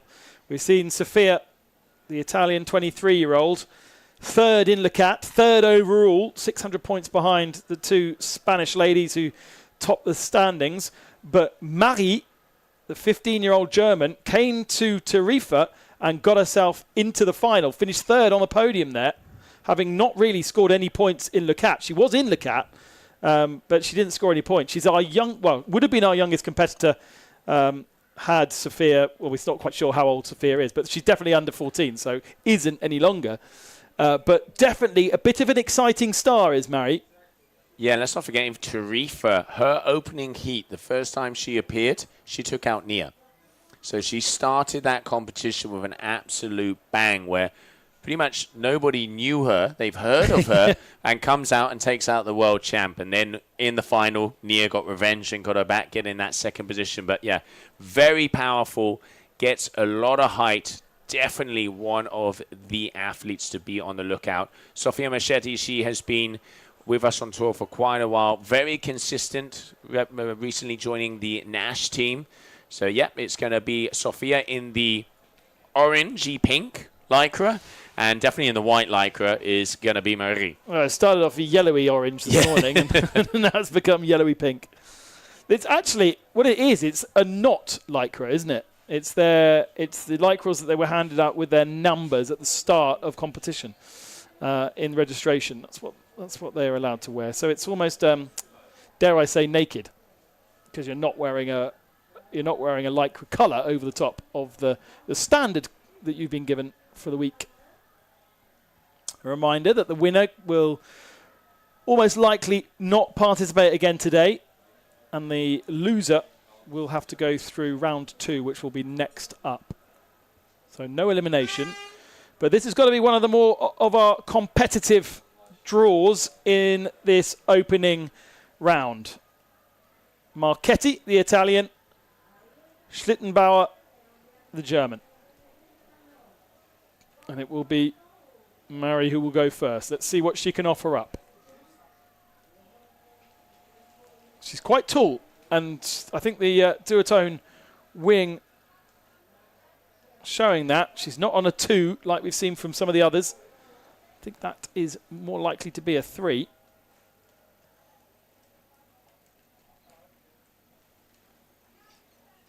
Oh, gets a lovely pop from the swell coming in. And it was nice and clean, wasn't it? From exit to entry into the water and everything beyond. Oh, let's see what the judges think of that. But for me, that was nice. That's a nice way to start. All right, here we can see Sophia as well. Crossing those hands. We're going to be seeing a toe side here. We've already seen a 5 today. She knows she has to bring everything out if she wants to be taking on Marie. Saw her and Tarifa. Toe side, front side free. Drone very close there. Giving an extra gust into the wing. Just getting this that as close as they can do. So waiting for those scores, but yeah, both of them landing moves. Marie, she does have that power. She, very tall athlete. Only 15 years of age. Yeah, tall for 15. And give her a few more years. Yeah, you Blimey. wait. You wait. So you can already see the size of the wing, if I'm not mistaken, is a 3 compared to a 2.5 that we've seen a lot of the athletes on. She does like to go bigger, but I mean, some of these numbers, they're nice and small, aren't they, mate? Yeah, they don't make it easy for us, No. but then that's not really the point, I suppose. Not at all. 5.3 for Mary's opening There you go. attempt. Look at those nice set waves coming in. We're not doing a wave competition, but they'll be looking at those. They'll be thinking of opportunities. We're on the tide turn as well. And Marie goes again. Palau, nicely done. Big move there for her. And I have information in. Kylie Belouv was the winner of that last heat. Oh. As there, for the exact reason that we said that front side 3 was landed. And in the review they saw that even though the wing touched the water, it was completed. So that move gave her the win through to the next round.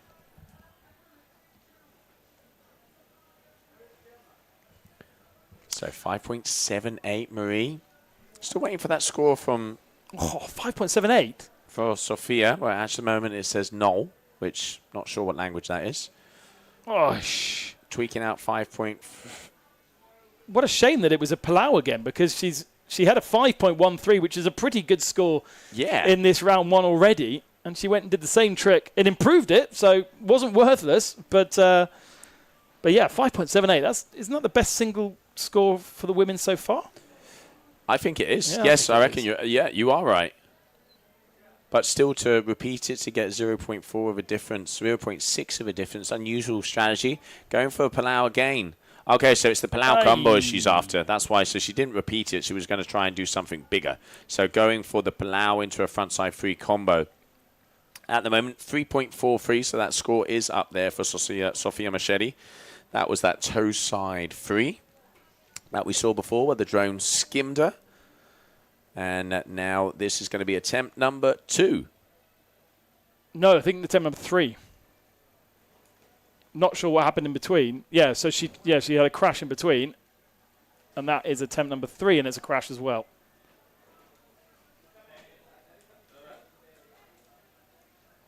Back to Marie then. Attempt number 4 for her. Basically, the athletes are faster than the internet. I'm going to say that ain't hard today. I reckon a hamster or a tortoise could be faster than the internet today. Unfortunately, it's been a little bit of an issue, but I know the team is working on it. Oh, Palau for... Oh, yeah. Palau 3 attempts, but nope. So that is attempt number 4 completed. Coming up now, it will be attempt number 4 for Sophia. So still this attempt of Sophia and 2 more each. The problem for Murray is it's attempt number 4 of the same trick, effectively, or the attempt to combo it. Yes. And so now she needs to get 2 more scores for sure. Not actually sure. I think Sophia has also crashed in the last 2 attempts as well. So if she lands this, then she gives herself a little bit more wiggle room. Oy. Okay, yeah, getting a crash as well. I mean, Sophia has an opportunity here because Marie, she has going for something bigger, but technically the same move. So she's got 2 crashes. Yeah, I think so. Back to Marie then. Lands it. Got to get pumping. Okay, so at least that's a score. It's not a great score, but it is a score for Marie, and it's something different. Now pressure back on Sophia. Okay, yeah, just been informed that once again internet issues in the judges' tower, so scores are taking their time, and hard to tell because they have all crashed out, and now, okay, Sophia going for a single simple jump, which will count as a score, but I doubt it's going to increase her 3.43 to above a 5.78. So there it is. There's a back loop. So scores are starting to drop in. It looks like the old internet is back. So, all right. So Marie, 10.58. Sophia. So this is the last score. This is the last attempt then. Needs to be a score. But the scores are good when she's landed them. Perhaps a little bit too persistent on trying to get that Palau combo. It looks like, actually, to be honest, it looks like that foil was... Oh, he goes for the combo. She gets it. Yeah, yes, she does. All right, Palau into front side free. It's one of the best moves of the women trick list at the moment. That's going to be a big overall score then, regardless. And Sophia now hasn't got the opportunity to answer with that 1.07. Here's the replay of it. Boom, nice rotation, fluids. Okay, no, so these are the highlights. Okay, we're ignoring the last one, but it's fair enough because nobody really knows what's going on. So yeah, so we do apologise there. I thought we had one more move there from Sophia, but I was obviously mistaken. So there it is. As we mentioned internet issues for the screwing, but one thing for sure, Marie Schittenbauer is your heat winner, as I've just heard the buzzer.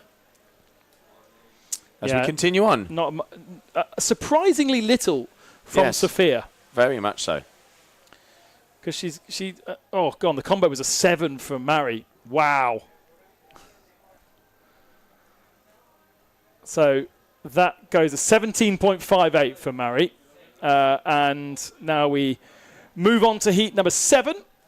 Zara Maillard and Leonie,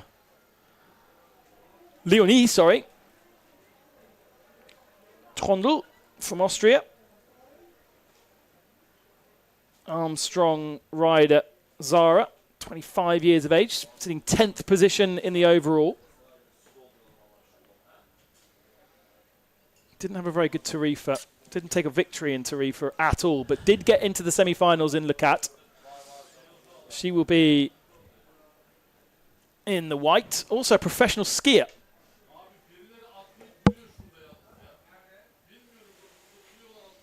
And has got onto the Europa Cup in skiing. So that's just one back from the World Cup. Comes from Verbier in Switzerland. A mecca.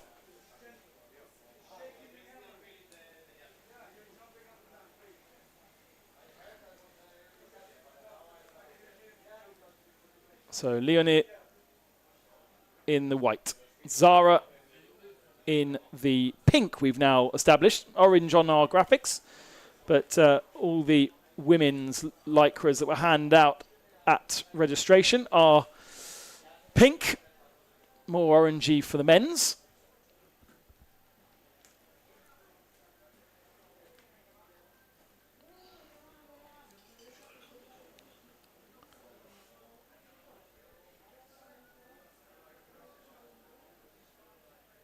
I'm just waiting for the judges' tower to approve the start of this one.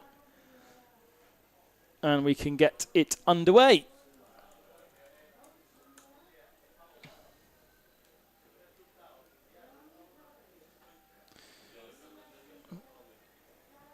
There's Leonie.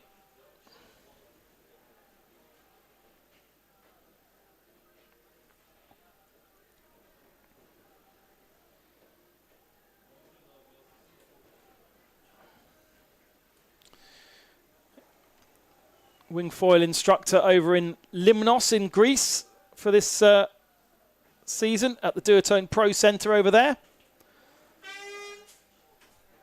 And now the competition can begin. Hello, if you are watching down at the Pro Centre in Limnos. Lovely place to be. Hope you're not missing your instructor too much. Let's see what she can offer up. Being chased down towards the beach by the swell that's beginning to, or continuing to build here in Fuerteventura. Now she heads back upwind, nice and powerful. Just need to be careful not to dip that kite into the water. Uses the swell. And that's not bad. Just a little bit slow on the end of that jump. Yeah, frontside free there from her. Nice and controlled. Changing the wing in the air and getting a nice landing. Always good to start off on the landing maneuver. Kind of sets the tone for the heat. All right, Zara, let's see. Very, very talented freestyler, this young athlete. As she makes her way out. Number 34, your Armstrong rider. There it is. Gets the height. Wraps it around. And that's going to be a crash. You can see just getting that wing. Got the board around, but getting that wing caught up on the landing. Okay. And here we can see Leonie going straight into it. Rayleigh. Nice landing. Had decent momentum going forward as well. Already with a 3.97 on the board. And Zara won't be getting a score for her first attempt, so needs to go again. Pretty slow in the water at the moment. And goes for a little pop 360 there. Gets that on the board. It was a 2 for Leonie. And we switch back to her third attempt now.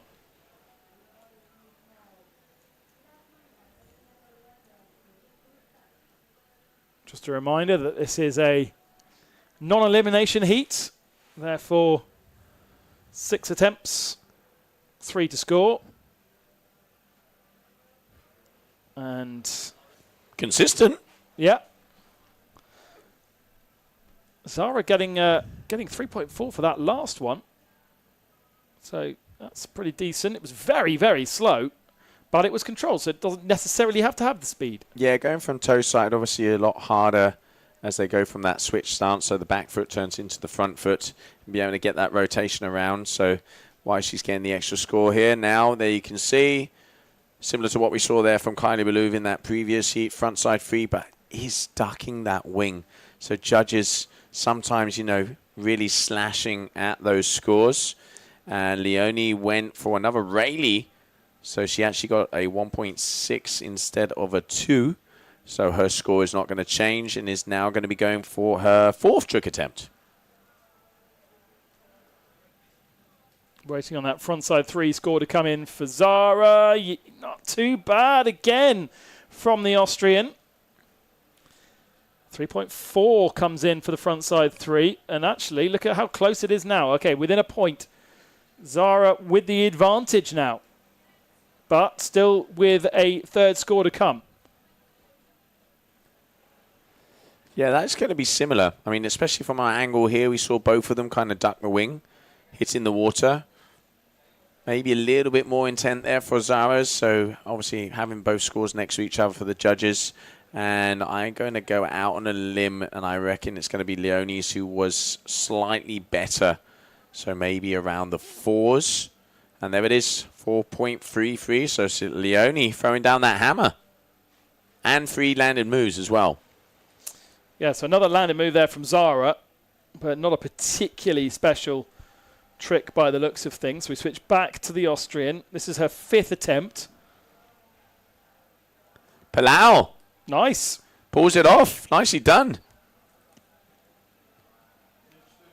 Leonie, very nice score. So how did Marie do that in that previous heat? Let me go back to the heats we saw there from before. So Marie in that previous heat, 17.58. Oh, and a 4.53 from Zara. Very nice. So puts her back at 1 point ahead. But I reckon that Palau's certainly going to do a better score. Yes, it does. It comes in as a 4.93. We've got a real competition here. Oh, and going for the Palau as well there for minus. So pretty much on average, the 10-11s is where most of the top athletes that have made it through to round number 3 have their score. And then, of course, Marie with a 17.58. So both of the athletes out on the water right now showing that they have the potential to be in the end rounds of the competition. And as you said before there, Ben, battle out. Is this going to be a combo? She was looking for it. That was her last one then. So, 2 points to find for Zara. She needs a 5.5 point score. That's tough. Got to go big now. Otherwise, she's competing again today. Yeah, we saw the Palau there from Leonie with a 4.93. Maybe we're going to be seeing a Palau. I reckon we are, because I can see both of those hands on that front handle. As she's going to be looking for that kicker. Yes, we are. There's the kicker. Gets over and away. Can she get the landing? No, she doesn't. So that is going to be a win for Leonie. And well-deserved 13.23.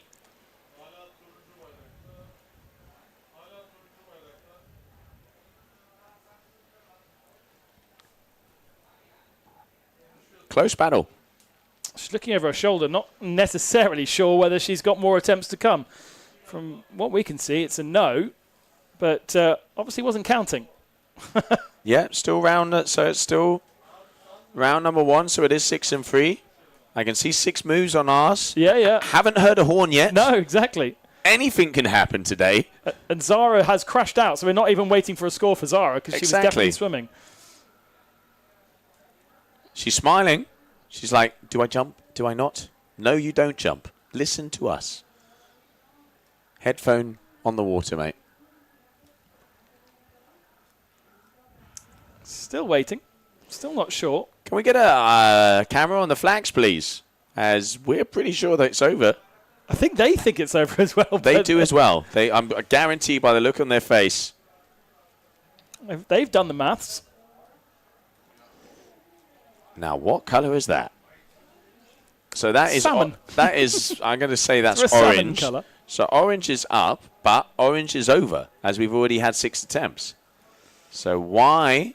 Yes, and the next heat is loaded. So the heat is over, but the horn hasn't happened. No. So let me... Zara, coming from the world of professional ski racing, will be one of those people that expects the rules to be followed and the procedures to be preceded. They both are. They're both still out on the water. It's a bit like having a motorsport race and not having a checkered flag. You just have to carry on going round and round and round until... They're jumping, but I can tell you that this is not counting. So information we have, we are going to be going into the final heat of the women, which is heat number 8, in between Lily Holzer and Nia Suarez. But there is definitely confusion out there on the water. It's completely clear. Look, they're looking towards the beach. They're waiting for that flag. They're waiting for the noise. It's very clear that the noise happens literally next door to us, so we always hear it. It is possible that the judges' tower can't see the faces and the expressions that we can see. Because obviously we've got our big, nice, big, long lenses that can get right into the expressions. And they're jumping. Nice little jump there from Zara. Shame that won't be scored. Well, she's sick of waiting. She's going to go for a play. And when she hears the horn, then maybe they'll come in. I'll tell you what, why don't we have a look at the highlights of that last heat? Because, yes, we are sure that is the end of that heat.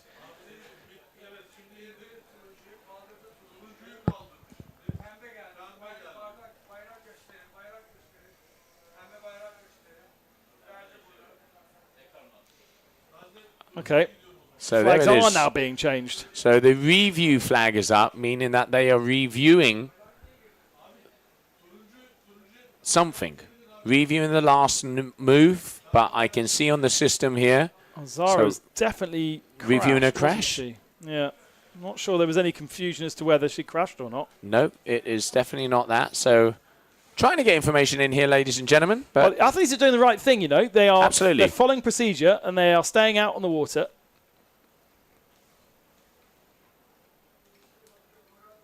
beautiful synchronized Yeah, upwind I mean, there, it looks mate. really cool. I can't Absolutely wait. beautiful. I'm really excited for the slalom at the end of the week because you'd see a lot of that. Exactly. It's just sort of poetry in motion.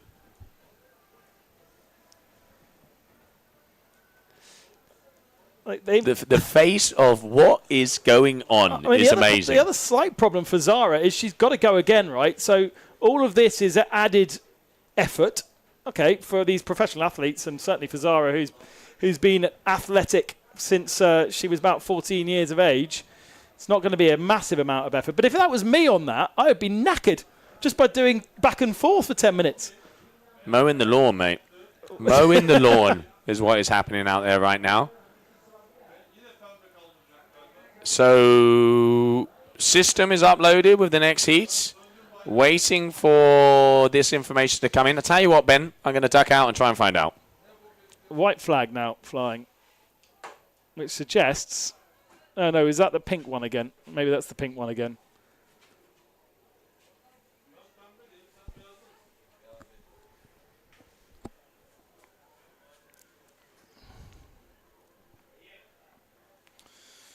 If that is the white flag, then it looks as though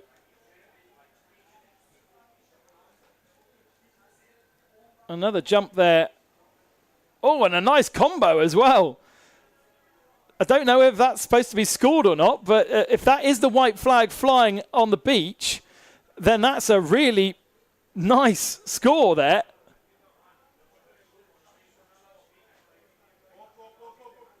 And now we would expect to see Zara go again.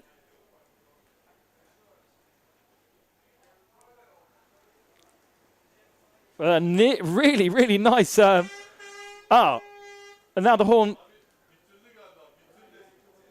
The horn goes. Okay, so that.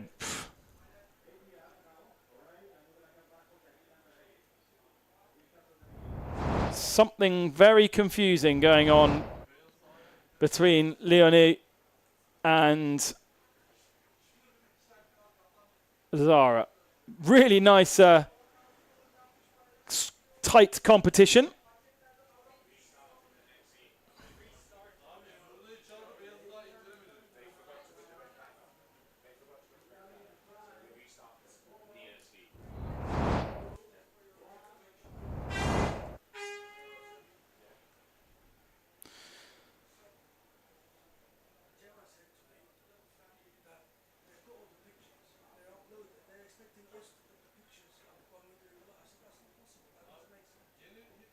So now looking at the next heat.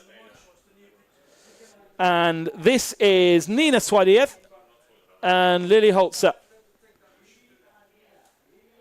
Lily, another of our Austrians. I suppose the thing about the sport of wingfoiling is you can do it on lakes in a way that some other water sports it's not possible. You don't need a huge area, especially freestyle. And so that's where we see the likes, these Austrian competitors, these Swiss competitors, where they've got these big lakes, but they don't have the seas necessarily. And so Lily Holzer, the 15-year-old from Austria, up against the double world champion. So it looks like we are going to be restarting that heat. So we are going to be restarting that heat. Yep. And the other one was finished. The other one was finished, as we said. Yeah, so they were just waiting. They were just waiting to be told down there on the beach. It looks like there was a mistake over there in the sequence. So this heat is now going to be coming back on in between Lily and Nia for your heat number 8 of round number 1. So the other athletes did do the correct thing, which was stay in the water because there was no red flag in the sky. But that was the issue. So no one basically had told them that the heat is finished. So we continue on. And we weren't even aware that this has started. Exactly. So, in the beauty of television is this is now the beginning. And whatever they did before doesn't count. Can we get a camera on the flag sequence, please? See if we can get a camera on the flagpole. Because I have a feeling... No, the other flagpole. That would be the turn pole. And the flagpole on the tower, if we have someone down there. As I got a feeling that was red flag. As they put the cancellation flag up. There you go. Red flag in the sky. So just under 3 minutes until we start off. First athlete to jump is going to be Lily Holzer. Okay, back in action. And why she is jumping is beyond me, because red flag is in the sky, meaning you're in transition period.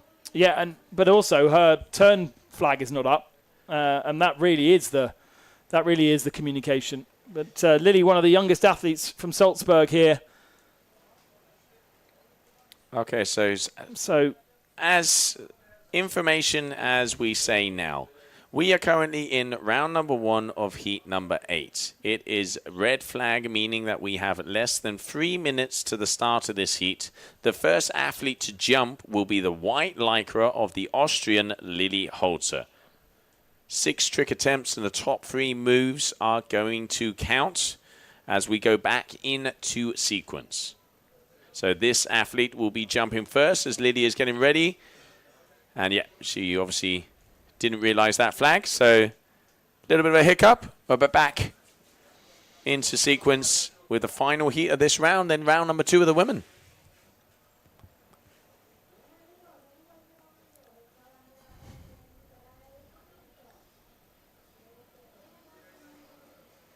There's the judges' tower, flag being lowered. 1 minute to go. And, as we say, just the last heat now. And then we will go into an elimination heat for the women. Yeah, it will be. Will it be elimination round 2? We will go into round 2 after this heat, yeah. Yeah, but was that be elimination, or is that another reseeding? That with will only 16? Be an elimination, yeah, exactly. Yeah, okay. So important moments coming up next.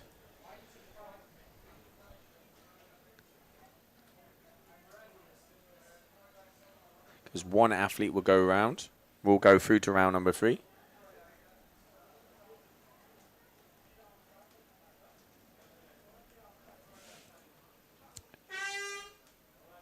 As we continue on. There you go, green flag, mate.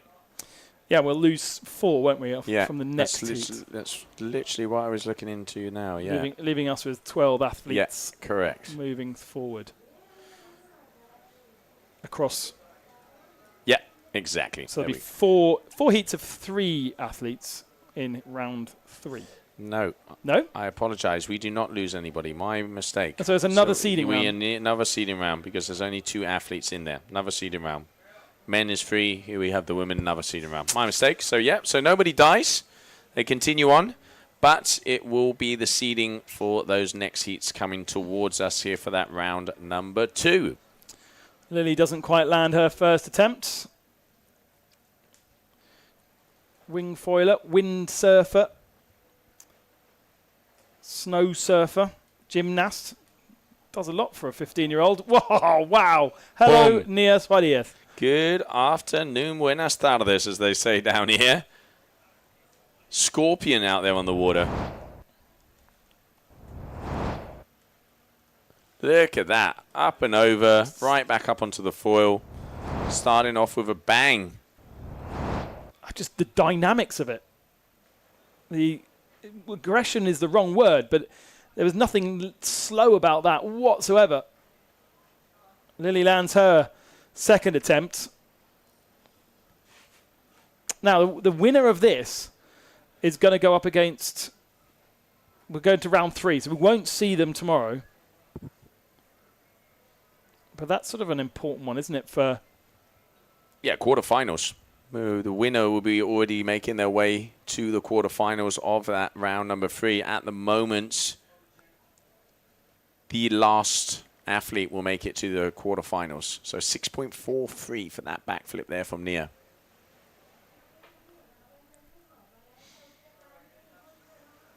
I'm always reminded of... Ooh, foot came out.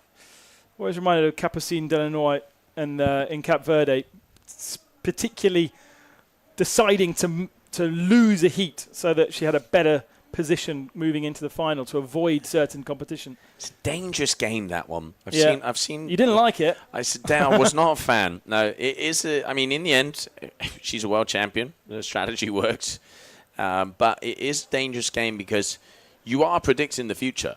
Anybody can have a bad heat. It doesn't matter if you're a world champ or a newcomer on tour. If the provision that you make to do your tactics suddenly goes wrong, you could be seeded against all of the best riders, technically, and have a lot harder road. So it gutsy move, but it did pay off. Not sure we'll see anything like that from Nia. Nah. She'll move in to meet Leone in Heat 4 of round 3. So she'd fancy herself against the Austrian, no doubt. Lily will move in to go up against Zara, assuming that Nia wins. Exactly. I mean, at the moment, Nia 5.73, 6.43. Lily here, gaining some speeds. Right foot forwards. Going for the Palau. Nicely landed. Nice move there from her. Clean. And going all the way to the right of our camera booth here, as you can see, just going past that pole as they are going further and further downwinds. Swadiath, this is going to be 4th trick attempt.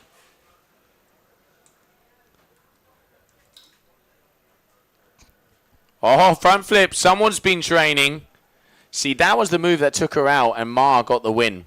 And now Nia has been... I knew she'd been testing that move. Nice speed, nice execution, just over-rotating. So Nia already showing one of the aces she has up her sleeve. And, of course, knowing that we won't have round 3 today, it'll come up likely tomorrow. That means all the other athletes will be sleeping overnight, discussing that over dinner, and adding that pressure. Banter over desserts. No, it is, exactly. Did you see that? Oh, yes, but she didn't land it. Will she land it coming up next? We will soon find out. All right, so trick attempt number 5 for Swadiath. Presumably you don't bring a trick to a competition like this without landing it lots of times. No. I mean, I got a feeling she's going to be going for it right now. There you go. Oish. And all... So, is it going to be third time lucky for that trick attempt number 6? She already knows she has this pretty much signed, sealed, and delivered.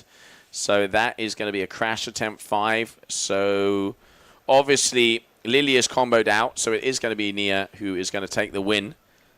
But will she close her day with a landed front flip and potentially the best score of the afternoon? Oh, Lily just about landing that before... Oh, she may have lost the kite there. I've got a feeling that the wing has got away from her, yeah. Oh, man. Last move. I mean, if it's going to happen, at least it happens on the last crash. So that won't affect her. But yes, wing going down. The security team here, she mentioned earlier in the stream, are amazing. You've got about 12 lifeguards all the way around. And Nia going for a big Palau, which is going to be a crash. Even so, that is going to be round number 1 of the women completed. And coming up next, they're running her another wing, but what they don't realize is that the heat is over. Yep. So coming up next is going to be round number 2 of the women. I want to see this as a technique.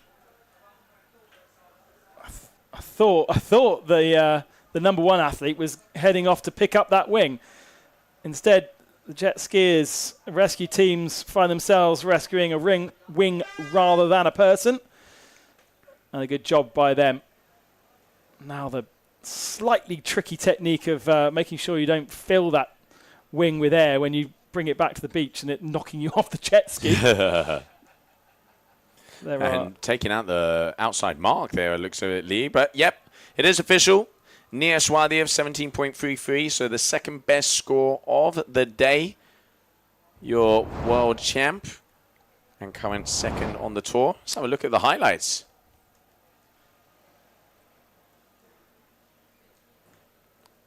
That wasn't too bad as a landed trick. Just a little bit stally. And there's the combo from the up. Very nice. And we move back to the second round now of the women. Now, this morning, when we went from rounds 1 to round 2 for the men, we had a little break in between. We did. But no such luxuries for the women. There you can see Benjamin Costencio on the left-hand side there. There we can see Marie with the best overall score of the day. She's happy. Viola Lipic there on the right-hand side. And I think, if I'm not mistaken, that's Lena on the left of Benjamin as well. And there we can see the caddies retrieving that wing that wanted to get away. Well, we continue on with the competition. So we're in the transition period. Next up, as we are going to have France versus Spain, is going to be Lulu David versus Sofia Ginzinger.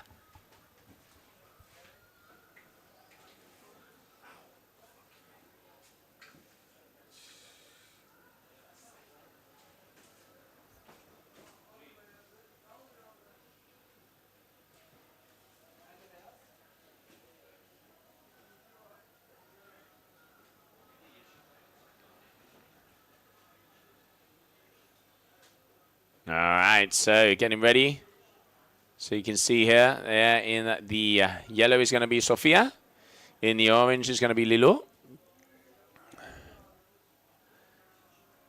As we are now in round number 2 of the women.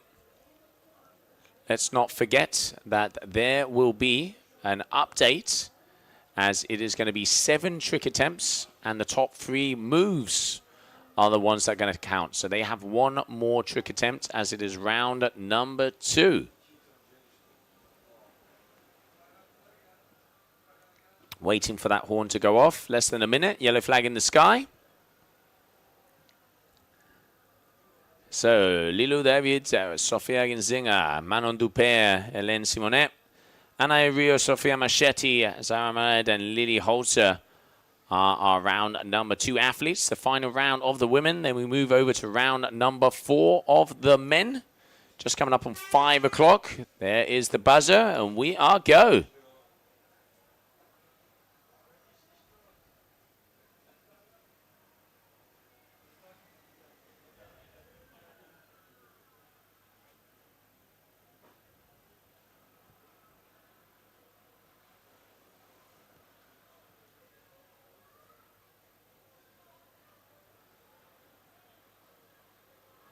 Front side free.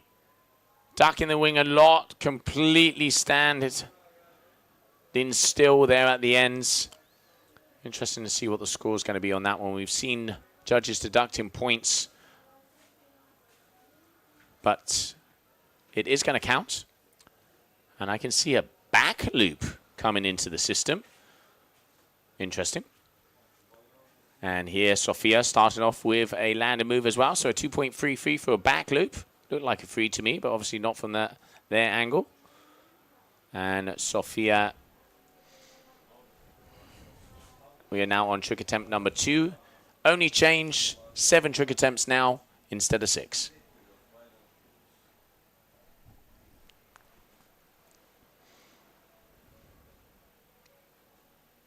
I'll say it again, face of thunder. There is concentration on Sofia's face. Oh, she's going toe side. Okay, so toe side on the way out. Crossing the hands, so we're going to be seeing a toe side 3 or 5. Looking for the chop. Looks like she's seen one. Yes, she has. There we go. Or not. Over and away, toe side, front side, free. Yeah, manages to keep it together. So second landing move there for her. She's going to be going into the lead. Yeah, just to explain why this is a 7 rather than a 6, because this is an elimination round, but because the dingle is made in that way, and because there isn't 4 athletes per round, it is eliminating the last people, but the last people are the 4th and 5th. Exactly. And there isn't, the 3rd and 4th, and there isn't any 3rd and 4ths. So everyone is going through, but it is an elimination round. It is amazing how we're able to make things more complicated than they actually need to be. In the world of everything, there's no criticism to this particular element, but yeah, everyone's going through to survive to tomorrow. But the 2 other competitors that you can't see in this are being eliminated. That is Invisible Woman number 1, Yeah, Invisible Woman exactly. number 2, mate. There you go. I've noticed they're all Spanish on our graphics. The whole of Fuerteventura is taking part. So, as we can see, at the moment, Sofia just trailing as we have Lilou there with a 2.33 and a 4.17 for that second move. Okay, gets it around. Again, doesn't have the exit speed, but had the toe side, front side 5. She's got that one dialed in. And here, okay, so it looks like Sofia might be going for the 5 as well. Already has the 3 with a 3.1. Is she going to be able to get that extra 180-degree turn? We will soon find out. Yes, nope. Okay, so that is... For that to be a 5, she would have to be facing back towards the beach, which is what we saw there from Lilou. So that is not going to be what she's looking for.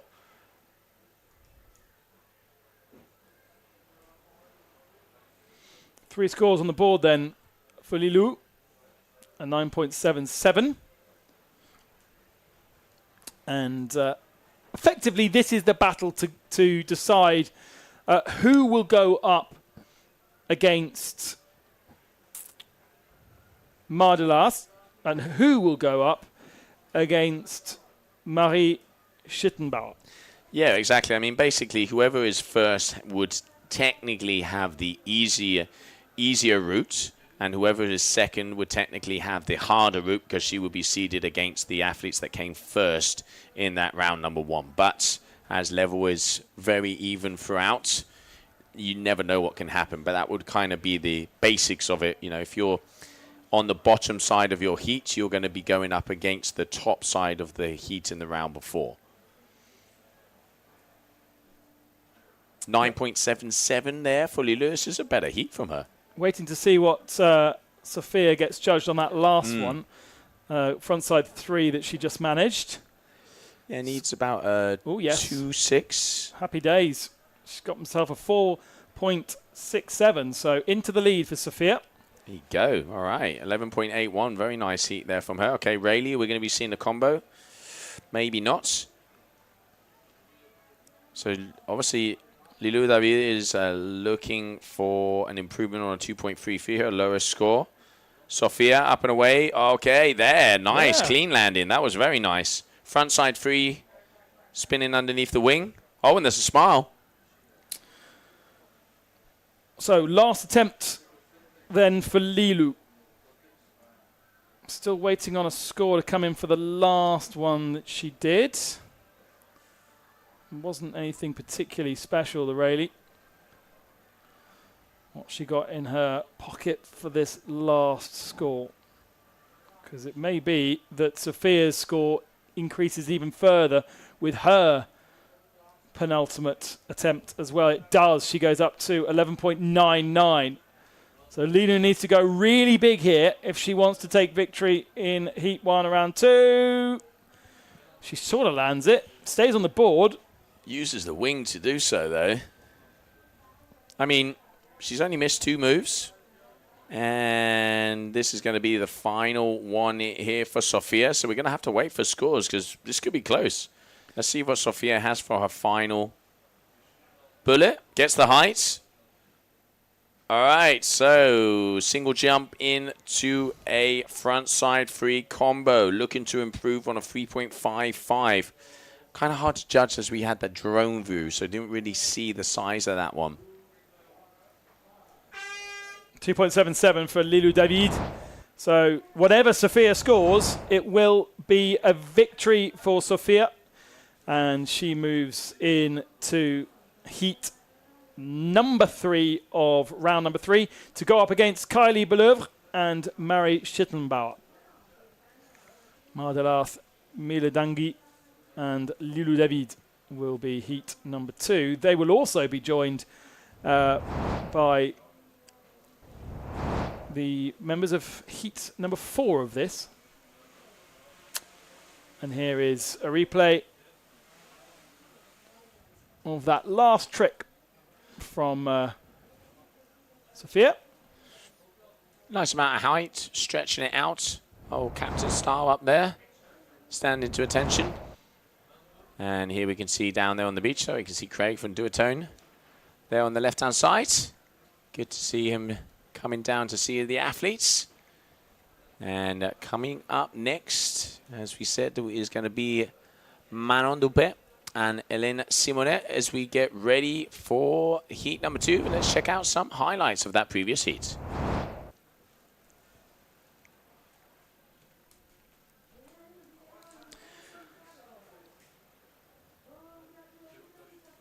Lulu David and Sophia Gidzinger then going up against each other. First time we've seen Sophia in a senior category event. The under 14 world champion from a few weeks ago in Tarifa. Finding more and more confidence. And our next one then is now out in the water. Manon Dupé and Hélène Simonet. Now, we talked about Hélène being more of a slalom competitor, has got multiple medals in World Championships of slalom. Manon Dupé, more of this kind of thing, but she is very, very young, even though she's been doing it for a good couple of years in the youth category. Yeah, and as we said before in the stream, first final in Tarifa. And definitely improving a lot. How did she do in that previous heat? What was the, how was that overall score? So let's have a look. Manon. 9.67. We said around the 11s, 12 is kind of where those top athletes are at. And then obviously Nia and Marie around the 17 plus. So going to be an interesting one here. Technically an elimination round, but both athletes are going through. So no matter what, it is just basically for the seeding of the quarterfinals that will happen tomorrow, as this is going to be the final round for today of the women. And then we will, so far, information in as we will continue on with round number 4 of the men. And then we can see them looking at the live scores. There's smiles down on the beach. All right, Manon here. A face that sunk 1,000 ships. Slightly fighting a little bit with her wing to get it powered up to prepare for that first jump. There she goes. And it's a combo to kick off. Slightly submerged as the wave came over her. The judges might be kind and judge that one and score that one. Oh, Bowles Muller on the outside there. A little bit of windsurf freestyle. Nice little shaka.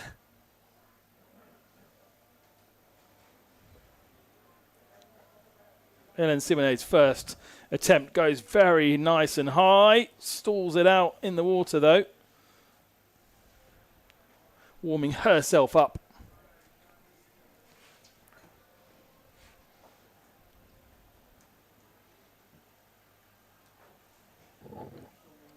Women gone with the long wetsuits. It's obviously not that warm, the water. I have to say, I haven't put my foot in it yet. It is chilly. Yeah. I mean, let's not forget it's Atlantic. So the Atlantic is one of the colder oceans we have on the planet. And one of the things here in Fuerteventura, especially as it's kind of, let's say, deserty, is that the nights are actually quite cold. So the ocean, the temperature of the ocean doesn't change too much from one season to another. You can see the boys Definitely hanging windy. out down in the sand. Definitely windy. Beach has got a proper sheen on it from where the sand's blowing around. Yeah, the old sand sandwich. 3.83 Manon opener.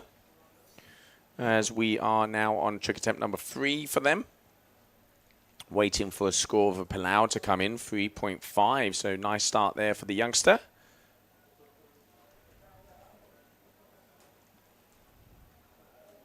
Up and away, frontside, oh, frontside free, just the board not following around. And we can see, unfortunately, here Helen all the way to the right-hand side of the tower. Deciding to go a little bit further downwind.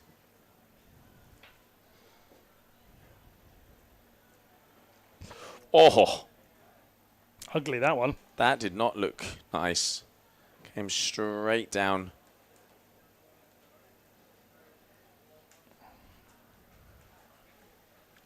Back to Manon. Orange lycra, obviously. I would dare not to say another colour, mate.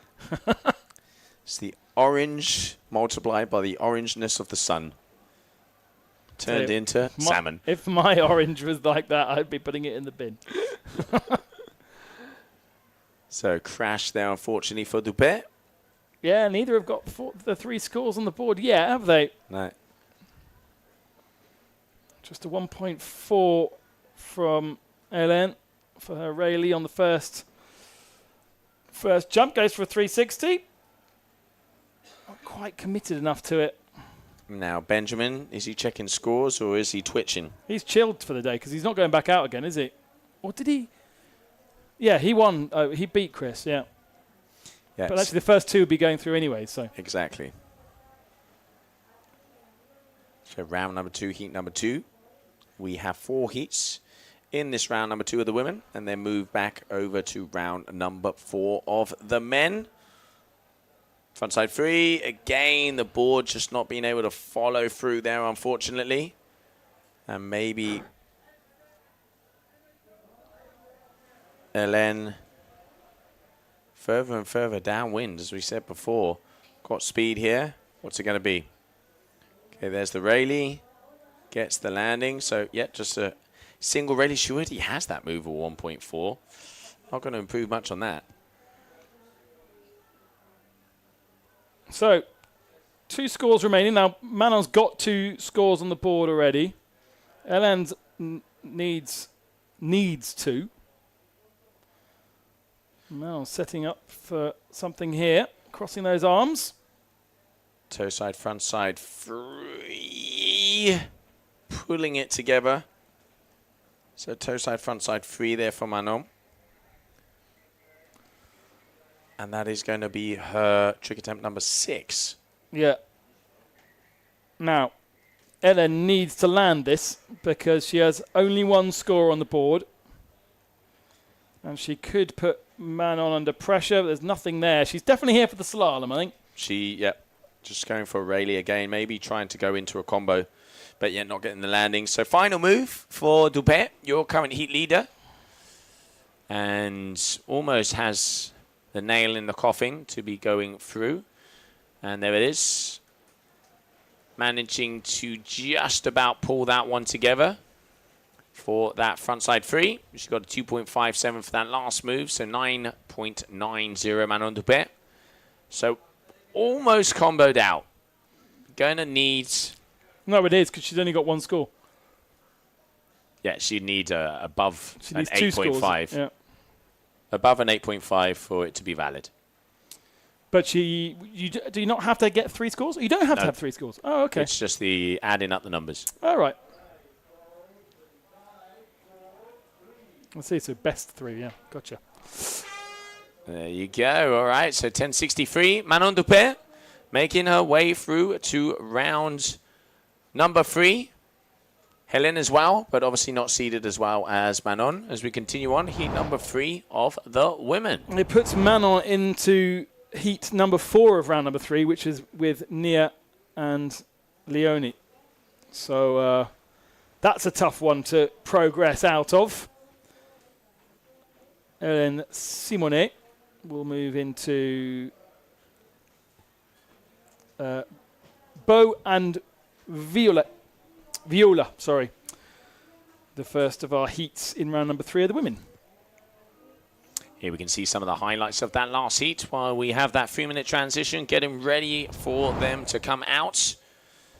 Your day number 1 here, GWA Fuerteventura World Cup, your surf-freestyle discipline.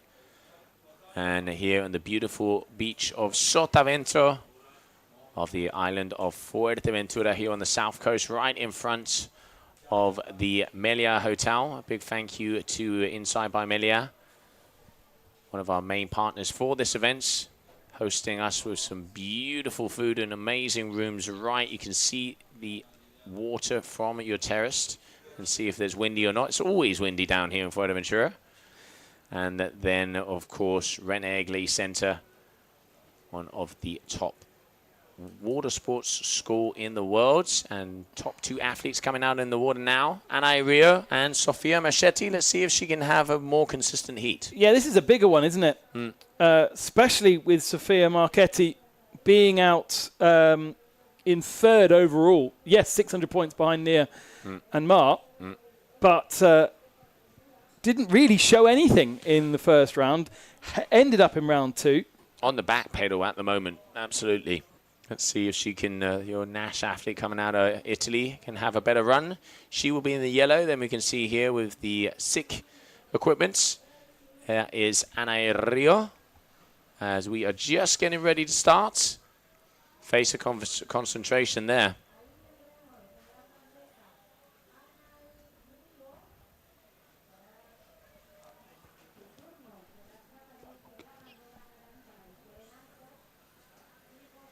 Sofia in the sort of greeny yellow. Magenta, mate. Magenta. Magenta. Is it? Winner of this goes through to meet Bo and Viola. The 2nd position will go into Nia and Leone and Manon. I don't know. Either or for me on that one, if you were trying to plan it.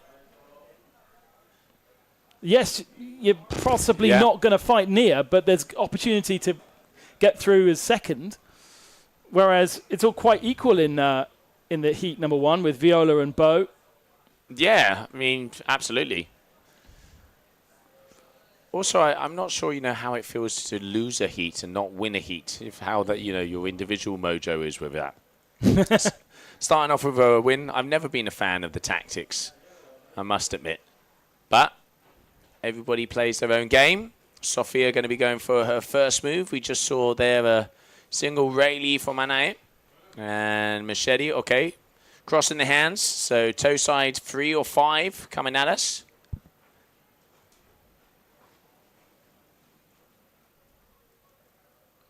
There's the kicker. Taking a time. Yep, there you go. Toe side, front side, 3 for Sofia Machete. And a bit. Slightly tweaked it at the end to come back towards the beach. All right, so better move there for Sofia. It's going to give her a little bit of a confidence. But as you can see, like we mentioned, she's playing it easy. No, she didn't have the best heat at the start of a competition. There we go. Front side 3 underneath the wing there for Rio.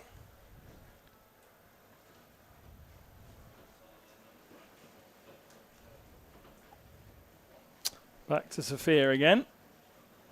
A reminder that she was 3rd in Le Cat, on the podium in Le Cat. 3.17.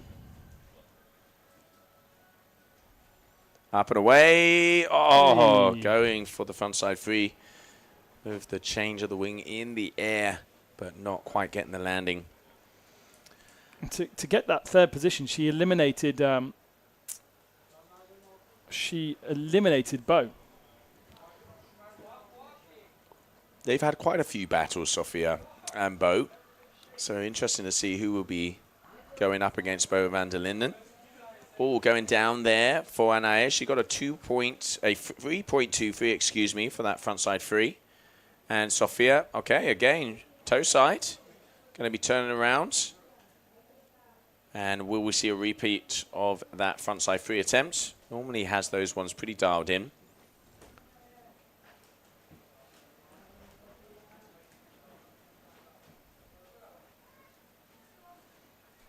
Back towards the beach. Gets a little pop. Okay, a little bit sketchy on the landing, but does get it onto the boards. So she will be having a score coming up. Trick attempt number 4 here for Anaya.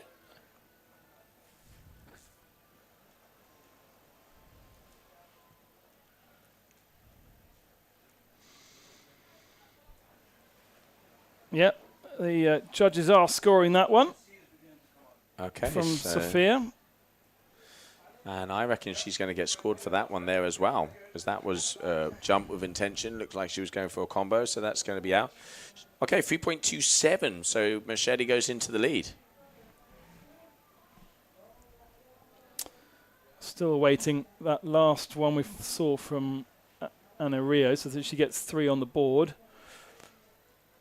But still 4 attempts for Sophia. We're early on in the game. And going for the wing pass, but coming down. It was just a jump from Anna on that last one, so and it wasn't an improvement over the one that she got earlier on, so it hasn't been scored, or hasn't appeared on the scoreboard, let's say. It's a bit of a slow burner, isn't it? It's tight, but I'm not seeing anything particularly large at the moment. And they're not quite completing that 360 there, but I'm sure they will score it. We go back to Sophia, who is out the back. Big old windsurf sails out there. I wonder if the wind is starting to drop. Every evening it does. Is it yet evening? 5:15. Getting not quite there. Normally until 6 o'clock the wind kind of stays stable. Idea is we're going to be pushing through until 7. But let's not forget that tide is just coming up on the high side. So, you know, sometimes that mid moment where tide goes from high to low, the wind drops a little bit, get into the end of the day. But yeah, definitely agree with you there, Ben, that it is a little bit on the lighter side. A 3.83 there from Anae. So she ups her game. Yeah, if my watch is correct, and usually it is, low tide 5:27. Yep, exactly. So pretty much now, that'll flatten out the water as well, won't it? Yeah, also the water's a little bit further out, so that sandbank on the inside would give a few kickers. And getting caught out by the wave. 4.33 frontside 3 there from Sherty, so 10.77. That's more like it. This is more the young Italian that we're used to seeing. 2 more attempts for each one of these athletes. So here we go. 2 more attempts for Sofia. 17 of the top scores of the day. Around the 12 to 13 is where you kind of want to be at. She's trying for the combo, but yeah, it does look lighter. It does look like the wind is dropping. I have just asked if we will be continuing on with round number 4 of the men after this. I'm waiting for confirmation. There's white caps out there, so it's not really low, is it? No, not at all. It could mean that they just have to go out on bigger wings again. Let's not forget that even the guys are out on 3 and 3.5s. So, there you go. Better landing there from Anae. Looking to improve on a 3.23, as that was that frontside 3 with pass. Crossing the hands, toe side. Here we go. This is the last one for Sophia Marchetti. Already on a 10.77. So is taking victory and lands it. And looking to improve on a 3.27 there with that front side 3, that toe side front side 3. As we're waiting for results to come in. But with the confirmation of that final score from Anae, it is going to be Sophia who takes the win. And the toe side frontside 3 already scored as a 3.17 for Sophia. So she'll be removing that score once that is confirmed. But it doesn't affect anything. She is still the winner of heat number 3. As we see some of the highlights of that last heat. Final heat coming up then for the women. For the day. Still hear the wind blowing in. I think that's the drone, mate. Oh, is it the drone? I noticed as I walked past it, I just had to disappear for a second.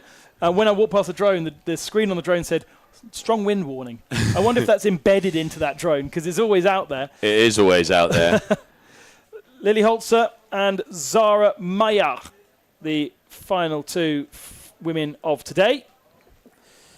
Said before, Zara, a ex-professional skier from the mountains of Verbier in Switzerland, but the majority of her experience in wing down on Lake Garda, as so many have.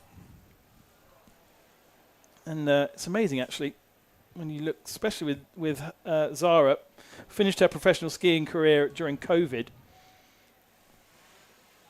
and was in top 15 Swiss females, but knew that perhaps wouldn't be moving further than that. So took up wingfoiling on a lake on a bit of a break on holiday, but only a couple of years ago, and is already into this. Once an athlete, always an athlete. And you got yourself into World Cup level. I mean, what a place. Switzerland with the lakes. You got the mountains as well. Yeah, right. And Silver Plana over there near St. Moritz was one of the best ski resorts. And in the summer with the glacier and the lakes there, we've had a few events, and such a beautiful place to wingfoil. And then obviously in the winter, one of the best places to be able to ski or snowboard. Little chilly though. Yeah, I can see this sort of competition being pretty spectacular in smaller lakes, stadium atmosphere kind of thing. Exactly. All right, so final heats of the women of the day.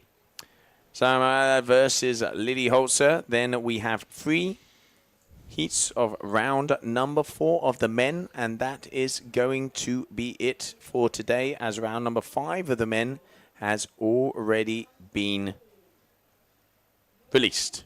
So after this heat of the women, we will have 4 heats of the men, and that is going to be it for today, where that round we will see elimination rounds, as 2 men will be going home. Only 2? Only 2. Okay. So, in each heat. Ah, yeah. Right, okay. 8 in total then. Of our 26 in the men, 16 women. Right, so here we go. Buzzer is on. And I'm going to say, supposedly that's the orange lycra. Yep. So there you go, front side free there for Zara. So here, that is definitely yellow. So here we can see Holly. Lily. Excuse me, Holzer. It's been a long day. Holly Lilzer. Again, a mountain woman. She can have water women. From Salzburg. Some pretty spectacular lakes around there. One of them makes energy drinks as well. So Gives you wings, I've been told. Yeah, exactly. All right, 4.0 for the first move there from Zara. Now going to be racking up for move number 2. That's better, isn't it? Because she Much better. She didn't have a very strong first round. Hence why she is in round 2. Up and away, front side free, but goes down. As you can see that fall coming up. So that's going to be a crash for her. Lily crashing the first move, looking in for move number 2. Yep, she's going to be turning around, coming back towards us. Jibes it out, starts to gain speed.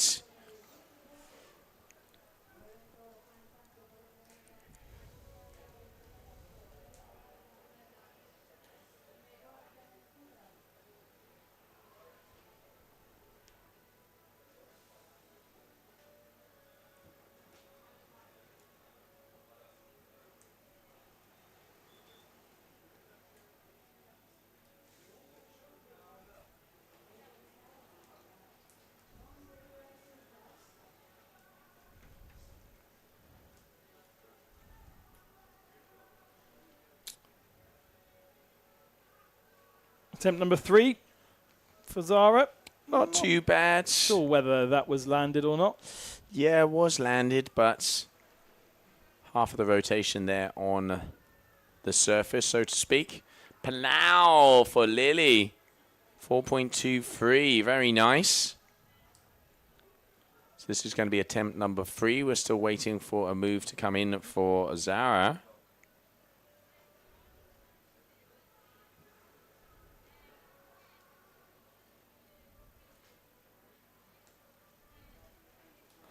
Rayleigh just scorpioning it out a little bit. Nothing too big.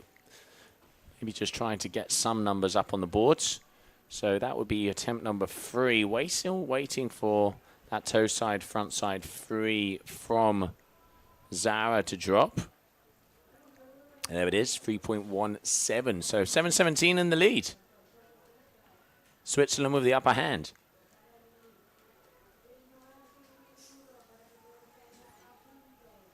That was Zara's next trick there. Attempt number 4, again, was landed.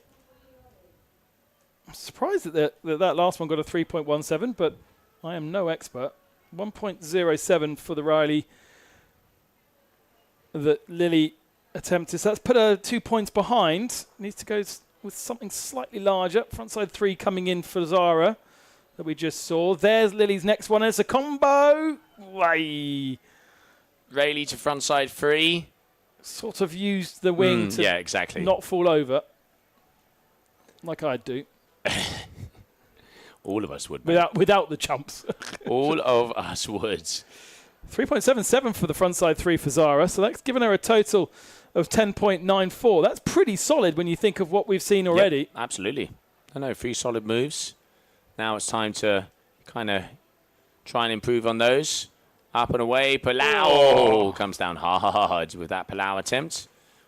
Yeah, but it was more dynamic, wasn't it? Yes. It was a okay. It wasn't a safe move. It was then a let's go all out kind of move. Yeah. She knows she has kind of the base score already in the bag, and now she's going to start to push.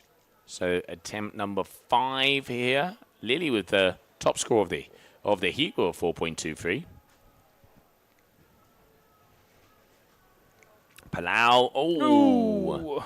Just comes down, unfortunately, slides it out.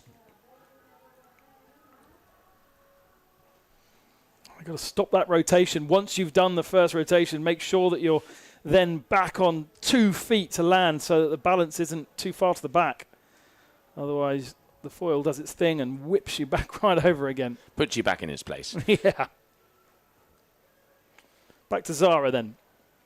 Nice kicker. There you go. Dynamic. Yeah. Beautifully landed. Oh, no! You see, it is. I'm going to say it. There's white caps out the back. Right. But this inside is starting to get patchy. Because there she did make the landing, but was not able to continue as she hadn't kind of got it smooth. So there are patches on the inside. Attempt number 5 here. Excuse me, number 6 this will be for Lily. Oh. Gets knocked out by the wave. So final move for both the athletes. At the moment, it is Zara Mayad in the lead, but it ain't over yet. Just one good score from Lily, and she could be right up with Zara. I like the way that Zara's gone about this second half, though. Going bigger, going more committed. Yes, she hasn't landed it. But She's hunting. The 3 scores were safe scores. She's going to go for Palau again as well. There it is. Ah, yes, there you go. A beautiful move. Very nice Palau there from Zara, which is looking to improve over her lowest score of a 3.17. Pretty damn sure that's going to happen. 4.23 for Lily's Palau at the start. Yeah.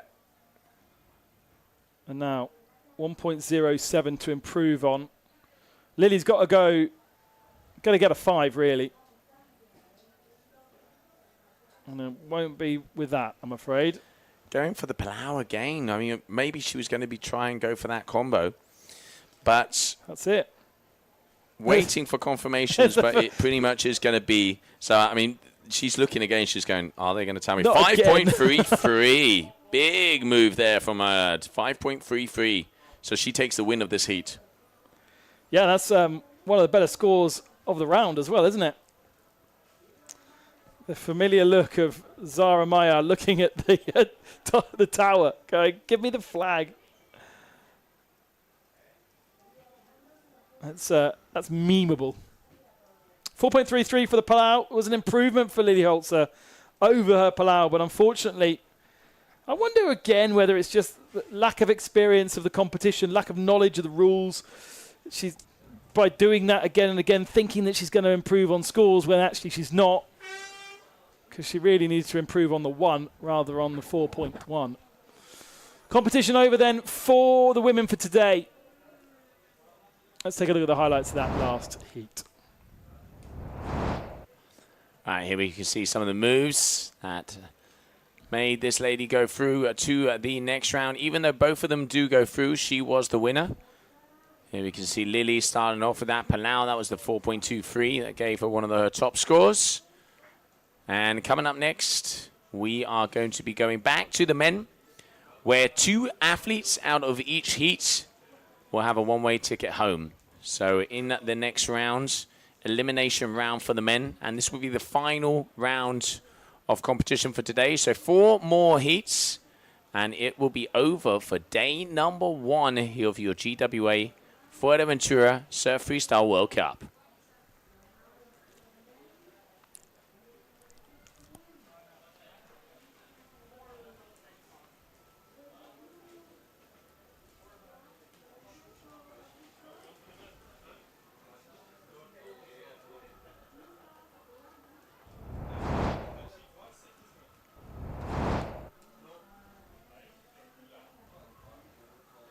We can see getting ready down there on the beach.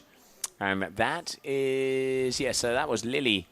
We can see friends out there. Okay, blue is going to be starting off. Is going to be Francesco Capuzzo. There in the orange, in the black wing, is Noe Kuyala. And also there just appearing Rocco McCanna and Lucas Lamb. The players getting ready to go out to see who continues on in our competition. Yeah, just a reminder that in round 4, we are meeting those that finish 2nd and 3rd in their round 3 heats. The winners progress all the way directly to round 5, but these are those that finish 2nd and 3rd, and we will lose 2 of each of these next 4 heats. So some pretty big names, particularly in the 4th heat with Chris McDonald in there alongside Charlie Locke, Sasha Paillet and Ezio Bastianelli. That's a big heat, which is going to lose at least one big surprise there, especially with a youth world champion in the mix with our world champion. Yeah, that is going to be definitely going to be a fight, but obviously let's not forget winner of these heats make it through to the quarterfinals. So it's starting to get down to the end heats of the competition. Francesco Capuzzo had a very nice start. Lucas Lamb not being as consistent as we've seen him. Noe Kuyala, he is always a force to be reckoned with. And then, of course, Rocco McCanna, who made it all the way to the finals here in Tarifa just not so long ago. But now this man in the blue, a Gong athlete from Italy, Francesco Capuzzo, is going to be starting off this heat. Normally starts off with a front roll. Let's see what he has here for us.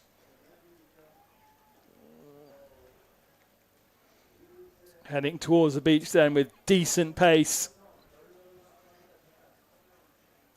Won't have the waves to help him. It's definitely a lot flatter than it was this morning. Oh, it was massive. It was massive. It was huge. You could hear the shout down here on the beach as well, but just unfortunately not getting that landing with that front roll free. Lucas Lamb up next. Here we can see duotone athlete hailing in from Austria. Really struggled in his first heat to just finish a move. Too many crashes for him. But the pace has been set by Francesco, and Lucas Lamb tries to match it and can't either. So that's 2 crashes. Again, we will have 7 attempts, 3 to count. Noe, next one up, finds himself a wave and does land it. Might not have been the prettiest, but at least it's a score on the board against the other 2. The pace is frenetic. Back loop 3 there for Kuyala, okay. Here we can see Rocco. He's got a smile on his face, I'll tell you that. He's decided to go port tack, so left foot forward. With duotone athletes. He's got some speed. It looks like he's on a big wing as well. So, 18-year-old into the final last time out in Tarifa. Oh, there's the... Oh! Ooh, I hope that ankle is okay. I hope that ankle is okay because that did not come out the board. It looks like it if he's looking for his board. Those are the ones that you do not want your feet to stay in the straps. Looks like he's... Yeah, even his friends came up to see if he was all right. That could have been nasty. 6.87 for that combo there from Neuer. Capuzzo. Are we going to see attempt number 2? Front into a free. Got a nice speed coming at us. Here we go. Again, wants to do it towards the beach, not looking for the ramps to help him out. And again, goes down. Got the water so much closer to the judges now than they were this morning, thanks to the high tide. And the showmen are wanting to be right up close in the judges' faces. Lucas Lamb then, going away from us. Oh, that was nice. Front free. No! Again, same problem as Francesco, not getting that wing rotated round. I can hear there on the PA system, our race director saying to the athletes they have to be jumping inside of the area for it to count. Because as that water is further up, they are trying to jump outside. Big 1, a 2, 3. Oh, 1080, and he misses it as well. Oh, these boys. Not the best start for any of them. Leveled up in round 4, that's for sure. Almost slight desperation, it feels, from our athletes out on the water. Rocco Macana with a big wipeout on his first attempt. He's heading away from us now. Needs to find himself a little bit of space. There he goes. And he combos it, and he gets it. That's going to be a good score. Double backflip combo, so backflip into backflip. Only Rocco and Kuyala, the only 2 athletes to actually land a move. Yeah. We've had 8 moves, 2 landed. Yeah, right. All right, so third time lucky. Come on, Francesco. Exactly the same posture as we've seen from the last 2 attempts. Heading towards the beach. Waiting for that power to help him out. This time, it's not pretty. He's very close to the edge of the competition area as well. Didn't have much option there before he was going to be out of the area. As Lucas Lamb loses his hand on his wing. Heading in towards the beach. Goes big, decent amount of hang time, but loses control. That's the 3rd crash for Lucas. Now we're going to have to rail it back, guys, just to get some scores on the board here. Yeah, they are going all in, but not really getting the goods at all. So Kuyala, move number 3. So he got a 6.87. He has been massive in the first 2 attempts, hasn't he? He has. He's gone for it, but just not been able. He's going to go for a Palau. I can hear something over the PA system, and I can feel our race director walking around the tower. Okay, Palau into front side free. Toned it down a little bit, going for 2 rotations, not 3. I think that's a smart move, seeing how the heat is panning out so far. On to Rocco Macana. Next one up. Got a 5.6 for the combo. Puts him in 2nd position right now, in front of Francesco. We've got a 5.13 for his last attempt. Oh, beautiful. Backflip into 3. Kuyala did one, and it was a 6.87. I'm going to say Rocco's was a lot better. Definitely.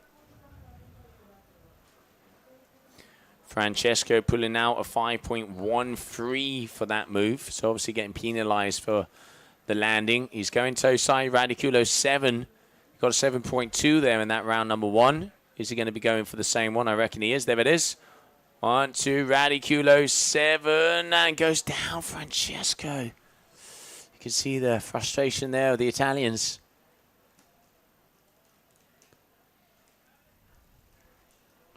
7.07 for Noe. Not massive in comparison. We're still waiting for that Rocco score to come in.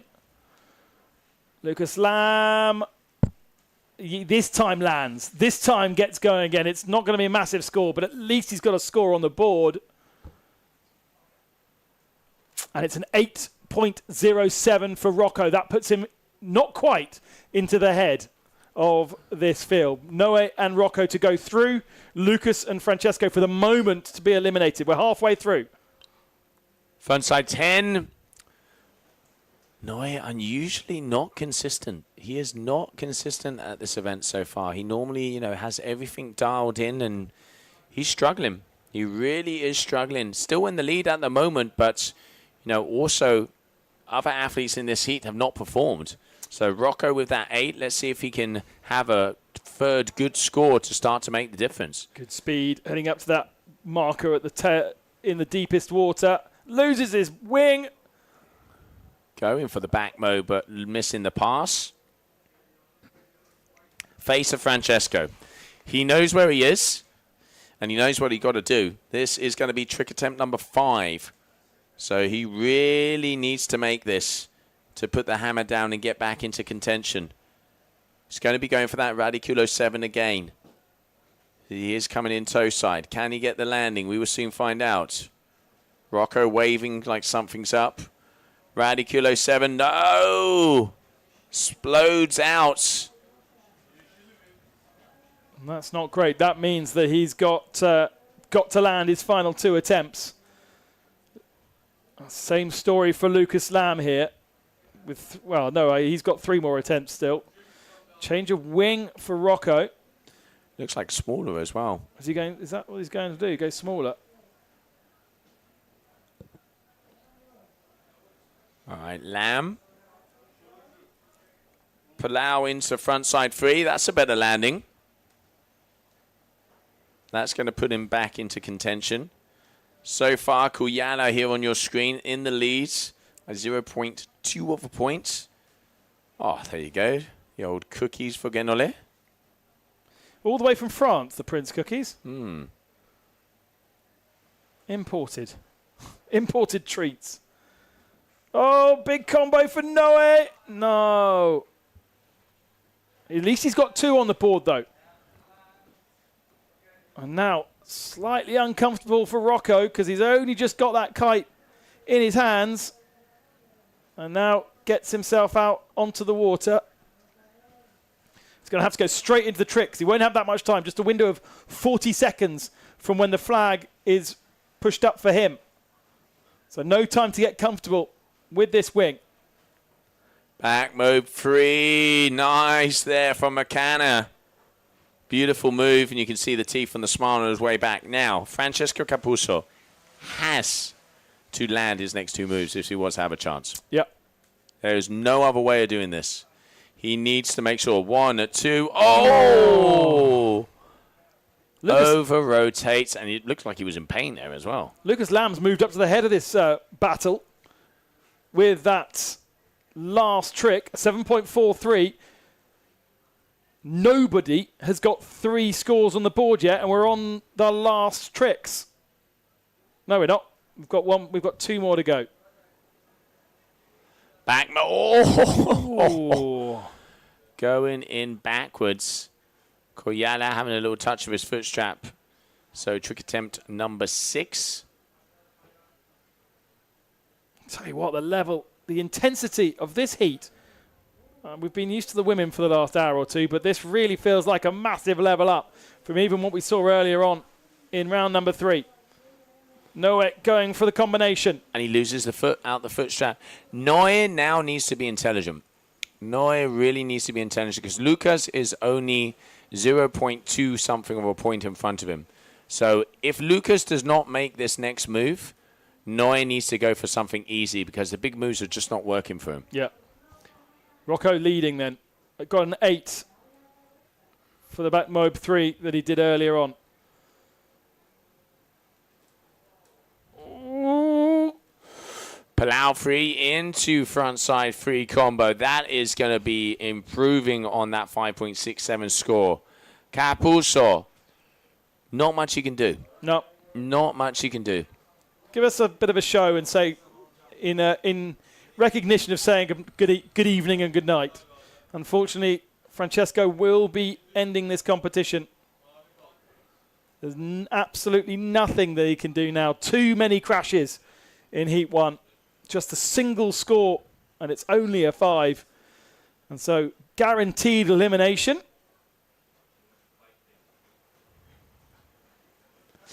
No, so going against him there. So 4 Radiculo 7 attempts, 4 crashes for Francesco. So that is going to be it for him here in the freestyle in Fuerteventura. Now, Lucas Lamb, he's going to want to make some more distance to make Noé's life harder. Because if it's only by 0.7... Oh, double pull out. Can he get the landing? Yes, he does. That is going to make a huge difference. And Kuyala has changed his wing. Let's see what is going to be going down. Because after that, Lucas Lamb with that move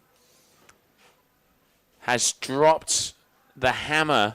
And we could have a nail in the coffin coming at us. Final move for Kuyala, waiting for that orange flag. Doesn't need to go crazy, does he? Doesn't need to do anything massive.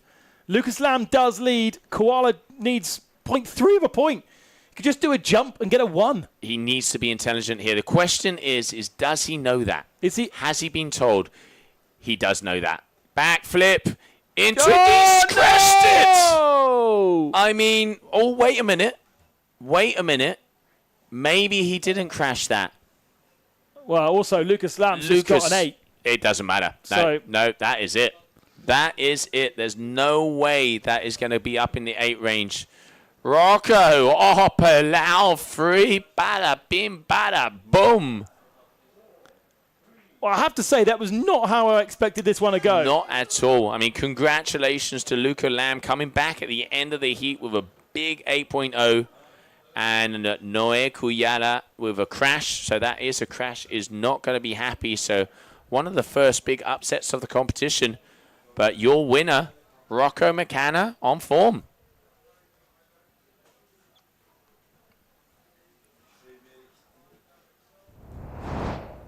Let's have a look at those highlights because there were some action-packed moves. Kuyala starting off not too bad. Backflip into 3, but I mean, Rocco from the very beginning, and I mean, look at that ankle. Oh, I think it might have just attached before he hit the water. I'd be like Mr. Potato if that happened to me, mate. But I mean, he came back also from what we think a damaged wing as well. Oh, we got kisses to the camera. All right. Kisses to the camera.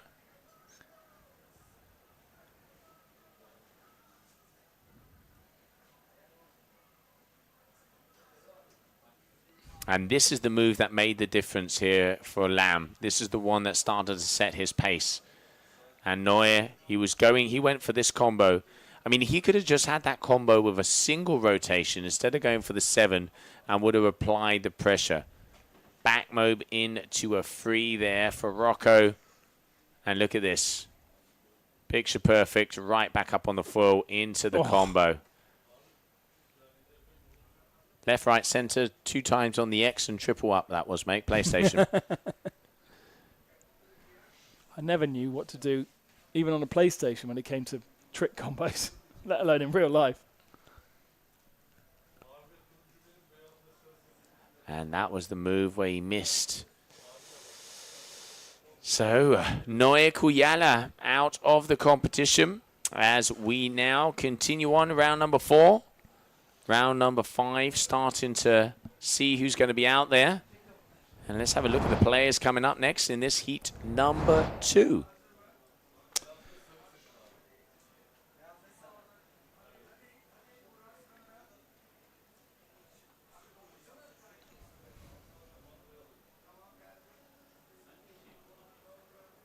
Local family then, Anko Sosa in the blue, Leo Thwadieth, younger brother to Nia in the white. Xavier Kaur, who's now become Australian since we last time we met this morning. He is going to be in orange, and then Ricardo Zorzi in the yellow. Actually, we were talking to Xavier yesterday about about his nationality, because he requested to be changed from Spanish to Australian, and it was explained to him that as a Spanish athlete, there are Spanish TV channels that would like your information. As an Australian athlete, you have to have a good reason to switch. And Xavier being backed by the Australian Federation with Australian mother, I believe. And so now we've got an Australian athlete. We didn't have that when we did the opening ceremony. And there's an opening gambit from Ancor Sosa. Have you got the Australian flag? I suppose you must have. We do have the Australian flag, but obviously that info wasn't in. But yeah, so Chavi Core now has turned into Aussie, Aussie, Aussie. Don't you dare come back to Tarifa. But great to hear he is being supported by the Australian Federation. Such a talented young man, and has won competitions. Drew with Alan Fadid over there in Lucan a few years back, and has the goods to take those top spots on the podium. Here we can see some of the local boys getting ready as this round number 4 is on the water. 3 more heats included in this one of the day, and that will be it for the first day of competition. And their front roll for Chavi, Ricardo Zorzi, coming up next. Tell you what, it's a very different rhythm to start this one than we saw from heat number 1, isn't it? Everybody landing their tricks, nothing particularly crazy. Maybe they've learned from what they saw in that first heat. Change of wing as well, potentially getting the wing more correct to suit the conditions. Yeah, Ricardo Zorzi coming right close to the boundary here. On the line. The drone's not being kind to you there. Frontside 7, that's going to be the best move you've seen. As long as it's inside the competition box. If it's not inside the box, it won't count. But good to see Zorzi starting off with a landed maneuver. Sosa, 6.73. Your current heat leader, waiting for that last scores from Zorzi. You can see your Cabrini athlete. Powering up. Palau into frontside 3. Nice move. Assisi. Third round of the day for Ancor. Had to come through round 1 as well as round 3. So some of these athletes with just a single competition under their belts, and others with 3 rounds already. Thwadieth hoping that the drone gets out of the way before he takes off on the combo. Gets it done. Palau into backflip. Very nice there from the youngster. Younger brother of Nia Suarez. Really good rotation, and you could see just going into it, not holding back at all. Let's not forget, whoever the top 2 athletes of this heat make it through to the quarterfinals. Xavi stretching out a little bit too much, going down there on that Palau to frontside 3 attempt. It's going to be tight as well. I feel as though this is really equal in terms of all 4 here. Here we have Ricardo Zorzi, pretty much the first youngster on tour to take a win of an event. Back about 3 to 4 years ago, he took his first event win of the Tarifa Wing Pro. Yeah, back in 2021 that was. There you go. At the age of 16? Yep. As you do. He was the first, he really was kind of the first kid to come on tour. And now it's good to see him starting off again. He was looking for that Radiculo 7 that he got in the previous heat there, going toe side, deciding against it. What's going to be his new strategy? Starboard tack.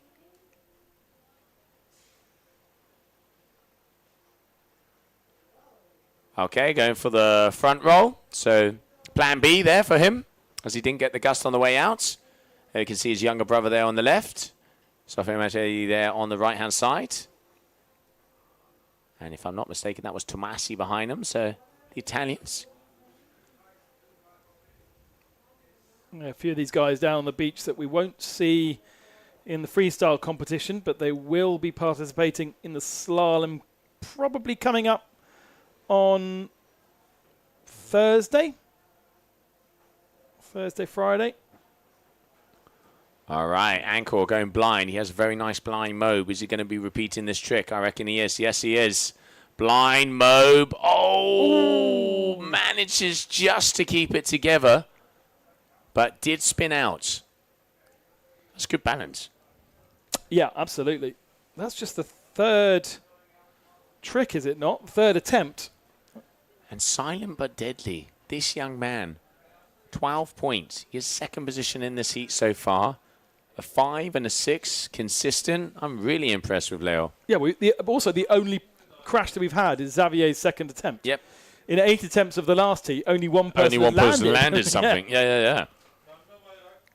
I think there might be a review happening on that move. Because I can see, yep, there you go. Pink flag. Reviewing that last blind back move from Angkor. I wonder if it is going to be scored or not, because he did kind of hold it together, but... So effectively reviewing, meaning they are looking into whether it is a trick or a crash. Yeah, here we can see, let's see the replay.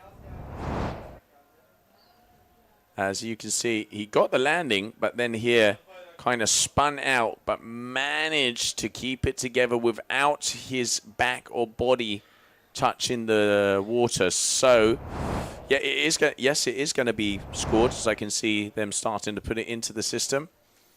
Question is what that number is going to be. 4.33 pops up. There you go. Not a bad score. He has obviously penalised for not the cleanest of landings, but still 3 good scores for Angkor. 16.89. 3.3 out of 3 as well. Thwadias.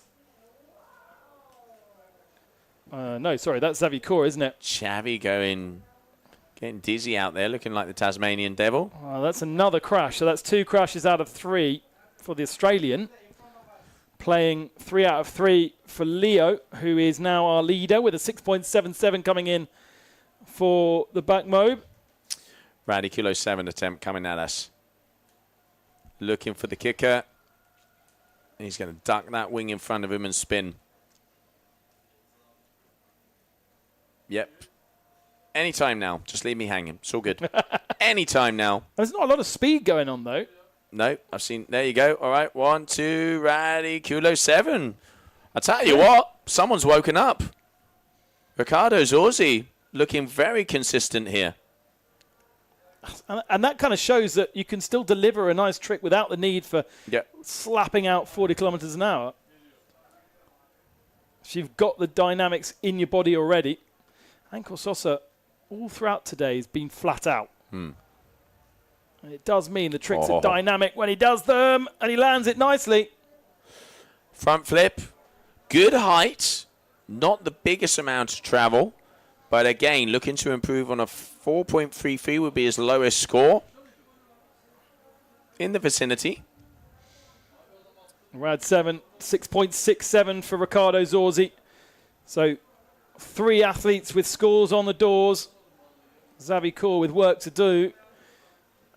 And Leo Thwadias is our leader at the moment. Goes again, lands. No, he doesn't. Similar to what happened to Encore there. You can see the board just spinning out at the very end going down. So that's going to be a crash. Yeah, Xavi, I mean, for his mindset and for his scores, he needs to land this. And it needs to be a good move to be able to get back into contention. He is 13 points below. Goes for the 1080 and manages to keep it together.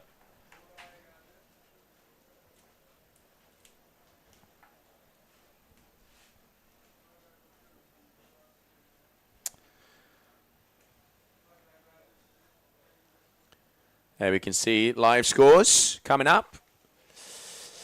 As it stands, we have in the lead 1877.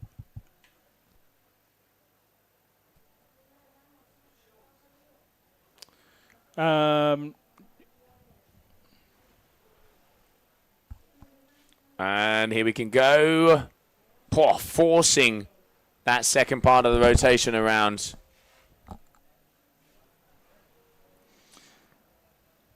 So as we are right now, Swadiath, 1877.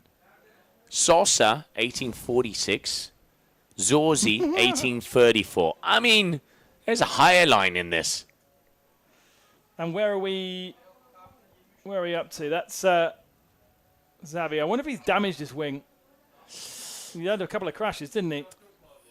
Well, got the front side 10 down. Now back to Anko. Oh! Can I get a replay of that? I have a feeling he got an extra rotation. If he did it on purpose or not, I am not sure. But that was a blind mobe, but he had an extra rotation. So here you go. Blind back mobe. He has. Now, if I'm not mistaken, that could be a blind back mobe 7. I'm going to leave this one up to the judges because I don't think we've ever seen one of those. He looked as surprised as I did. There's the review flag, so I don't think I'm wrong. I reckon, yeah, there you go. Everybody with their hands up in the air. So that is a blind back mobe 7. Innovation, I reckon, is going to be coming up. Yeah, there's no doubt the beach are hyped about that. And they also can recognise that perhaps it wasn't on purpose. I mean, landed backwards because he over-rotated. Yeah, exactly. But managed to keep it together. Yeah, no, look at him. He's going, how the hell did I do that? All right, so judges, come on, give him the love. Now, I'm pretty sure that would be called a blind back mode 7 because there was an extra rotation, even though half was done on the water. Innovation 1 coming up, so I'll get that full confirmation, but that is a new move, never landed before. And he's not over. He's come down to the beach, but he's still got 2 more attempts to play out. Can hear you, Salim. And we're now on to Leo Suarez. Yeah, so Leo next to run. We're still waiting for that score to come in for Angkor. 18.77. This is our leader right now. And still with 3 jumps. Make that 2 jumps. Goes down. Lands backwards. Xavi still needs to get that 3rd score on the board. 6.45 for the front side. 10.80 he managed earlier.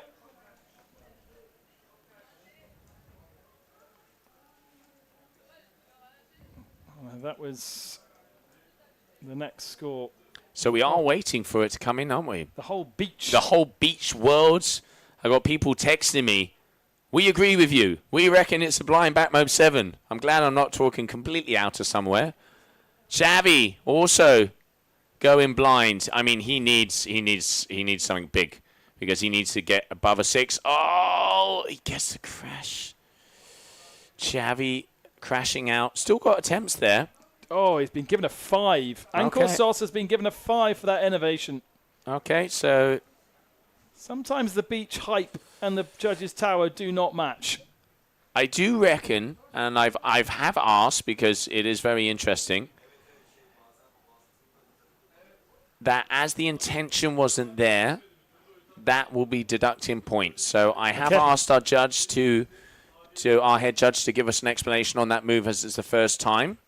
And as soon as he gets back to me, we'll be saying it here on the stream.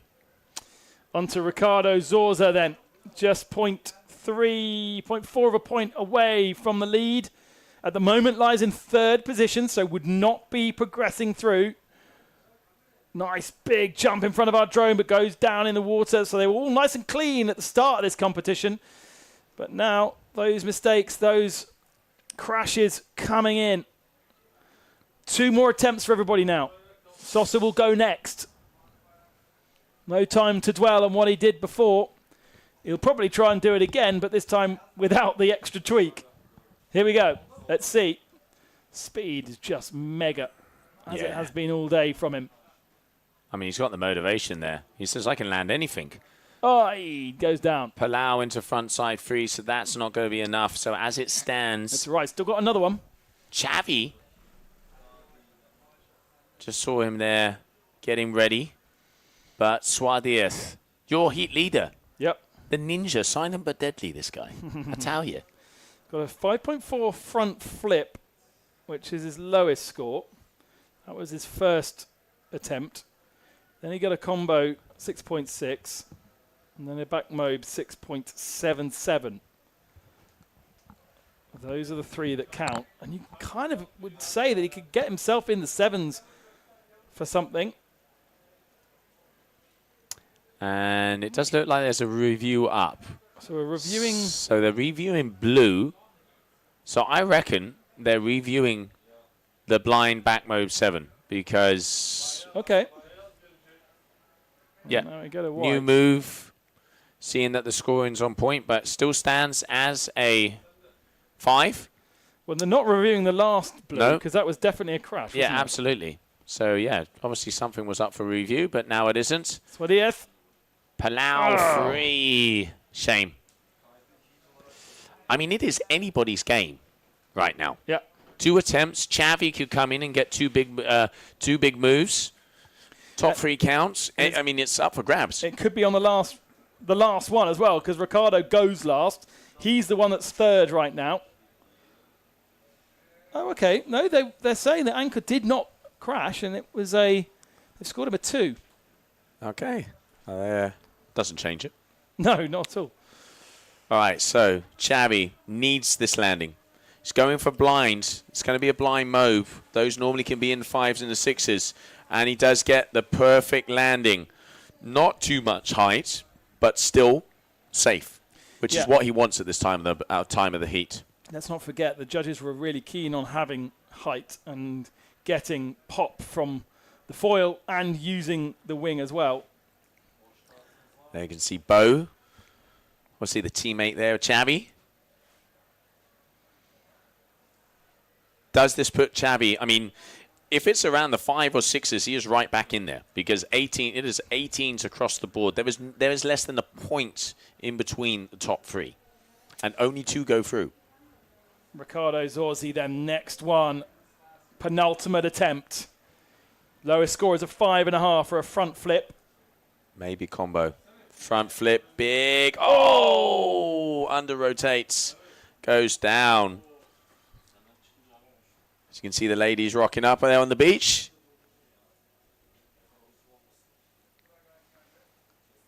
Right, final attempts then. Anchor Sosa, lowest score that counts as a 5.83 right now. So we know Zorzi is not going to be one of the 2. Anchor with a Palau, so you can see he's not happy with that. So right now, Leo Suarez, your heat leader, will be coming up next with the white lycra for his final attempt. Anchor's not going to improve his No, he's not. 5.8 with what he's just done there, Not but at all. is second. At the moment. Second at the moment. Leo, head over heels. Comes down a bit of a bundle. Doubt that's going to improve on the 5.4 due to that landing. So Xavi here, door is open. 5.5 to improve on. The door is open because if he gets past, let's have a look here, 18.46, he moves into that safe zone. A 6.5 is all he needs to get in, and a 6.7 would make him take him to the head. I reckon combo. Palau, free. Oh, crashes out. Nope. So that is going to be it for Xavi. So that is going to be it for Xavi. So Encore now sits on the sideline. What about Zorzo? Pressing the voodoo doll towards Zorzi. 5.5 can be improved It can be. by 1.5. 0.15 is all he needs to improve. And just, he's landed something, but we lost the feed. So let's get a replay of that last jump. Is that going to be a 5.6 something is what he would need? Can we get a replay? Yeah, absolutely. All right. Here we go. He played it safe, which was intelligent. Oof, right back up on the foil as well. This is too close to tell. We do know, first, congratulations to Leo Suarez. Definitely through. As he is definitely through. In second place, who is the other athlete they'll be making it through, we don't know yet. So we're waiting for confirmation. And, of course, a big shout out to Anchor Sosa for landing a move for the very first time in competition. Whether he meant it or not. Now, waiting for that result to come in, waiting for those scores while we enjoy the highlights of that action-packed heat. Still waiting on the scores for Sosa's first attempt. Pretty sure the live scoring will head off in a different direction beforehand. But there was some pretty spectacular early moves in this last one.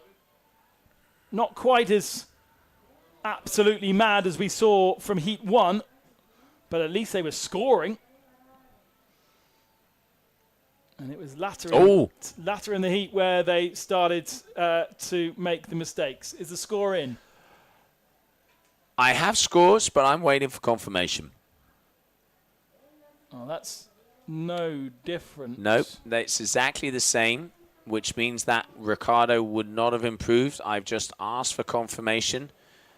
It would have been close. Let me see if it here. There we go. Yep. Okay. 5.43 front flip. So it is official. Anko Sosa and Leo Suarez, Leo Suarez in first, Anko Sosa in second, make it through to the quarterfinals. What a heat. Nice story as well for the morning papers in Fuerteventura, with a local man progressing through to the next day. That should bring a few people who don't have any work to do to come down and have a watch. And there's the congratulations down on the beach to Anko, who today has been one of the most dynamic athletes out on the water. Has the speed, the aggression, not necessarily the cleanest. And Leo Suarez and sister discussing what they managed to do as well. I tell you what, it must help a lot having that brother and sister thing going on and go out on the water together, train together, push each other. Certainly, at the moment, it's sort of Nia who will be pushing Leo. But in a few years' time, it will go the other way around, and then Leo will be dragging Nia. And that can only help the women's game massively. All right, so coming up next, heat number 3. Noé Mercier, Martin Tielis, Nathan Berger, Benjamin May again. Only 2 will survive. Considering what we've seen in the other heats, this one could be interesting. Might not necessarily be the massive scores that we've seen in Heat 1, for instance. And Noé Mercier nowhere near landing that first one.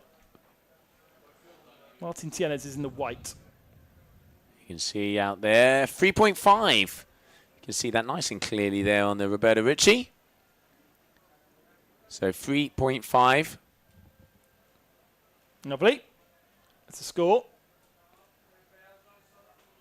16-year-old Nathan Berger. Next up. And then 21-year-old Benji May, the German. Right, Nathan, your KT Brunotti athletes. See what his opener is going to be. It's fluoro, I'll tell you that. Up and away, big front, free. Now calm, cool, and collected. Si, senor. Swiss-German athlete with Spanish nationality as well. From Zurich, hence the Berger kind of German-ish name rather than a Spanish name. Quite a few Noes on the entry. There are. You're right. Considering, don't think I know a Noe outside of this. Front flip there from Benjamin. So just keeping it easy at the moment. 4.4 for Tielis. Waiting for that score there from Nathan, 7.33. And Benjamin opening up with a front flip, which we will see scores come in. So, trick attempt number 2 coming up for Mercier. So that should be, that definitely should be advantage Berger from those first attempts. Just simply because the level of difficulty associated to a backflip versus the a frontside 3 is different. Yeah, so there we can see a 5.53 there for that front rotation from Benjamin May. And Palau into backflip combo. Mercier lays it down, missing out on that first attempt. But with that combo, should be a decent score. Nice and cleanly out of it as well. And we can see here Martin also going to be going for a Palau. He's on that front handle. There it is. Palaus himself around and gets the landing. Single rotation. As looking at scores so far, nothing too big. 7-3-3. Oh, 7-6-7. Nice there for Mercier. Decent combo score. Puts him to the head.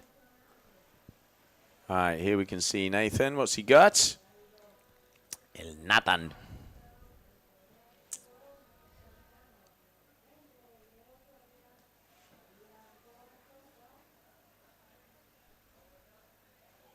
Oi, just lost the balance.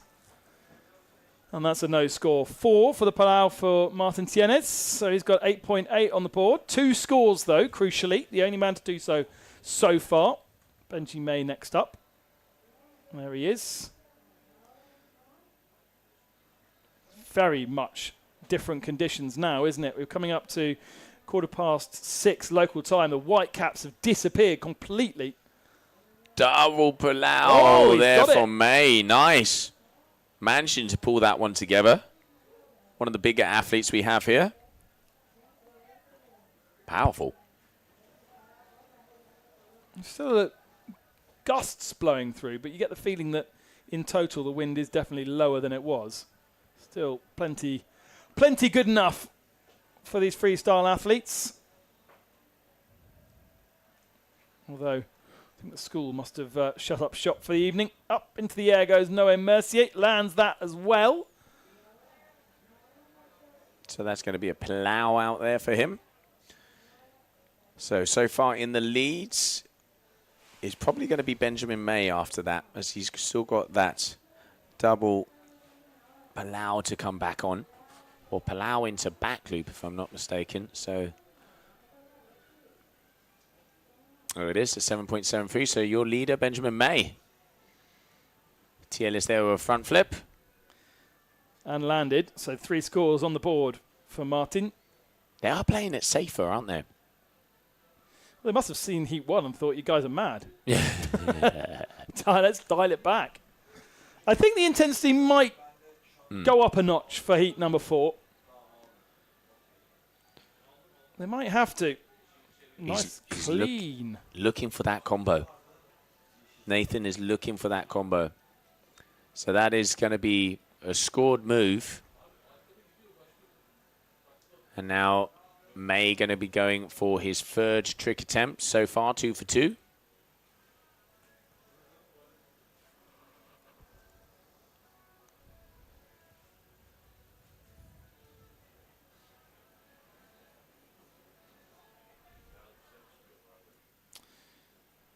Halfway through this Heat number 3.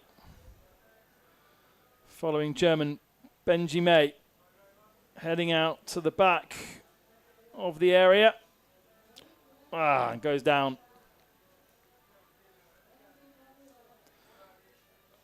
No score there. So after 3 attempts, just the one athlete to get all 3 scores on the board.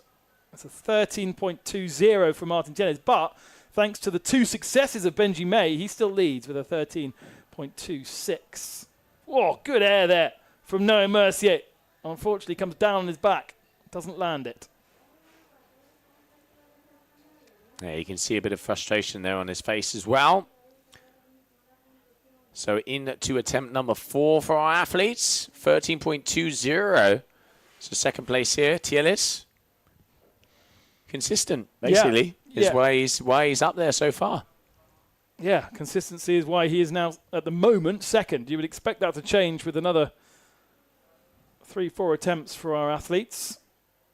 Heading up to that back corner again.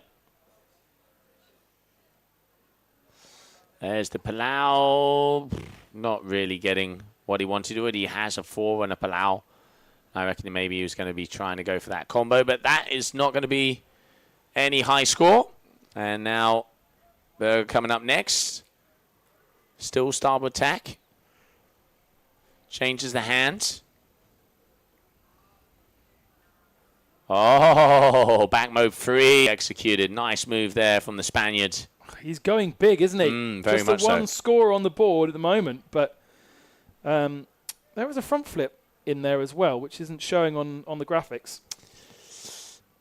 Because his first move was a front flip with a front side 3. So same family.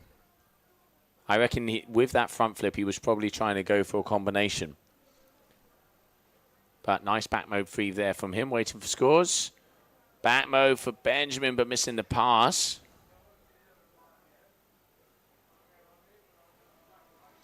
And into attempt number 5 then. Noah Mercier still with just 2 scores on the board.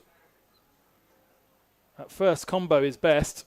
And actually, I was about to say the best. The back mode 3 is an 8.07 for Nathan. And he moves into the lead with that.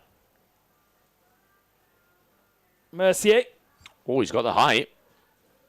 Does he get it? Palau 3, very high.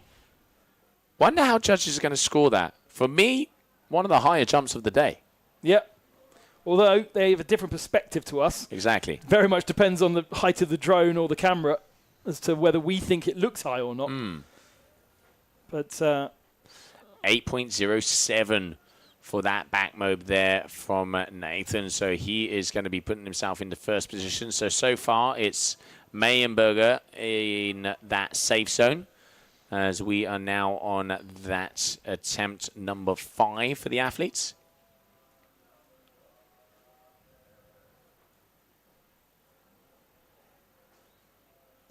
Crashes out on that combo.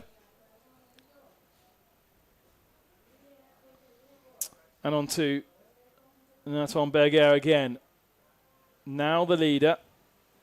Not the leader any longer, sorry, because Noah Mercier's got 3 in. There's a combo.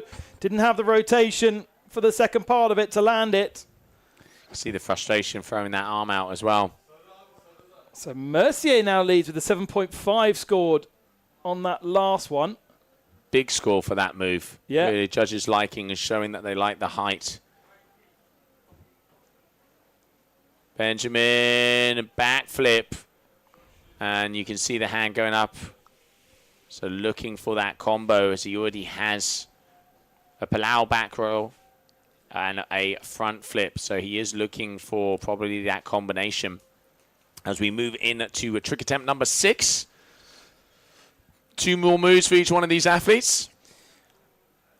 I don't think you'd put Noah Mercier at the head of the field at the start of heat number 3, but he's landed another one. Won't be particularly big scoring, but he's still got a 4.1 actually on the board there. So that's maybe available to improve, isn't it? We only saw it from the drone, didn't see it straight on, but here we can see Martin Tielis getting ready. Crashed last time. 2 more attempts. Just the first 3 attempts are counting towards his score. And Benji May with a 4.73 puts him into second position. Palau frontside 3, but goes down. So Martin crashing out. All right, so right, Nathan needs a big one here. Yeah. Well, he doesn't need he doesn't actually need a big one. He just needs a score. He needs a score. He needs to. I honestly reckon he's going to be going for that combo again. So he showed his cards there before. Front flip into back flip. He's tried it. Crashed out on the last one, and it's a decent move, which normally he has on tap. Yep, there you go. Front flip. Ooh. And, you can see he is anything but happy. So Nathan really needs to go back to the drawing board now, because with that move, he has put himself into a position where he needs to get a good score on the final move of his heat, because that was attempt number 6. Benji Mayer, second at the moment, but definitely under pressure. 4.73 on the board there. Lands that one nicely. Back mode, beautiful. You can see. I do love body language. Back mode 3 for Nathan Berger, scored an 8.07. Surely that's going to be better than a 4.73. And Noah Mercier wants to know. He wants to know what the score is going to be. It's under process at the moment. Fair enough. I mean, it's important moments. But Mercier wants to know what the score is because he's leading, and if that score is better and takes the lead, Mercier, well, does he need to go hard? He would still be second, but then he's first in the water, so he doesn't know what Nathan Berger and Benji May will be able to do. Oh, we're waiting for the scores as well. Yeah. And that's why on the beach they're waiting for the scores, because they're looking at the same data as us. But until the under review flag is gone, he doesn't necessarily need to worry. Here he goes then, Noah Mercier to finish off. Oh, double Palau attempt, but goes down. And he goes down in not very much water either. No, he goes completely down. So we are waiting for scores. So as it stands, Mercier is still in the lead, Benjamin May in second. So, but Berger's not got a score. Berger hasn't got a score. And he's got an 8.0 and a 7.3. So even a 5 for Berger would be enough. Benji May does improve his score. It comes in now. Oh, no, hang on. Sorry, it's changed. Yeah, he's improved it a little bit. Okay, so. Right, let's focus on Nathan Berger here. He has to land it, yeah. The bat mole was a 7 for Benji May. So a 20.26. He moves into the lead. Mercier second. Berger gets a 5 here, or even less. Then he moves into qualifying and not being knocked out. And Mercier would be the one knocked out. Front flip, goes back. For the combo. Oh, he does get it. Oof. I mean, going by his body language, he's not happy. Looking at it from here, it's going to be close. Let's wait for the last move from Benjamin May, and then we'll get the replay of that combo. But May is through regardless. Yes, exactly. May has already won this round, depending on what happens with Berger. But he won't drop behind Noah Mercier. So goes big and doesn't complete. So there is a crash. That's the final move of the heat. So it is going to be Benjamin May in first place. We're waiting for the score from Nathan. Let's see the replay of that combo, which I think is just going to be enough. 6.33 comes in, puts him to the win. And that is the winning move for Nathan Berger. He and Benji May go through. And poor old Noah Mercier, who wanted to know what was going on before he did his trick, didn't have the time to do so. And a crash in his 7th attempt and a 4.4 front flip means Mercier is eliminated along with Martin Tienes. Nathan Berger and Benji May go through until tomorrow. So we now move on to the final heat of the day. So final heats here, round number 4. As we had just seen a beautiful amount of action out there. And it is going to be Nathan Berger and Benjamin May, your two athletes that move their way into the quarterfinals. As coming up next, heat number 4, round number 4.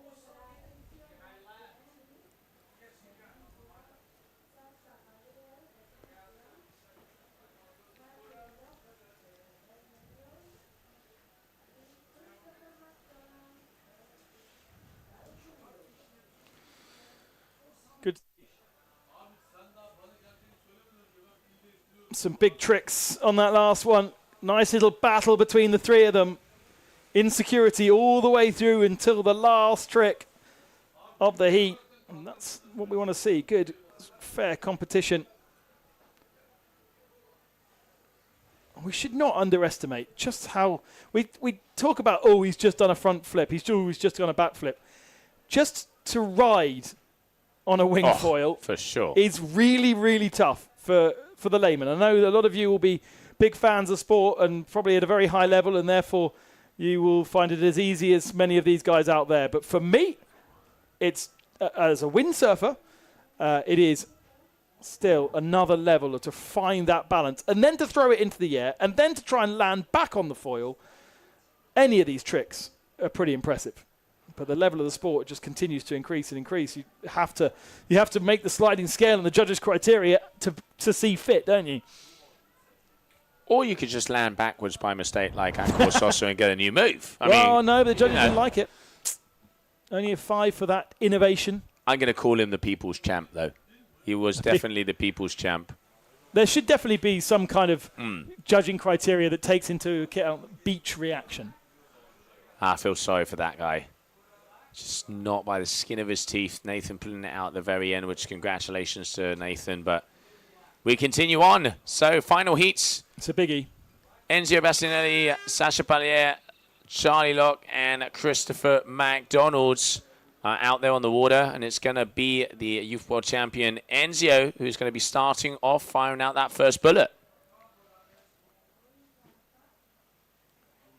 Ezio in the blue, Sasha in the white, Charlie in the orange, and Chris in the yellow.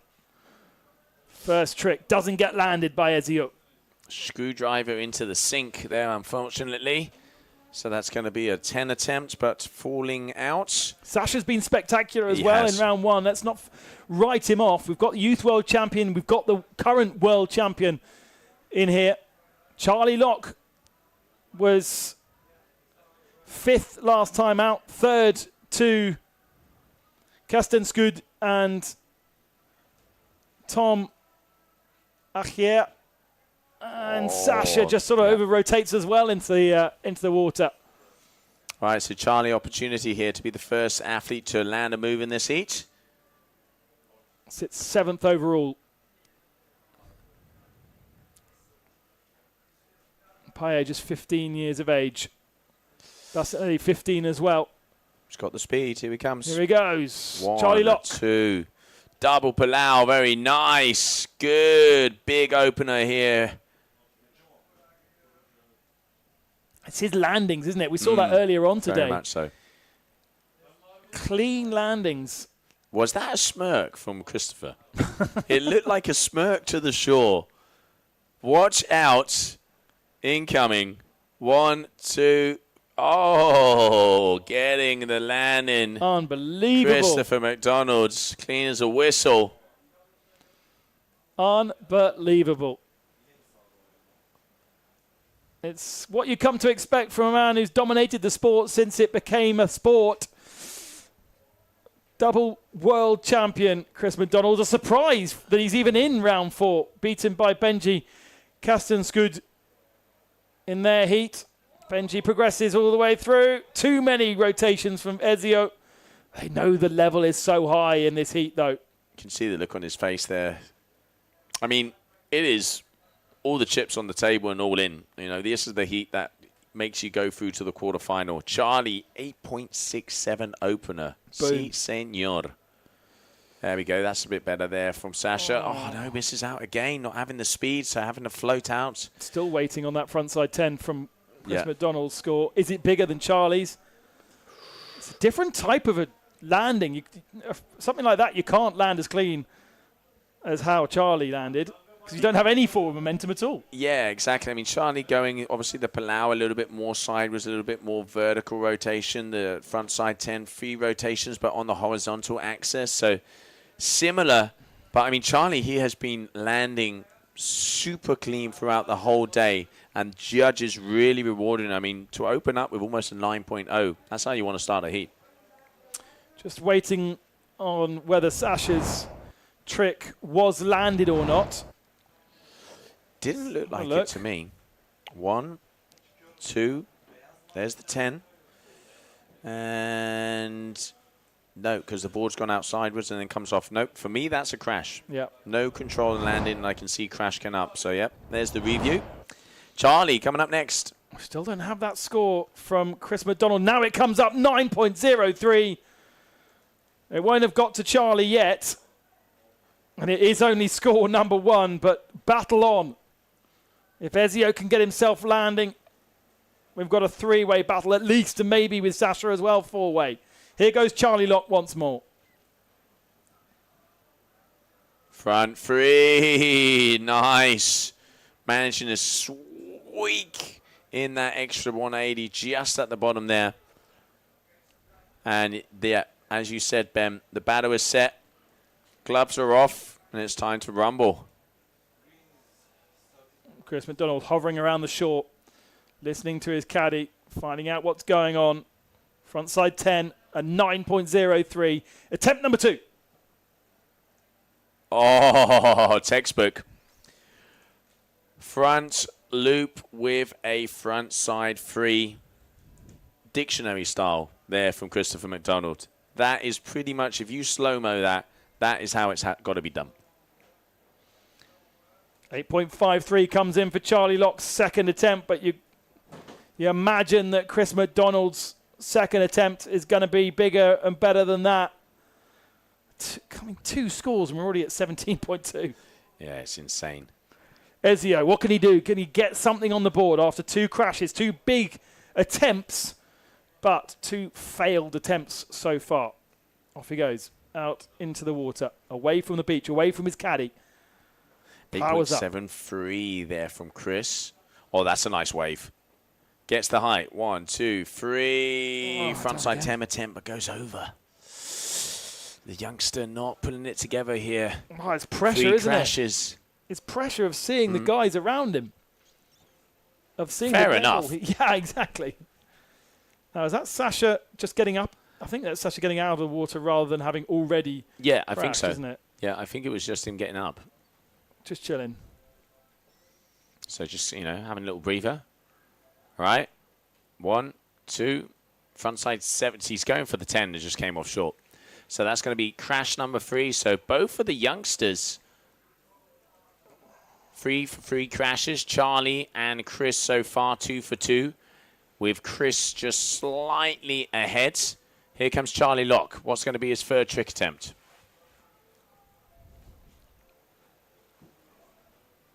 Towards the beach this time.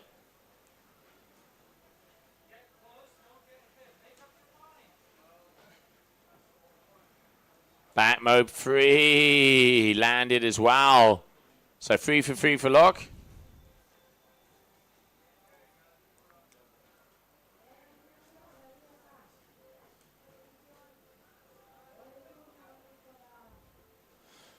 Only 0.5 a point between the two of them before this last attempt. What is Chris McDonald going to go for now? Hasn't got a combo on the board yet. His teammate covered him up there. Double pull out. Yep, landed. So the first move from Charlie was a double pull out, 8.67. Let's see how that one from Chris is going to be scored. And he has been scored an 8.47 for that back mode 3. 25.67, Charlie. 3 8s. That is impressive. Yeah, right. I mean, he's really matching the level of Chris McDonald here for me. Absolutely. And I've got a feeling he might have the highest scoring heat of the day. Just waiting on that double Palau score as Ezio goes into the water again. That's an 8.13 for the double Palau, so they think that Charlie Locke's was better. Chris McDonald still leads, but by 0.22 of a point. So the highest scoring heat of the day is 26.33 from Thomas Attra. So 26.33. Then it's Chris, and then it's Charlie. So those are definitely the 3 to look out for when it comes to scores at the moment. Charlie next up. 4 crashes out of 4 attempts for both Ezio and Sasha. The two 15-year-olds, I think, feeling the pressure of being up against these. Well, you see these 2 masters. Chris McDonald's the master. Charlie's the sort of the young pretender, really, at 18 years of age. Not massive experience on the world circuit, but showing that he is equal to McDonald. Oh, Palau into frontside 7, but crashes out. I mean, Charlie's lowest score is an 8.47, which he would need to increase by 0.2, Yeah. 0.22, to be able to equal out Chris. I mean, that is huge. These two are so close together. Obviously, Chris with that 9 just edging out that first position. Is that what you do then as Charlie Locke? Do you do a frontside 10 and try and equal Chris's delivery? But that's another one. That's another great score from Chris McDonald, surely, that he's just done there. Yeah, I mean, we can see just unfortunately losing the feed there. Let's get a replay of that last move from Chris. For Bastianelli and Payet, they need to score now. So here we go. Palau into a front side 7 for McDonald. Definitely, I reckon, is going to improve on that 8:13. On to Sasha then. Now, that's better. Doing his own thing rather than trying to compete with the rest. Yeah, toning it down. So we got 2 landed tricks there from Sasha and from 9. Ezio, and a 9 from Christopher. So already 2 9-point tricks from McDonald. And here we can see the landed move there from Ezio from before. We're not even in the quarterfinals yet, and we've got 2 9-pointers on the board. And here we can see Charlie coming back at us full speed. Look at that scorecard. I mean, at the end of the day, he's almost guaranteed to be going through, right? Ezio and Sasha have slightly bailed under the pressure. Oh, yeah. I mean, it ain't over to the buzzer, but it is getting glim. Yeah. It is definitely getting glim for Sasha and for Ezio. Another crash from Charlie, though. That's 2 in a row. No crashes yet for this man. I mean, Charlie knows he has to go big. I mean, he has to go huge. What does Chris McDonald do now? He's got 3 more attempts. It's going to be pretty hard to improve on a 8.73. That's his lowest score. Going for the 4. Oh, the 14! There it is. Okay, 1,440 degrees, 4 full rotations, landed like nothing. Judges, give me a 10. Come on. Look at this. Up. 1, 2, 3, 4. Thank you very much, and I will see you at the Carper. Incredible. Well, he answered my question, didn't he? He heard you, mate. I reckon, you know, he had you on speed dial and dialed your number. Back in the beach. Next man up is Ezio. 6.5 with the front side 7. Heading back out, looking for a little combo.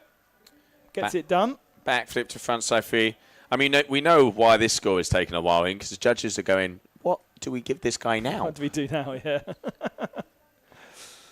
Sasha Pallier, next man to run.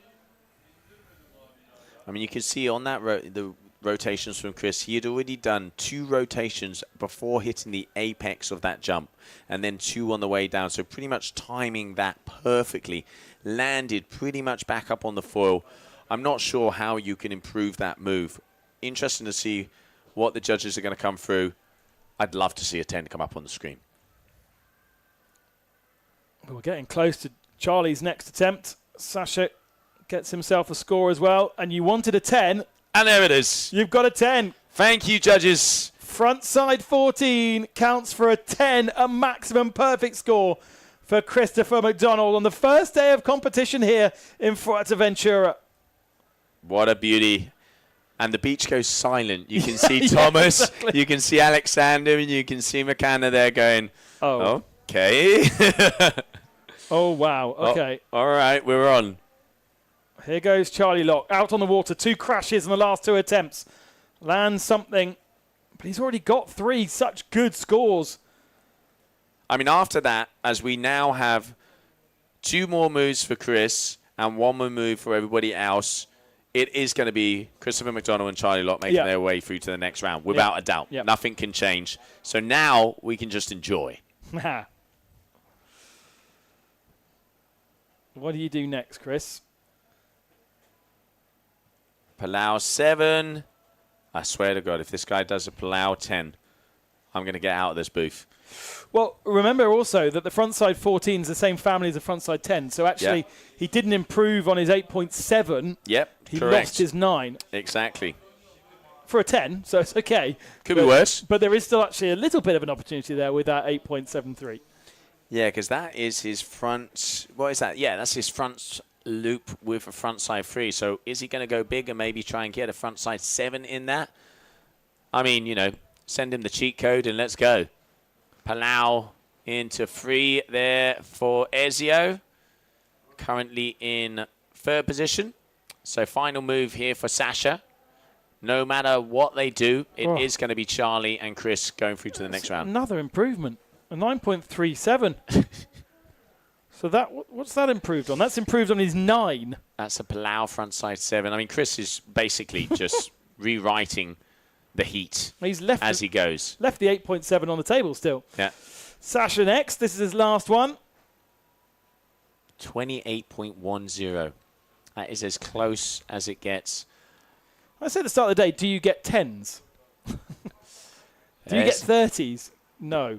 We're not far away. We're not far away. I'm using my memory here. I've got a feeling that could actually be the highest scoring heat of the history, which we will have to find. I will have to do some study and find out, but I think that could be the highest heat of the history of surf freestyle. And we're only in round 4. Correct me if I'm wrong, anybody watching here on the YouTube, but if I was a betting man, I would either win or lose a couple of beers. Oh, Charlie Lock. Charlie goes down.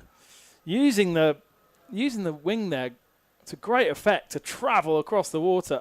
Look at the smirk. Of course you're smiling. Of course you're smiling.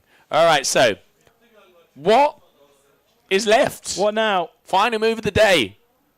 He is going for that front flip.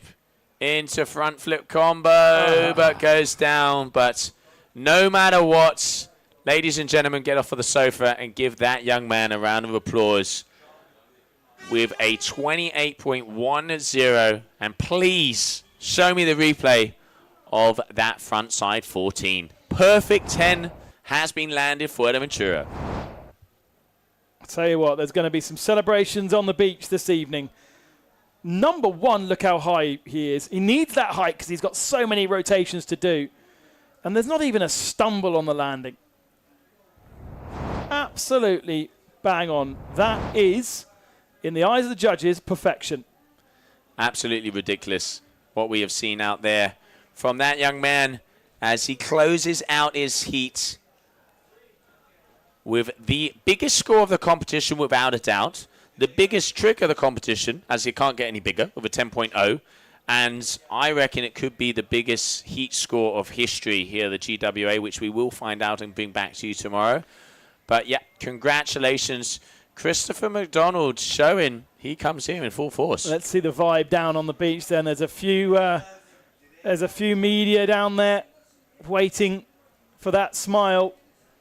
He's not far away from the edge of the water now. I imagine most of the competitors who are still here this evening are ready to congratulate him because Chris McDonald has got himself a total of 28.1, a perfect 10 with a 14.40. Absolutely ridiculous. 4 full rotations in the air, and he landed it like no tomorrow. It was easy. I mean, you can see the smile in his face looking back. Also, congratulations to Charlie Locke. 3.8+ scores in his heats. But I mean, Chris right now blown away with what he has just done on the water. Let's catch the highlights of that last heat because there were so many good moves.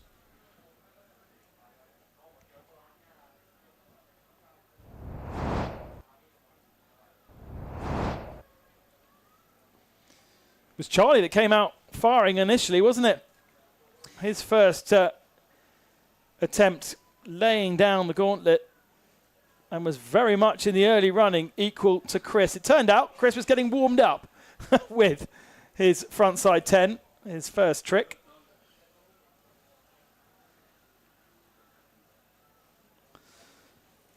And Charlie may have a more tricky route to the final now, having come second in that one, but he wouldn't rule him out being part of that final 4. I mean, with scores like that, it is incredible what both of these athletes have done, but Christopher McDonald just setting himself apart. Perfect 10s and then 9s across the board. 28.10. Charlie Locke, 3 8s as well. There it is. And that is the move that gave him the 1.0, so the 10-point ride. And Charlie also incredible performance. What a day. And it's the only first one, mate. Yeah, absolutely. Idea is to try and conclude both competitions tomorrow, get through to the finals of the surf freestyle, and then move on to the slalom for both men and women on Thursday and Friday. He's already on the phone home, no doubt. And he's got the boys around him to congratulate him. And I tell you what, with a smile like that, number one. Oh, he said number one in Benjamin number two. He's already claimed it, as those two are the top two athletes out of this day, number one. Well, what an incredible day down here in Fuerteventura, Playa de Sotavento, for our surf freestyle events. And what a way to finish it. Thanks very much for joining.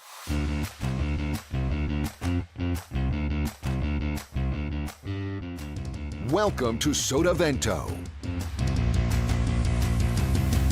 It's the ultimate water sports playground with loads of space for everybody.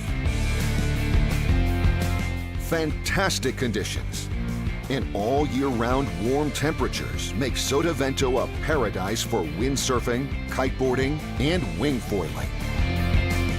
The up-to-date rental equipment of the highest quality is constantly updated. Our professional courses will help you improve your style and riding technique. And with the hotels nearby, it's only a few meters from the bed to the board. Come and enjoy our water sports paradise.